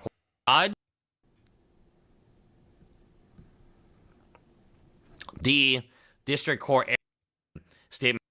And so I'm like, oh, geez. It just could be like good etiquette. No. Guys. The lawyers make a difference. I said it just could be like good etiquette. But when you're reacting a minute, we all know terrible online content. Denins spends almost 4 hours or 2 point expensive. I would imagine that these 3 lawyers have charged Denin at least $250,000. I bet you. Yeah, these 3 lawyers have charged Denin. Yeah, that's good. $250,000. Yes, collectively. Now, the case is better for Ethan Klein. So we can talk about 2 different scenarios here. One, the fact pattern, right? The facts. This is what I talk about. I think if they both had equal lawyers, Ethan Klein would win 90% of the time. But that's not what's happening here. They clearly have superior lawyers. And there's 3 of them. Yeah, so again, I said clearly they have superior lawyers. The lawyers make a difference, guys. The lawyers make a difference. I said if they had the same level of lawyers, Ethan Klein would win 90% of the time. I believe that. But one side just had way better lawyers. Okay, but you like your analysis of the fact pattern sucks too. This 3 weeks ago. That's why I said. What is his actual prediction? Dude, like 12 bucks as hell. Competent. I would even imagine a single one of Denin's lawyers is as competent, if not more competent, than Rom. Yes, that's what I said. Is more feedback. Sometimes like digital game. Oh, I said this before. Hey, just call lawyer about the time. But and I'm just imagine 3 of them. Yeah, imagine 3 of them. A better legal team does not make a better legal case. I'm saying legal case-wise, in terms of fact patterns, Ethan Klein is clearly ahead. I still believe this. 90 to 10, right? 9 to 1. 9 to 10, yes. If you had to take odds, if they had the same exact lawyer quality, it would be 9 to 1 odds, right? Betting odds. But that's not the case here. The case is Denins has by far the superior. Well, I mean, we've looked at Frost LLC enough times. See, I've always great law schools and all. Yeah, we even know what law school. The lawyers, lawyer. I'm just not going to do it. If Nika Brahma, if this guy's my lawyer, Nika Brahma. Okay, $100. Yeah, this is what I said. This was 3 weeks ago. And again, the law firm is pretty, like I said, it's a pretty good law firm. I know why she did this. For views. For views, concurrent. Like, you see the low number. I should know that. Remember, this decision was made April 20th. No. Smart. So part of even I said this is smart. Dude, they killed this document. They killed this document. No one can tell me otherwise. This is from her legal team. They did a fantastic job. Klein's argument is, hey, Dennis, is this it? Yeah, your prediction was still she was done repeatedly, you fucking idiot. Okay. It's unbearable. The cope is just unbearable. The thing is, this guy is like just totally worthless.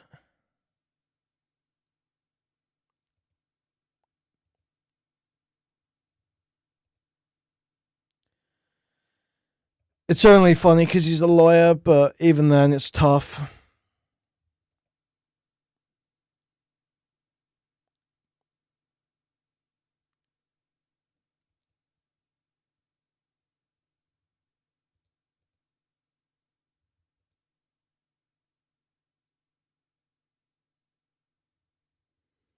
Wait.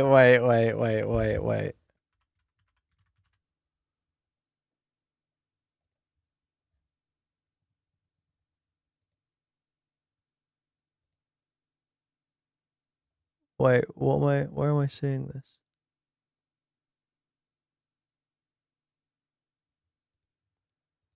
Wait. Where's this coming from?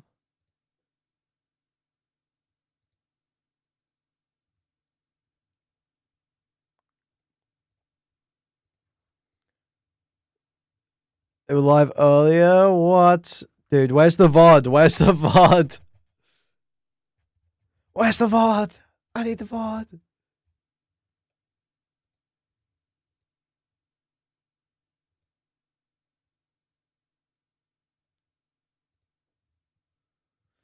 Surely we archived it, right? Right? Surely? Yeah. Yeah, we did, of course. Thank you.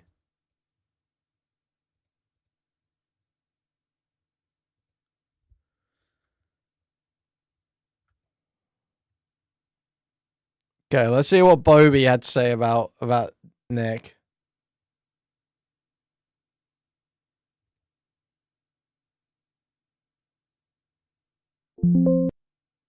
Through the internet, which is transphobic. Dude, this is horrific, man. My person.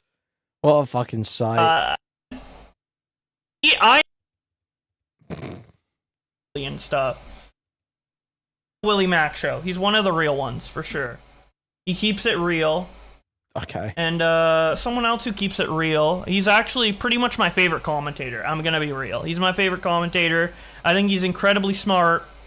And I've been a fan of him for years, even before I knew like Diorio or anybody like that. You know, when he made his what was it? His it's not called Content Nuke, it was something else. I forget what the series was called, but it was like a big video on Ethan Klein, one of the first exposed videos ever on Ethan Klein, because everyone loved him prior to that point. And it was in 2018. It was really good. But anyway, this is what Gokinaru had to say about this. This is just horrific, bro. The fact of the matter is, once you get rid of the existential threat of these lawsuits, genuinely, basically, you know, potentially setting precedent that totally disrupts our entire field, the commentary fucking field, where you're supposed to be able to levy your opinion at people, ideally in positions of power that are misusing that position of power, right? Of course, a lot of commentators like to snipe downward at easy fucking targets that don't cause problems. No, we don't love Bowbie. No. No, that's too far. No, it's funny when Bowbie gets a decent jab on Nick. Like, it's funny. We don't love Bowbie. No, Bowbie's not epic. I'm not signing up for that. I'm not signing up for that. You're really being honest with yourself. What is the actual utility of this fucking field? Yeah, bro, it's to speak criticism effectively to people who are in positions where actually listening to that criticism would help them in some capacity, or at least help the broader ecosystem. And so, what is the problem that needs to be fixed? It's the corruption, bro. It's the corruption. There is a deep-rooted corruption within commentary circles. And this reality check, that should be the catalyst for people to literally root that shit out. To go back, see the people who cynically, for their own incentives, own idiocy, own ignorance, etc., were short-sighted enough to back a copyright lawsuit based on a vindictive desire of Ethan Klein to destroy Denham's life, right? To ruin her life. He said those words. Guess what? It seems as though the courts are finding, hey, her use was actually fair. But you didn't need the verdict of the courts to come to that fucking conclusion. You're so you could right, have watched her fucking You're so reaction right. like any halfway decent commentator should have done before backing a copyright lawsuit from one ideological opponent to another. But no, people did not do that. And guess what? If you go back and you actually No, I watch can't believe there are people that can't tell this tweet's a joke, man. I saw this earlier. This is so funny. Quite tweeting this fucking Willie Mac show saying about his gay fucking bricks and minifigs video. There's a middle section in this video where he accuses Kuihman of Orgy and RFC of doxing him again. So fucking stupid. Denham's fucking reaction, as people have been saying, as that's not less salvo. dishonest Someone jacked his actors, ass. less dishonest commentators have been saying for literally a year, Sleepy, Kuihman, Kilo, Chudlogic, Dickers, etc. These guys, unfortunately, they aren't the ones whose voices are being amplified to the fucking stratosphere. The guys with the bigger voices, they are caving to their own corrupt. Now, about those creators in particular, I'm gonna be real. I don't think their voices. I think their opinions should be amplified, maybe through other creators. But the way they go about and talking about things and doing drama and stuff, it's just as like crazy, and they have the potential to be just as disingenuous potentially as some of these people like in multiple years' time if they get a lot of popularity, right? Because a lot of these creators, like, you know, me, Nicholas Diorio, whoever, like Pegasus, Yeah, I don't think that's Sense the of case, Society, bro. Cheeto, Turkey Tom. You and we Nick all were kind of, exceptionally bad. You know, started in a similar way to like Kuihman and Chudlogic and stuff, where we're like the underdogs calling out commentary at the time, which was like, I'm Alex, Elvis the Alien, etc., and being like that fresh voice. But then after a while, they kind of became what they criticized. And I feel like with the way they act and their demeanor, I think it would be the same way. But there is someone who is calling out this shit, who is someone I will endorse, and I think it is. This a could really be a Kilo good cosign, I commentator can who I tell. recently found. Actually, Tippy showed me him, and we'll talk about this in a sec. But after we finish this, Yeah, it's gonna be fucking Kilo. Desires. And if you Kilo's look at gonna be Denon's the one that goddamn Bowbie reaction, likes. Guess what? Her reaction, you can tell just by watching. It is more transformative in almost every single way, every way I can imagine, really, than any of the people. oh, and Gokunaru himself is obviously. I like him a lot. I fully endorse him, even more than the person I'm gonna talk about in a bit. Gokunaru, like, I think he's the best commentator. If you're gonna believe any commentator, I don't think you should believe any YouTuber, especially commentators, just outright. But if you're gonna put any faith in a commentary opinion on someone who's been in the field for a long time and has been through the ringer and has proved that he won't just like side one way or the other based on his biases, it's gonna be Gokunaru. I'm just gonna say that outright. That is the best one. I mean, there's other commentators that I think are great, like, you know, Jay Aubrey, The Right Opinion, and stuff like that. But they're not really, like, on the ground, kind of breaking news commentators in the way that Gokunaru or, like... Yeah, this guy, again, this guy just showing us out how fucking retarded this guy is. It's just, like, genuine. I might misgender it. I genuinely not even mean to do that. Jesus Christ. This MF showing how retarded they are.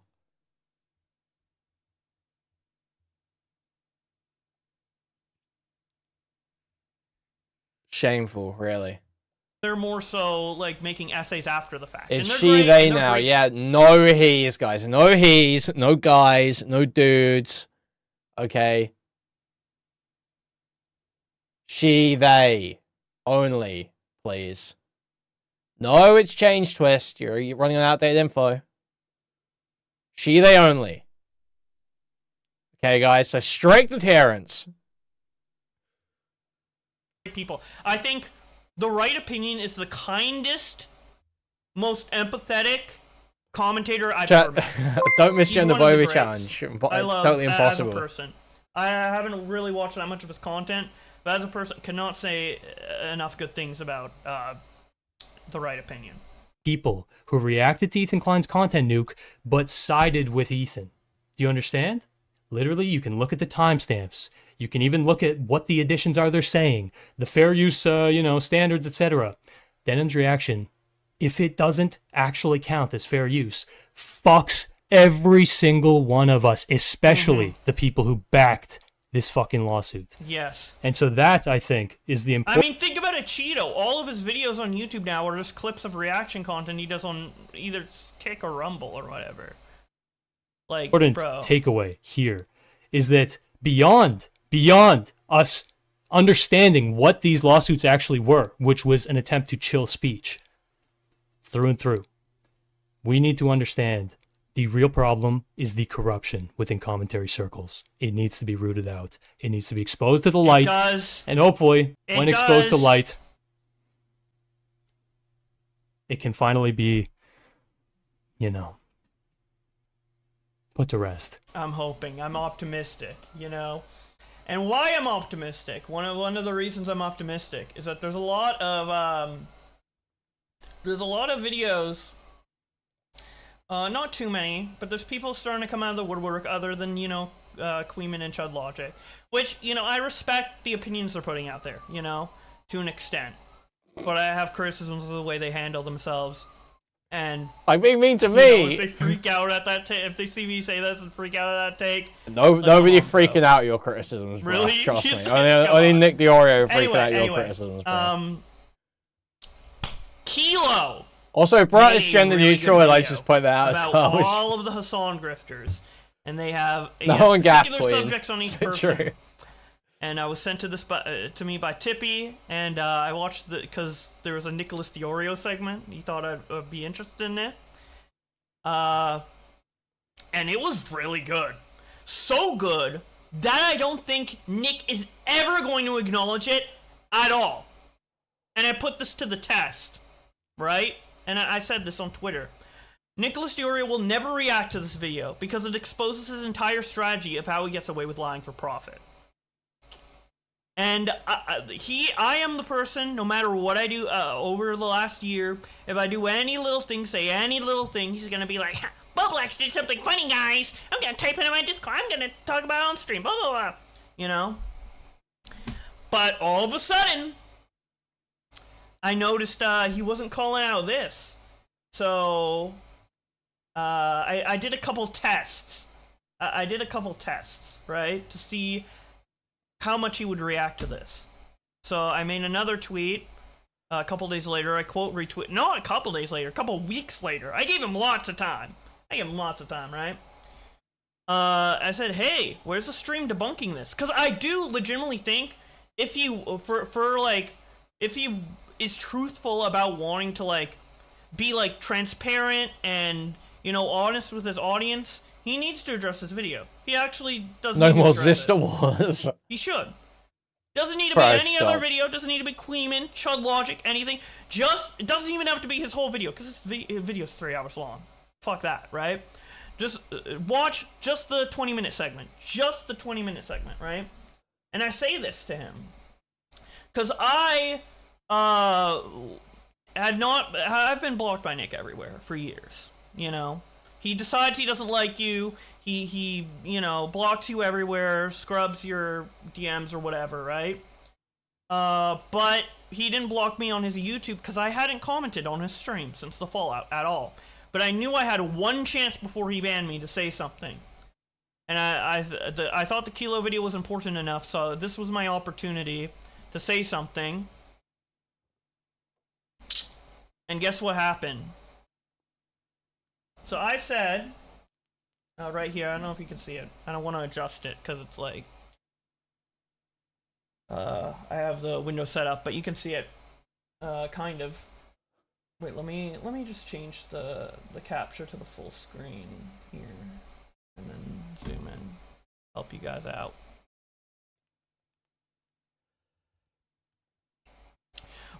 All I said.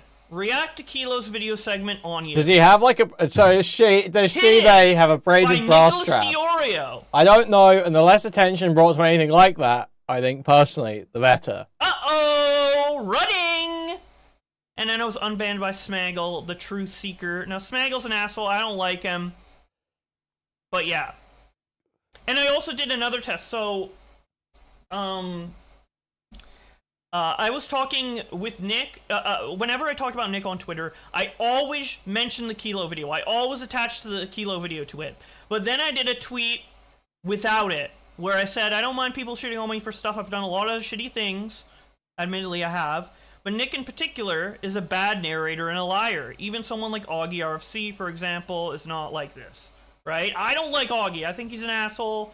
He's been an asshole to me. He's probably screwed me over in just as much as Nick has, maybe, or whatever. But he's at least he's truthful, right? Now he will like not be online and avoid things, but I mean, he's always like saying he's gonna come back and dip. I saw like a community post earlier today because I was trying to unsub some channels on this stream account, so certain videos wouldn't show up, and Augie, one of Augie's channels was it, and it said like it was 2 months ago, and he's like, guys, I'm gonna get back into streaming this week. Nothing has happened. He always does this shit. Summer of RFC, anyone, you know. So I don't think it's like too out of the ordinary. I don't really think he's dodging in the same way Nick is, and it's not really about him. So I know people have criticized Nick for or Augie for dodging, but I mean he's always just doing other things, so it's like whatever. But then Confusing Opinion was like, then you claim Holy Nicholas shit. Diorio was Give it common rest. with no evidence? Yeah, I did. How do I speak And this then up? Nicholas Fuck's Diorio sake. reposted it. So he's trying to get back at me without mentioning the Kilo shit. So I kept testing it. I did another tweet. At Nicholas Diorio, prove you aren't a coward and don't strategically and disingenuously obscure the truth for your own benefit. You've covered and reacted to everything I've said the last 2 years. Don't stop now. This was on the 12th. He still hasn't done anything. I had another one. I did a couple tests. This is a photo of Nicholas Diorio trying to hide from Kilo's video segment. It's a very good video segment. I really actually genuinely wish he would react to it. Not just because I think it would make him look bad. If he has a way to like adequately explain what's in Kilo's video, that's fine. Good for him. I hope he can maybe do that. Well, I'm not actually hoping. Let's be real. But if he can do that, then that's good. Like, good job, right? But he knows he can't, and that's why he's avoiding it. And the newest thing, and this is a relation to my stream, the little fuck. The little rat. And the great account, Nicholas Diorio Hubbox, or Diorio _hug_ box. I recommend you check it out. He says, hey, Nicholas Diorio, imagine being so afraid of both. I do appreciate this Nick A-Log account, I'm not gonna lie. I don't know who's running this, but I appreciate it nonetheless. So you block Awesome him from account. chat and are only brave enough to talk about him in your safety of your paid Discord. And then they show like that I'm gonna do the stream today on June 7th. I'm really excited for it. And I think it's needed because, you know, drama commentators are held back by their allegiances. I'm going to swoop things in and keep things real. And that's true. Like, I don't have any allegiances really anymore, guys. Like, I mean, I have my personal opinions on people, and I'm not going to, like, shit-talk people that I like and I know are good people. But, like, there's, like, I'm not making, but, like, there's no incentive for me to not be truthful.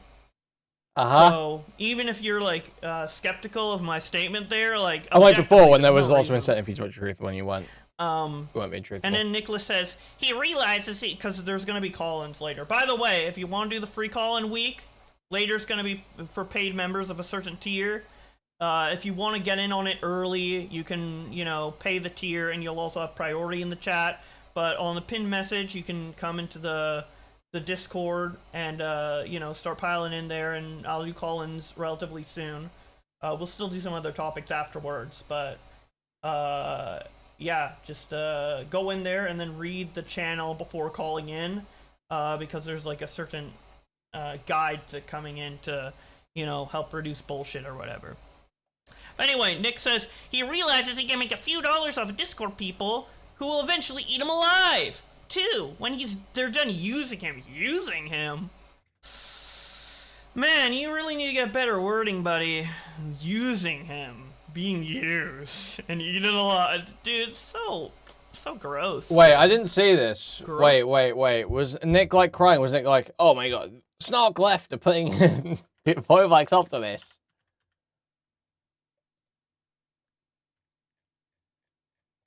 I'm pretty sure Keely did speak to him, but Bowbie had showed it.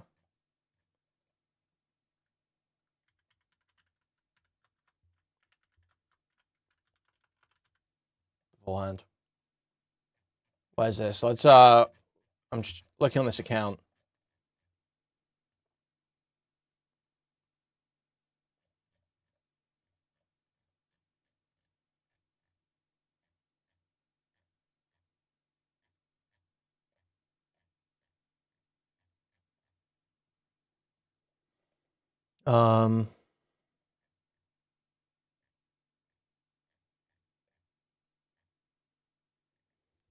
Where is this? I don't see it.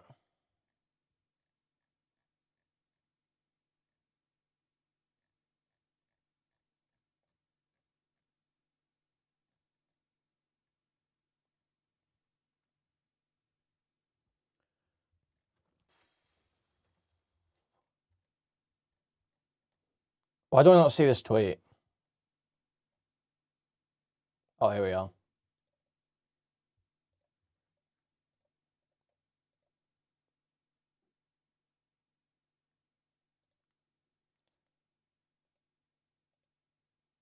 He realizes he can make a few dollars off the Discord people who eventually eat him alive too when they're done using him. Why, you think you're crazy if you think anyone was donating to Bowblacks?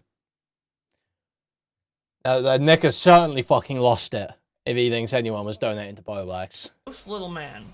So I know he's always gonna avoid the Kilo video, right? And one of the reasons I didn't want to come back to streaming, right, is because like a lot of the hate has died down. Like I had direct beef with what was it, like Lorex, Liam Donovan, and maybe a couple other people, and Nick just kind of like latched on. And there was some drama like in DMs, but I didn't really have any public beef with him. I didn't really, you know, even in the crazy DMs to him, I still like wanted to be his friend, and I was trying to make things work. I was in a really bad mental state and manic state, and I made a lot of mistakes, admittedly. But I did genuinely want to keep the peace, and then he just kind of, I think, you know, he just latched onto it for his own behavior. So he's just like, and now he's keep leeching and everything. So I you know, a lot of the drama has subsided, and I felt like I could confidently come back, except for Nicholas Diorio. But thank God for Kilo in this video, thank God, because now I have a way for guaranteed for Nicholas Diorio to never react to this stream, and I call it Moon Repellent. It is a screenshot of the segment by Kilo, the exact timestamp. It's by Nicholas Diorio, the video, Moon Repellent, and it's always going to be on screen. So if he ever tries to react to anything I do, he's going to have to cover that up or show it. I'm sick of this bit already. It was funny when Mizgift did it. Sick of this bit already. So that is my Moon Repellent. Ever, and Nicholas Diorio can't react to it. If Nicholas Diorio is reacting to all your streams and being a bitch, or he's reacting to your Does he really doesn't talk about that video anymore? Just do stuff. Working to better myself and you know, achieve a better calling. Okay, we don't give a fuck.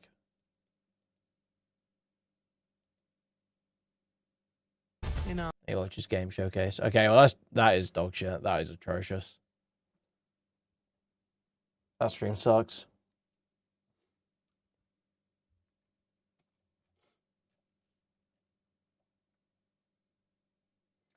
Anything else super interesting happening, or are we just thinking we're moving to kick?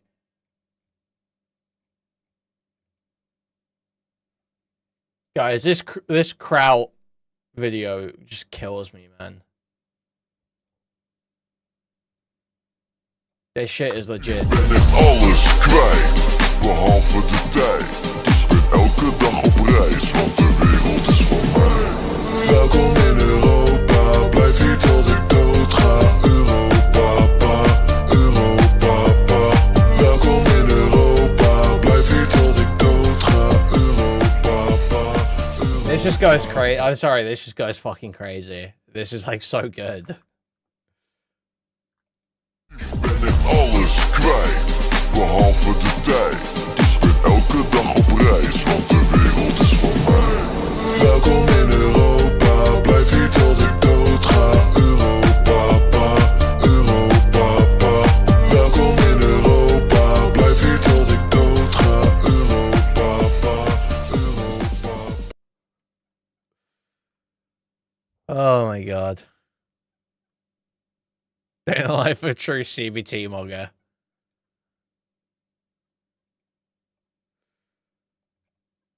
It's just so good. I don't understand how it's so good.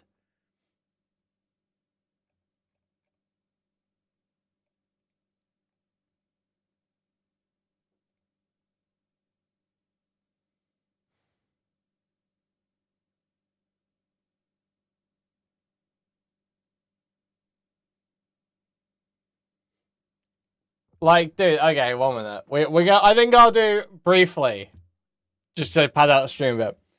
I'll do meta commentary on bricks and minifigs. This drama looks fucking terrible, man. This drama looks fucking terrible. I'm understanding this correctly, right? There is, like, wrongdoing from this company against this collector guy or his son who was selling the stuff. But this YouTuber has not only broken the law in the investigation, but also sort of, like, overplayed his hand in terms of what the research is. And it's just, like, that simple. It's just, like, that simple. It's, like, the most obvious shit in the world. I literally don't have to do any research looking into the drama to know the take. It took me all of 5 minutes. Yeah, like, I knew the moment I heard please tell me. I've not looked into any of it. The idea that the police force covered stuff up is a total fucking lie. Just tell me that's correct. Just tell me that's correct right now. Just tell me that.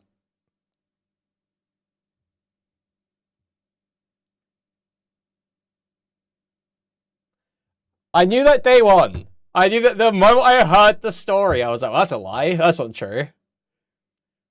It's crazy. I hate this stuff, man. I hate this stuff.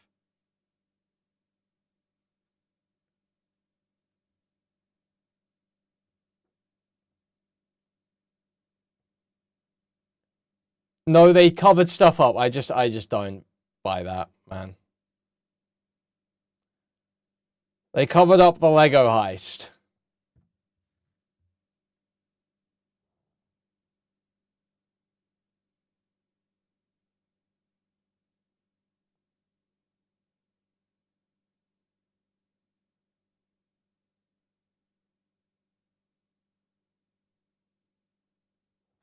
It's a lie, but they were acting a bit weird.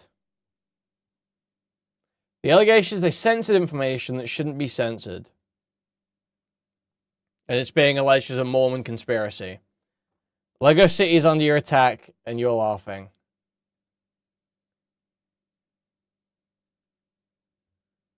So, yeah, I feel like day one, I may be, you know, there may be details that, like, I'm not doing justice to or something if you're, like, a total F-star actually gives a fuck about any of this. I guarantee day one, I basically intuited the take. Just, like, I, just knew. And so that's why I just never wanted to cover it for, like, a huge amount of it. Is because I was like, I know I'm right. I know I'm going to have to go through 2 weeks of waiting for everyone else to catch up. Maybe a couple other people get it. I hear Parry was outflanking Chud on this and made Chud kneel. But it was just like, I know it's just going to be the exact same fucking bullshit where it's 2 weeks of just waiting for everyone to catch up.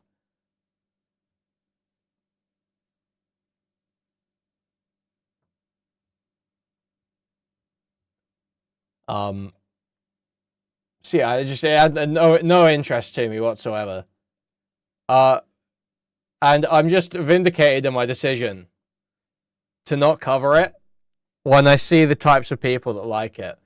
So I just went to Chud Logic's Discord to go to the short form content channel to see if there was anything I could pad time with. And I see a user called Toys R Us Kid posting a video called The Brick of Mormon Skybrows. And he says, for those that don't know, Skybrows, CG artist and self-proclaimed AI slopmetrist, is a crafty memologist. A crafty memologist. So this person belongs in a re-education camp. This person is not fit for society and belongs in a re-education camp so that they can learn to be less disruptive to the public good. Let's pull up the video. Let's pull up the video they linked, guys. Let's review what Chud's audience loves. What Chud's audience thinks is fucking awesome, guys.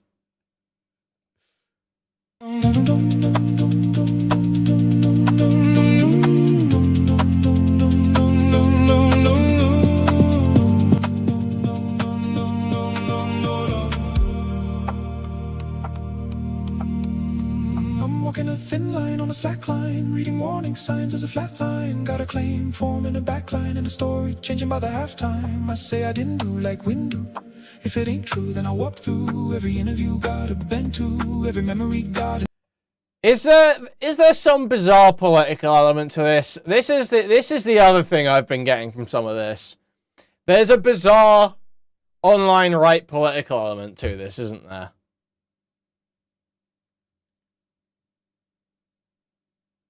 I feel like it's the sort of thing where everyone would cry if you called it out.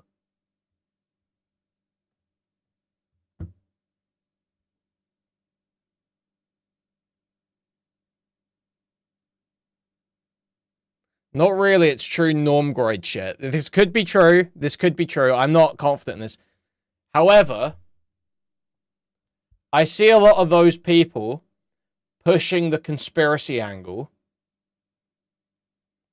And now I'm seeing Dindu reference. Dindu like Windu. And now I'm seeing stuff like this. So I've gotten a lot of senses from the periphery that there is like a slight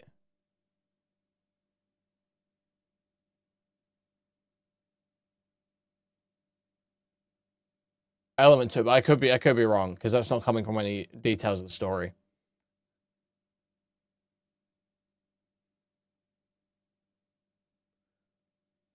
The old store owners are Antifa types that fled to Spain to escape Trump, and they've got 80k GoFundMe.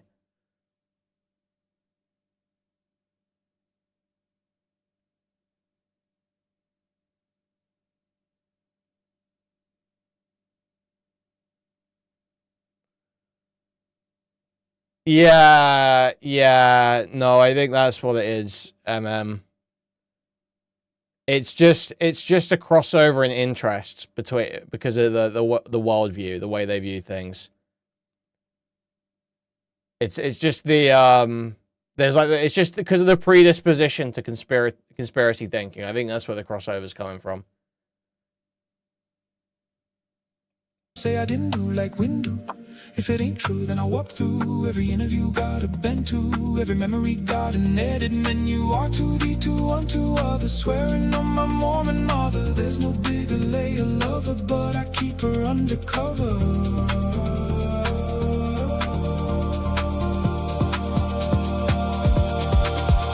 I ain't greedy, I'm protective. From a certain point perspective, every fact is more subjective. When the chef looks so collectible, more and more, and call me shady, call me litigation crazy.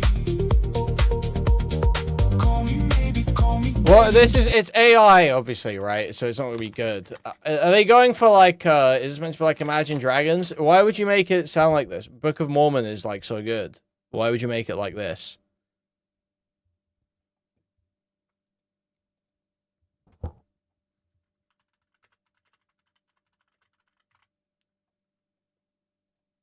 Why would you make it like a Book of Mormon parody title, but not make it like any of the Book of Mormon songs, which are all bangers, which are all awesome?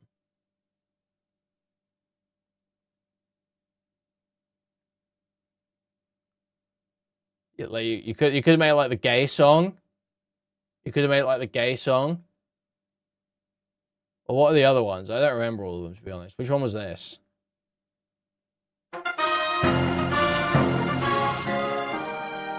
Ever since I was a child, I tried to be the best. Yeah, they're gonna make it like this. They should make it like this. My family and friends all I saw it in said I London was blessed. years and years ago. So what happened? It was supposed to be all so exciting, to be teaching of Christ across the sea, but I allowed my faith to be shaken. Oh, what's the matter with me? I've always longed to help the needy, to do the things I Make it about the Mormon Lego store owner who stole stuff, realized that he did something wrong. That'd go crazy. A warlord who shoots people in the face. What's so scary about that? I must trust that my Lord is mightier and always has my back. Now I must be completely devout. I can't have even one shred of doubt. I believe that the Lord God created the universe. I believe that he sent his only son to die for my sins. And I believe that ancient Jews built boats and sailed to America. I am a Mormon, and a Mormon just believes. Epic. Cannot just believe part way. Was I a drama kid? Have to believe No, in it I was not a all. drama kid. I was not a theatre kid. Problem was doubting the Lord's will instead of standing tall. I can't allow myself to have any doubt. It's time to set my worries free. Time to show the world what Elder Price is You guys about are hating. This and is hating. share the power inside of me. I believe that God has a plan for all of us. I believe that plan involves me getting my own planet. And I believe that the current president of the church, Thomas Monson, speaks directly to God. I am a Mormon. It's epic. It's great. Dang it! A Mormon just believes. You don't like wait, you guys call me gay. You don't like the song about turning off gay feelings in this musical? You don't like that one? Where is it?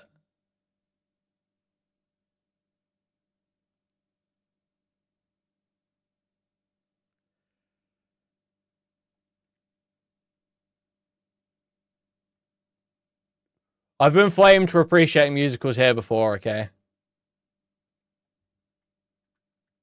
Could be feeling. I got a feeling that you could be feeling a whole lot better than you. You do have to today. watch it, really. You do have to You watch say it, really. you got a problem. I don't like Wicked. No, well, I've never seen that's Wicked. no problem. It's super easy not to feel that way. When you start to get confused because of thoughts in your head, don't feel those feelings. Hold them in instead. Turn it off like a light switch. Just go click. It's a cool little Mormon trick. We do it all the time when you're feeling certain feelings that just don't seem right. Treat those pesky feelings like a reading light and turn them off like a light switch. Just go bap. Really, what's so hard about that? Turn it off! Turn it off! Right? When I was young, my dad would treat my mom real bad. Every time the Utah Jazz would lose, he'd started drinking and I'd started thinking, how am I gonna keep my mom from getting abused? I'd see her all scared and my soul was dying. My dad would say to me, now don't you dare start crying. Turn it off like a light switch, just go flick. It's our nifty little Mormon trick. Turn it off. It's just epic. It's off. My sister was a dancer, but she got cancer. The doctor said she still had 2 months more. I thought she had time, so I got in line for the new iPhone at the Apple store. She lay there dying with my father and mother. Her very last words were, "Where is my brother?" It's not religious music, it's anti-religious. Anti-religion, The fuck fear you. that I might get cancer too. When I was in 5th grade, I had a friend, Steve Blade. He and I were close as two friends. It sounds like fucking Bo Burnham. Fuck you, Bo Burnham is fighting this. I would Fuck you. discover I was having really strange feelings for Steve. I thought about us on a deserted island. We'd swim naked in the sea, and then he'd try and whoa, turn it off like a light switch. There, it's gone. Good for you. My hetero side just won. I'm all better now. Boys should be with girls, that's Heavenly Father's plan. So if you ever feel you'd rather be with a man, turn it off. Well, Elder McKinley, I think it's okay that you're having gay thoughts, just so long as you never act upon them. No, cause then you're just keeping it down. Like a dimmer switch on low. Thinking nobody needs to know. But that's that's not true. Being gay is bad, but lying is worse. So just realize you have a curable curse and turn it off. Turn it off.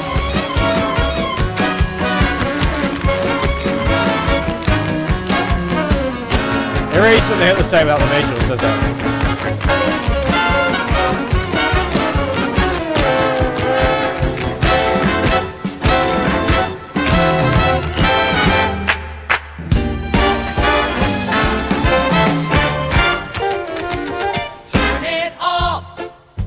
Now how do you feel? The same. Then you've only got yourself to blame. You didn't pretend hard enough. Imagine that your brain is made. Reveal for that Star Wars game. I swear I heard him mumble "turn it off" over and over under his breath. Thank you for the $10, Dovo. Thank you. Tiny boxes, then find the box that's gay and crush it. Okay? No, I'm not having gay thoughts. All right, it worked.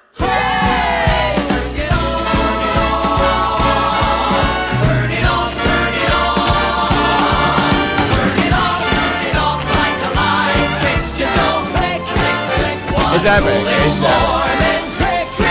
We do it all the time. When you're feeling certain feelings that just don't seem right. Treat those pesky feelings like a reading light. Turn it on like the light switch on your cord. Now he isn't gay and he turn it.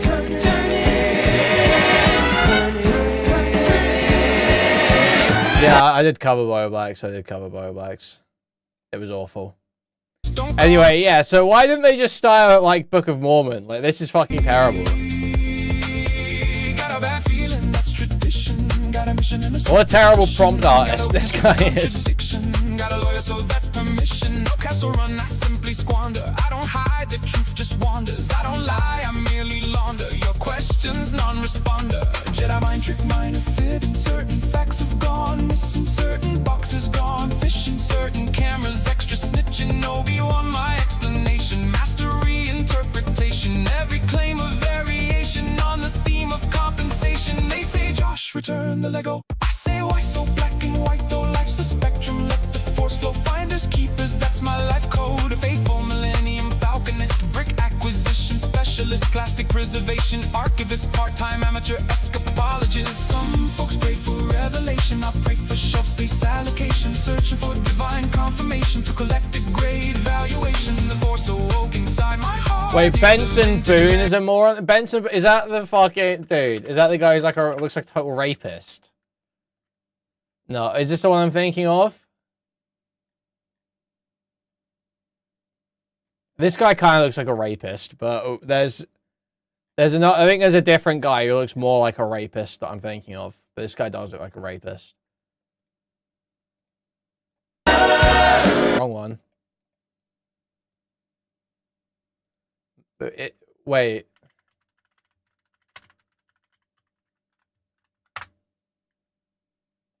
Is this the one I'm thinking of? And you switch up with no Yeah, dude. Oh my god. No, this is the guy I'm thinking of. This is the guy who looks like a total rapist. You kiss me like you wanted. How rude, how rude. But I kinda like it anyways. I don't mind if this is gonna take a million days.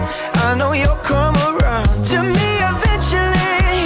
If you sit back, relax, enjoy my once you know my love is so mystical, magical, oh baby. It's so fucking bad. It's so fucking bad. Once you know my little heart to get, baby, I wanna give you the world. Not saying you gotta chase me, but I wouldn't mind it if you give me just a little bit of. No, Salvo is like the authentic version. This guy's like imitating what Salvo actually is, you know? This like is rapist coded because it's the inauthentic trend when Salvo is just kind of like that. Magical, oh baby, 'cause once you know my love is so mystical, magical, oh baby, 'cause once you know. Although Salvo's build is totally different, he dresses different too. This guy can't even stick to the style. He's like so. It's just so Mormon, and he's got this weird little mustache as well. Right, you can feel like moonbeam ice cream, taking off your blue jeans, dancing at the movies, cause it feels Like this guy is like if Dream tried to dress as Salvo, if Dream was trying to be Salvo, this is what it would look like. so mystical, magical, oh baby, cause once you know my love is so mystical, magical, oh baby, cause once you know my little heart to give, baby, I wanna give you the world, not saying you gotta chase me, but I wouldn't mind it if you give me just a little bit. Under the Silver Lake's fucking awesome. Fuck you. Fuck you. Don't talk shit on Under the Silver Lake. Anyone that shit talks Under the Silver Lake is a fucking retard and filtered. Some call that the darkest star. I call that a brand new start. I say, look, let's be objective. The collection. Yeah, the media analysis is that it's incredibly Mormon. It's incredibly soulless and Mormon. It's like Imagine Dragons pop. Okay? That's the media analysis here. And this guy looks like a rapist. Look neglected, I was simply redirected by a higher That might as well be force. AI, to be honest. The Mormon mind and AI are about as creative as each other. Walking a thin line on a slack line. Every headline turns to backfire. Every fact check fuels the tire fire. Every witness suddenly retires. Got more spins than a lightsaber. Every month the tale gets stranger. Every statement shape changes later, like a legally distinct changeling vapor. Swearing on my Mormon mother, blaming one. So yeah, and then Beckett's CSA victim audience fucking love this drama too, didn't they?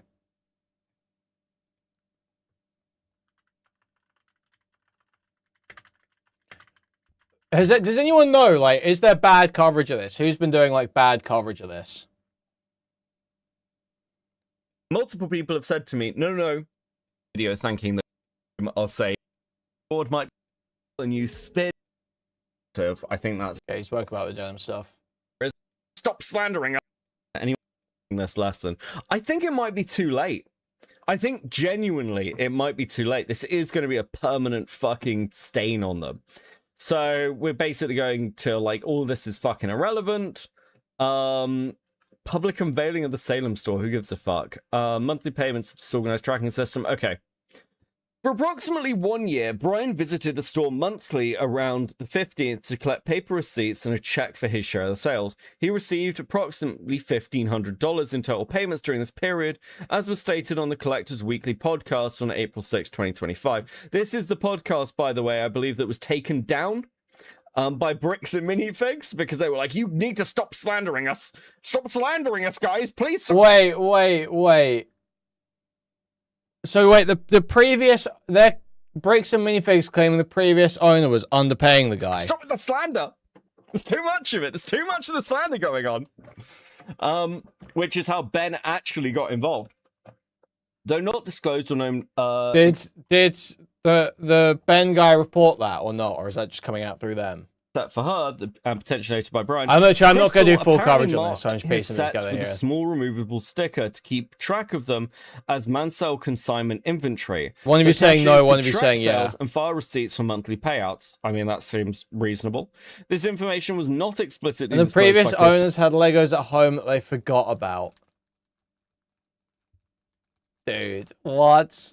To the store staff during her tenure as to why, nor the new incoming franchisee owners in November 2024 upon her The departure. CEO did a To be stream clear, of Ben. she was Who's backing Ben?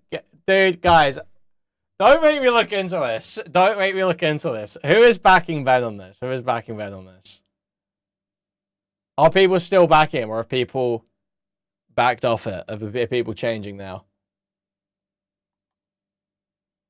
You're saying ISO, I don't believe you. ISO, I don't know you're following this.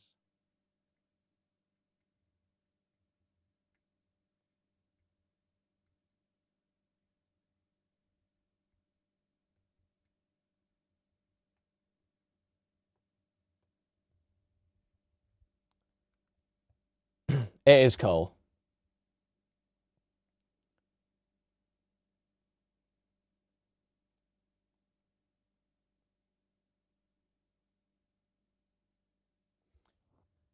Okay, there's a few people that seem to know what's going on. Who actually...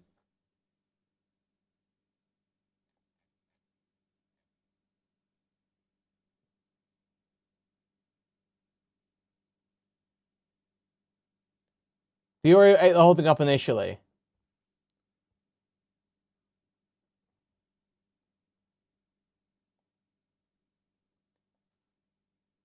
Say, I know what's going on. I do mostly. Okay, Sam. Who is actually? Do you know who is actually still backing Ben? Are people actually with Ben for the long run?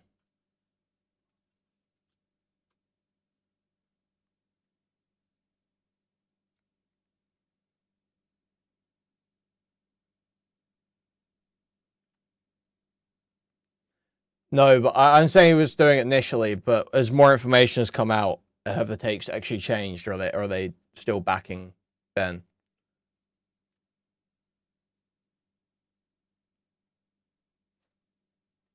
Moist Critical's backing him.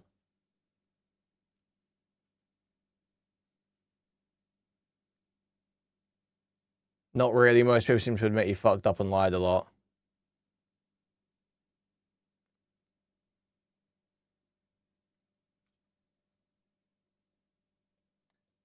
Yeah, it's only interesting if everyone's still backing a total liar.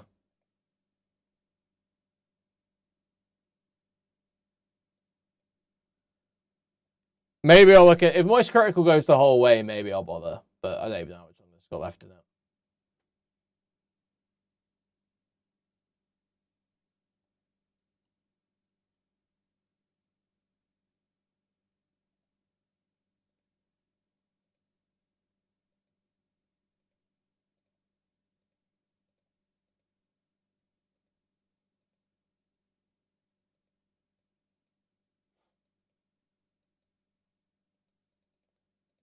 Because, yeah, the story just, like, was obvious bullshit to me immediately.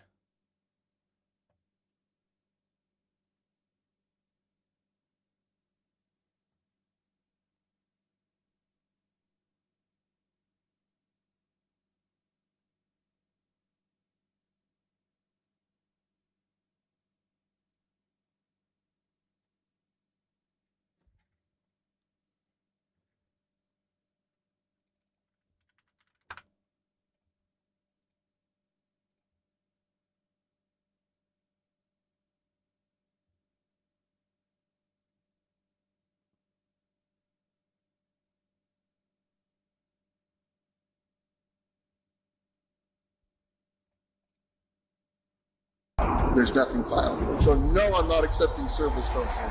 Okay. Absolutely not. It's fake. Okay. It's not real. That's completely fine. You have that right. Yeah. Literally, all this police officer has to do is be like, "You are served," and then he doesn't even have to accept them. He can literally just drop them. But as long as you say you are served, that counts as illegal serving. So why doesn't this cop just do that? Like this whole thing could be solved in literally 3 seconds. Like here, I'll time it. You've been served. Yeah, like literally 1.5 seconds, and this could be solved. This could literally be solved in 1.5 seconds. Here, spoiler alert! Immediately, 60 hours worth of leaked police fucking footage has been leaked by the American Fork Police Department. There's speculation on whether this was a glitch or what we're about to see. First and foremost, I want to just briefly out. So yeah, honestly, these German guys are. Some of these guys probably really just do love the hobby and like love seeing like people get excited over a story that you should. It's not a process. You've been served. I think a process server would show up with a guy that's been harassing a YouTuber. Yeah, I don't think that's the perspective that he shared with the process server. I'm not sure if there's an ethical code of conduct for people who walk up and throw a paper at you at the door. I don't.